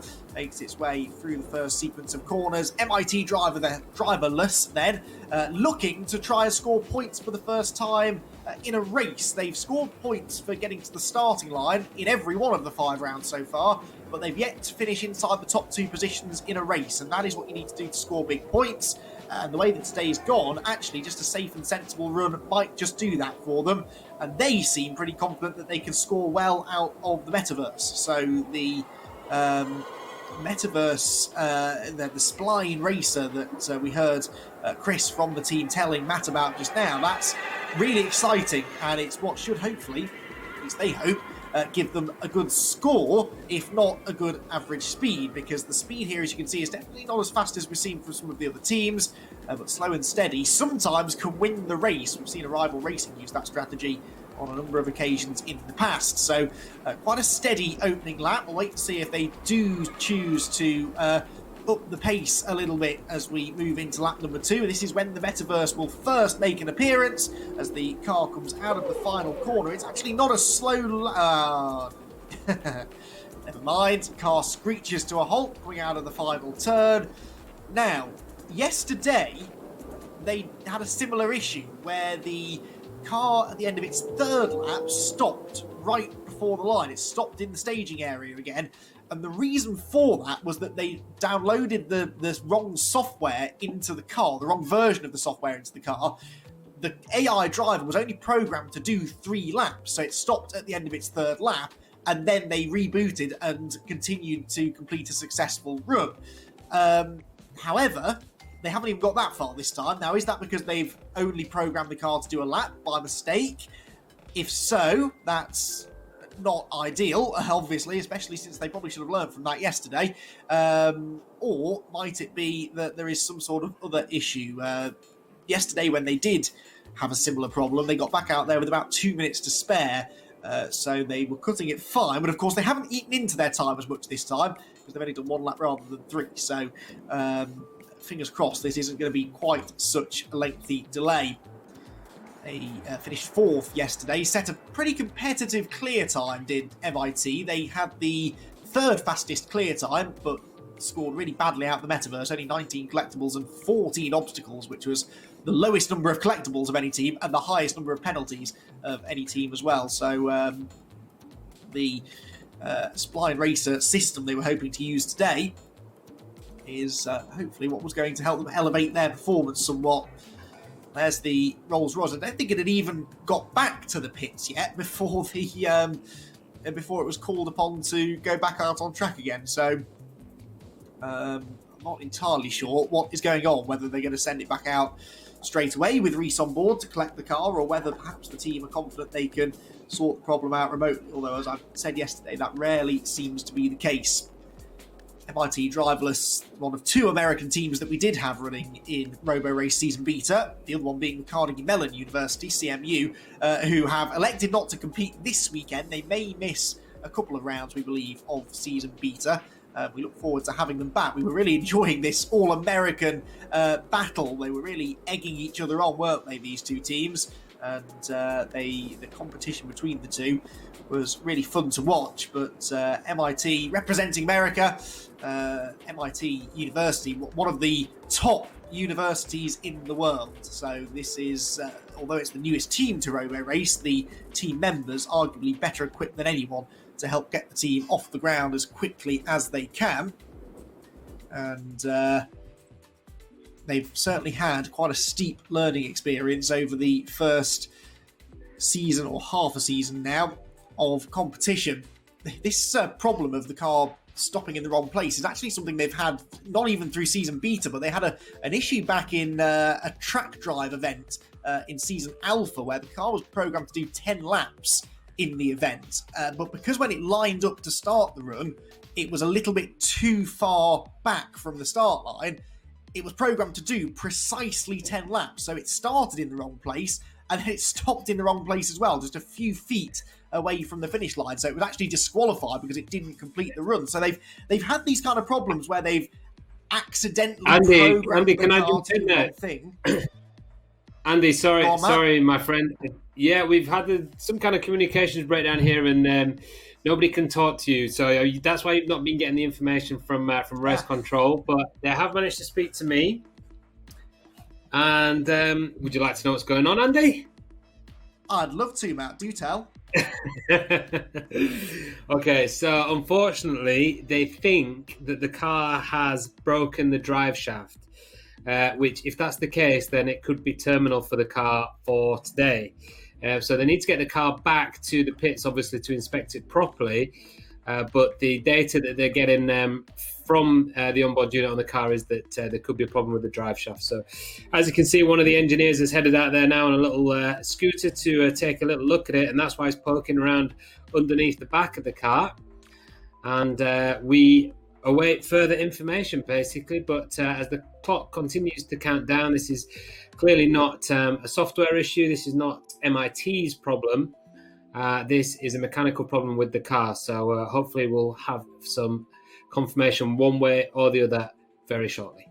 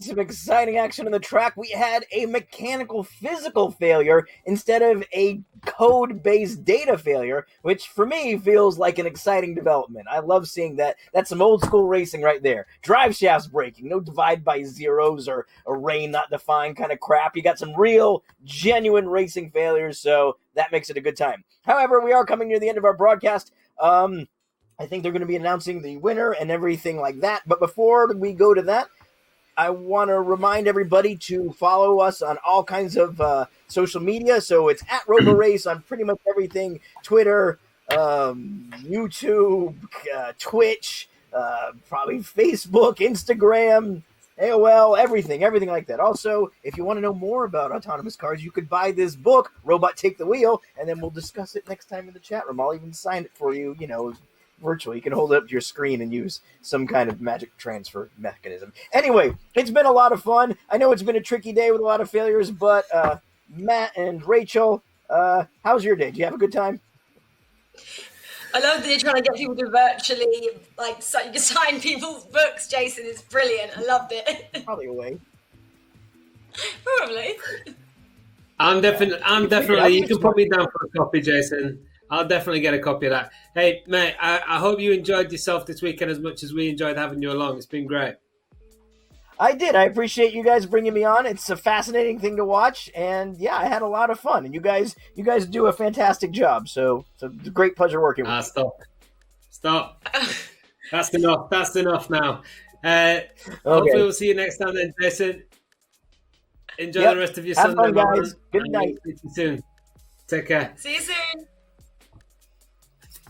All right, Rich. Well, unfortunately for MIT Driverless, that is a DNF for them. That counts as a DNF. So the Spline Racer remains a mystery once again, and we look forward to seeing it in all its glory next time out. And what it does mean is that it's another victory for Acronis SIT Autonomous. What a perfect run it was for them. 30 collectibles, 0 obstacles.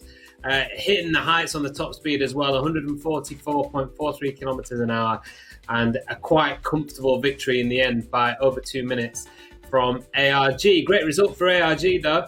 Good performance from those guys, and wasn't it fantastic as well to see Pisa out on track after the problems they had yesterday. Didn't think, or certainly weren't sure that they could even complete a lap today, and they managed to post a more than respectable time. So well done to those guys as well. And as always, I think, Rachel, with Roborace, it's not just about the achievements on track that we see each week, it's about the progress as well, and we've certainly seen that from ARG and Pisa this weekend.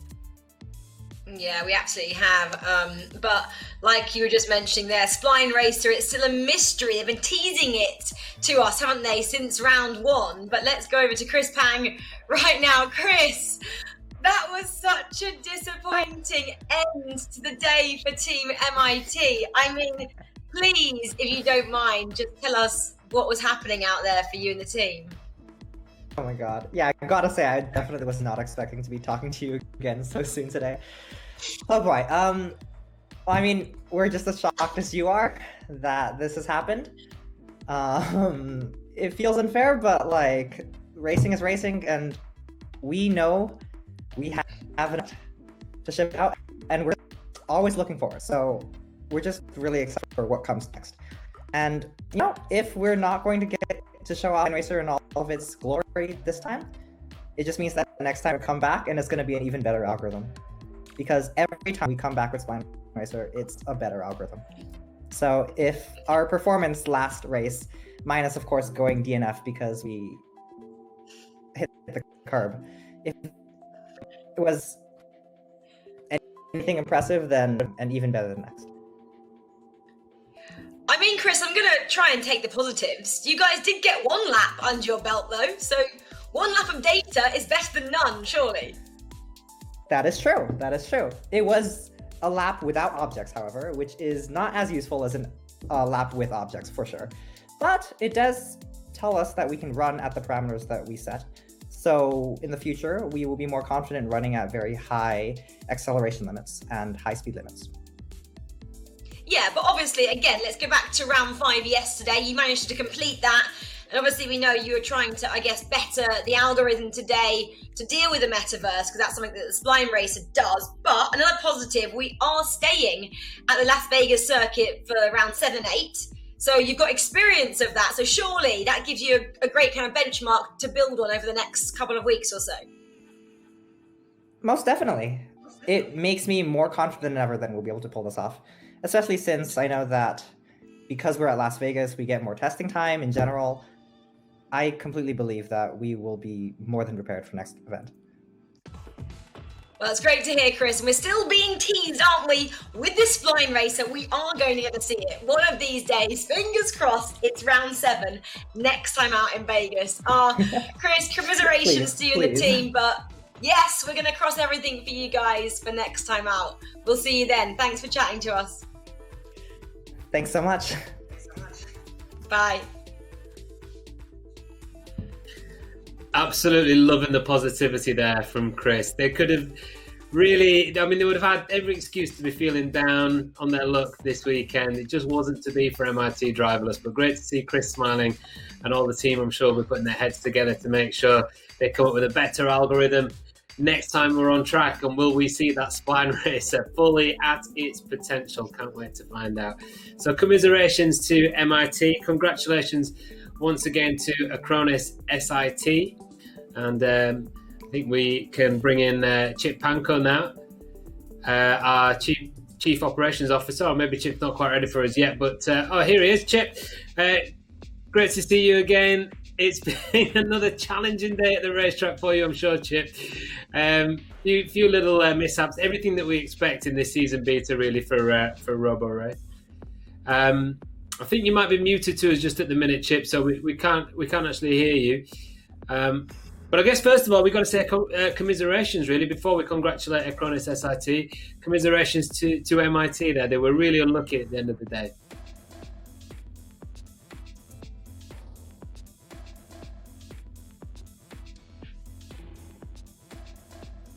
Chip back online. If not, we just heard, didn't we, from Chris there? He kind of said it was his fault in the end, Matt, didn't he?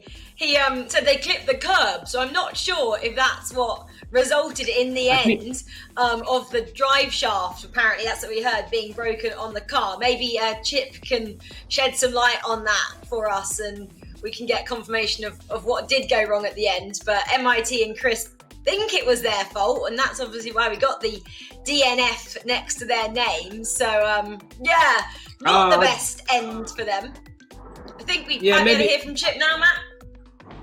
Well, my understanding, Rich, from what Chris was saying, was I thought he was talking about Bedford last time out when they clipped the curb there, but maybe they've done it again. Let's find out from Chip. Hopefully we can hear you now, Chip.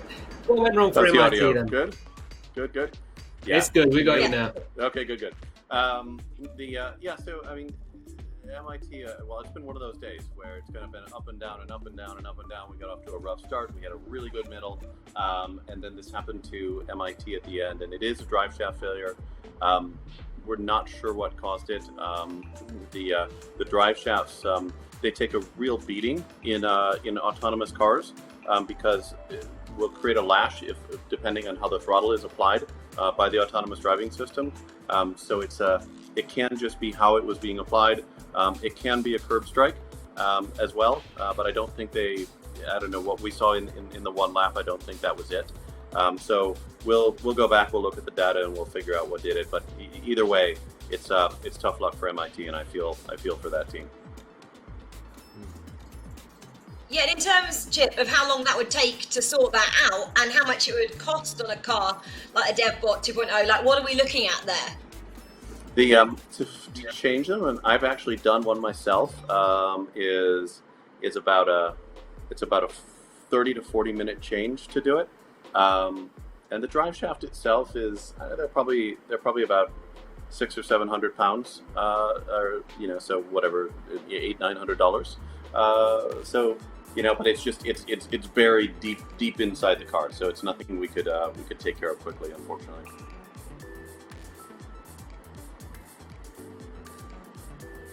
Yeah, absolutely. But been a great day, like you just mentioned there. Obviously, SIT coming out on top again.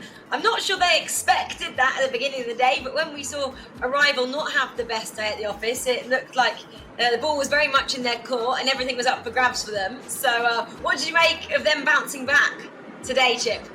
Yeah, we could glimpses of where Roborace is going in this, and that it's got to the point where in the middle of the day, it's like there was some pretty good drama in. I mean, it was a massive achievement to see Pisa do as well as they did. It's like they struggling, and boom, there's a run, and then ARG came out and put a good run in the books, and then SIT was having a hard time getting going, and then they had a good run. So I'd always love to see a straight up Arrival SIT matchup.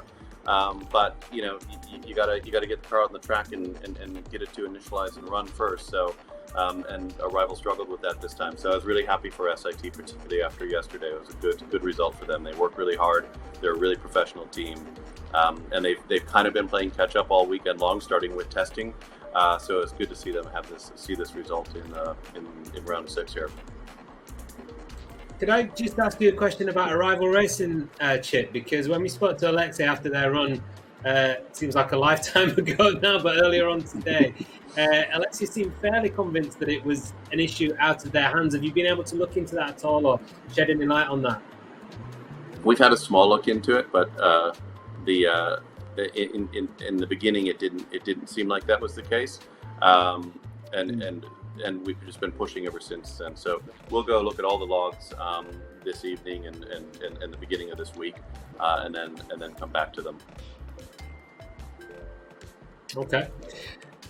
Well, in the meantime, it's congratulations once again, I think, isn't it, to Acronis SIT? I'm not sure if we can bring Ilya into the conversation right now and do the honours once again, Chip. It's over to you, really, to give you congratulations to the winning team.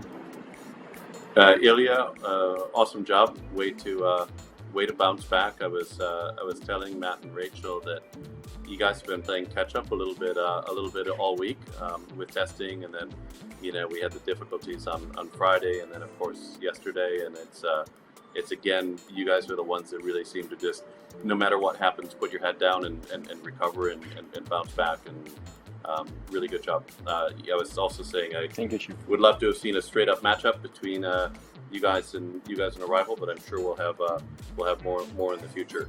But some of the other teams are starting to get there, so I'm sure you're keeping an eye on them as well. Thanks, you. Yeah, I was going to say, actually, guys. To that then, Ilya? Sorry, Ilya. Go ahead. I mean, what's your reaction to that? What did you make of the competition this weekend and the challenges that you faced?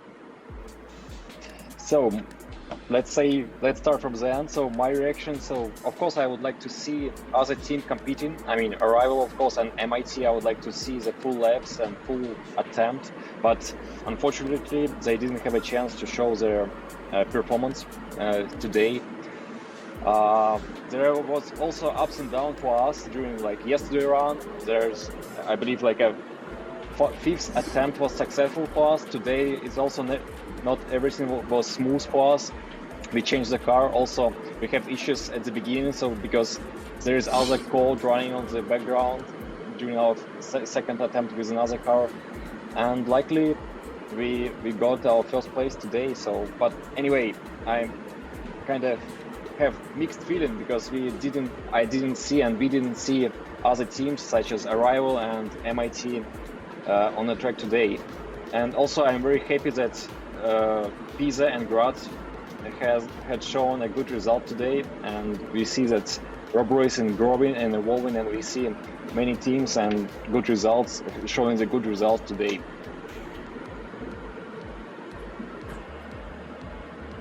it was a great result, especially like Chip mentioned, after everything you had to go through as well. Yesterday, you had to wait around 2.5 hours in the end to actually get a run out. And then you had to switch cars in both rounds 5 and 6. And then you only had about 10, 11 seconds left on track to quickly try and get that final run in. So I think overall as well, super impressed with what you and the team managed to achieve. I think next time, it'd be great to have a watch party on you and the team so we can see how frantic it is when you guys are trying to sort out your AI and downloading the car. I can imagine absolute scenes over there. Yeah, it was very stressful for us to go through this ups and downs and run our code today and to yesterday. Well, Ilya, thank you so much for joining us and for sticking around so long. It's been a tiring weekend for you and the rest of the team, I'm sure. So take a well-earned break now, and we'll see you again next time at Las Vegas. And to you as well, Chip, you can go and have a few ice-cold margaritas now and play some roulette out there in Las Vegas. I'm sure you guys are dying to do that as well. But Ilya, congratulations once again to you and to the whole Acronis SIT team. Thanks, Matt. Thanks, Rachel. Congratulations, Ilya. Awesome job. Yeah, thank you, guys. Okay, well, we can have a look now at the championship standings then after 6 rounds of this Roborace season beta championship. And Acronis SIT, very much the team in form after their dominant performance last time out at the Bedford Autodrome. And then, I guess in a way, they kind of got the rub of the green a little bit this weekend in Las Vegas, but they also earned it, didn't they? Because that result time, really, a 6:44.078. It was fast. It was also very, very accurate. They didn't hit any obstacles. They picked up 30 collectibles. So it's hard to imagine that MIT, even if they had have been a bit more fortunate with the drive shaft there, would have been able to actually get anywhere close to that. So it was certainly a very hard-earned victory for Acronis SIT. Yeah, great day of racing though, Matt, wasn't it? Loved it again being back here, and it was great to see SIT. They're, like I mentioned, going through everything that we threw at them, what Vegas, the weather threw at them, and still coming out on top. Love to see it. Yeah, great stuff. How about you, Andy? What were your highlights, your big takeaways from rounds 5 and 6? There's loads to talk about, isn't there? And we probably haven't got enough time, but I think the biggest thing that I've really enjoyed is just physically the extra speed that the cars are carrying now. You can really see the teams are getting to grips with this so that they've got the confidence to really push it now. You know, at Thruxton, it was really tentative. I don't think we really saw a car go far beyond 100 kilometers an hour, even at such a high speed track as Thruxton. Bedford wasn't really a track that lent itself to high corner speed. But this is a really good layout for these cars, and it allows the teams to really use all the downforce the car has. We've seen the cars really being lent on, carrying good corner speed, locking up into the chicanes. It's starting to look more and more like a real race car and a real racing series, and it's things like this that are really exciting me. We're getting closer and closer now to this being, a really exciting spectacle to watch. Obviously, still some technical and even mechanical issues that go on with the cars and the software, but as they gradually get ironed out, this is going to become a real show, and I'm really starting to enjoy it now. Yeah, me too, and really enjoyed your commentary as well this weekend, Andy. Great job. Thank you so much, Rich. Thanks for your company as well all weekend. It's been fantastic. We've seen so much, as Andy said, action on the track. We've had Jason in the watch party as well. We've learned so much from all of his fantastic guests, and we've seen the Roborace teams pushing the limits of autonomous driving once again. Make sure you join us for round 7 of Roborace season beta. That's going to be next month in March, where once again we'll be back at the Las Vegas Motor Speedway to see who can code the world's fastest autonomous racing driver. Until then, good night.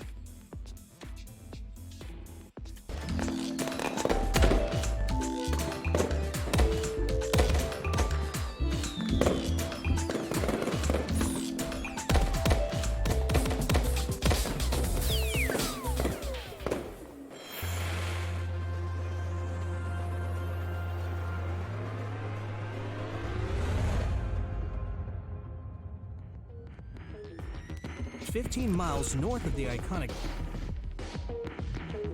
team downloads their AI are pushing hard to be a C.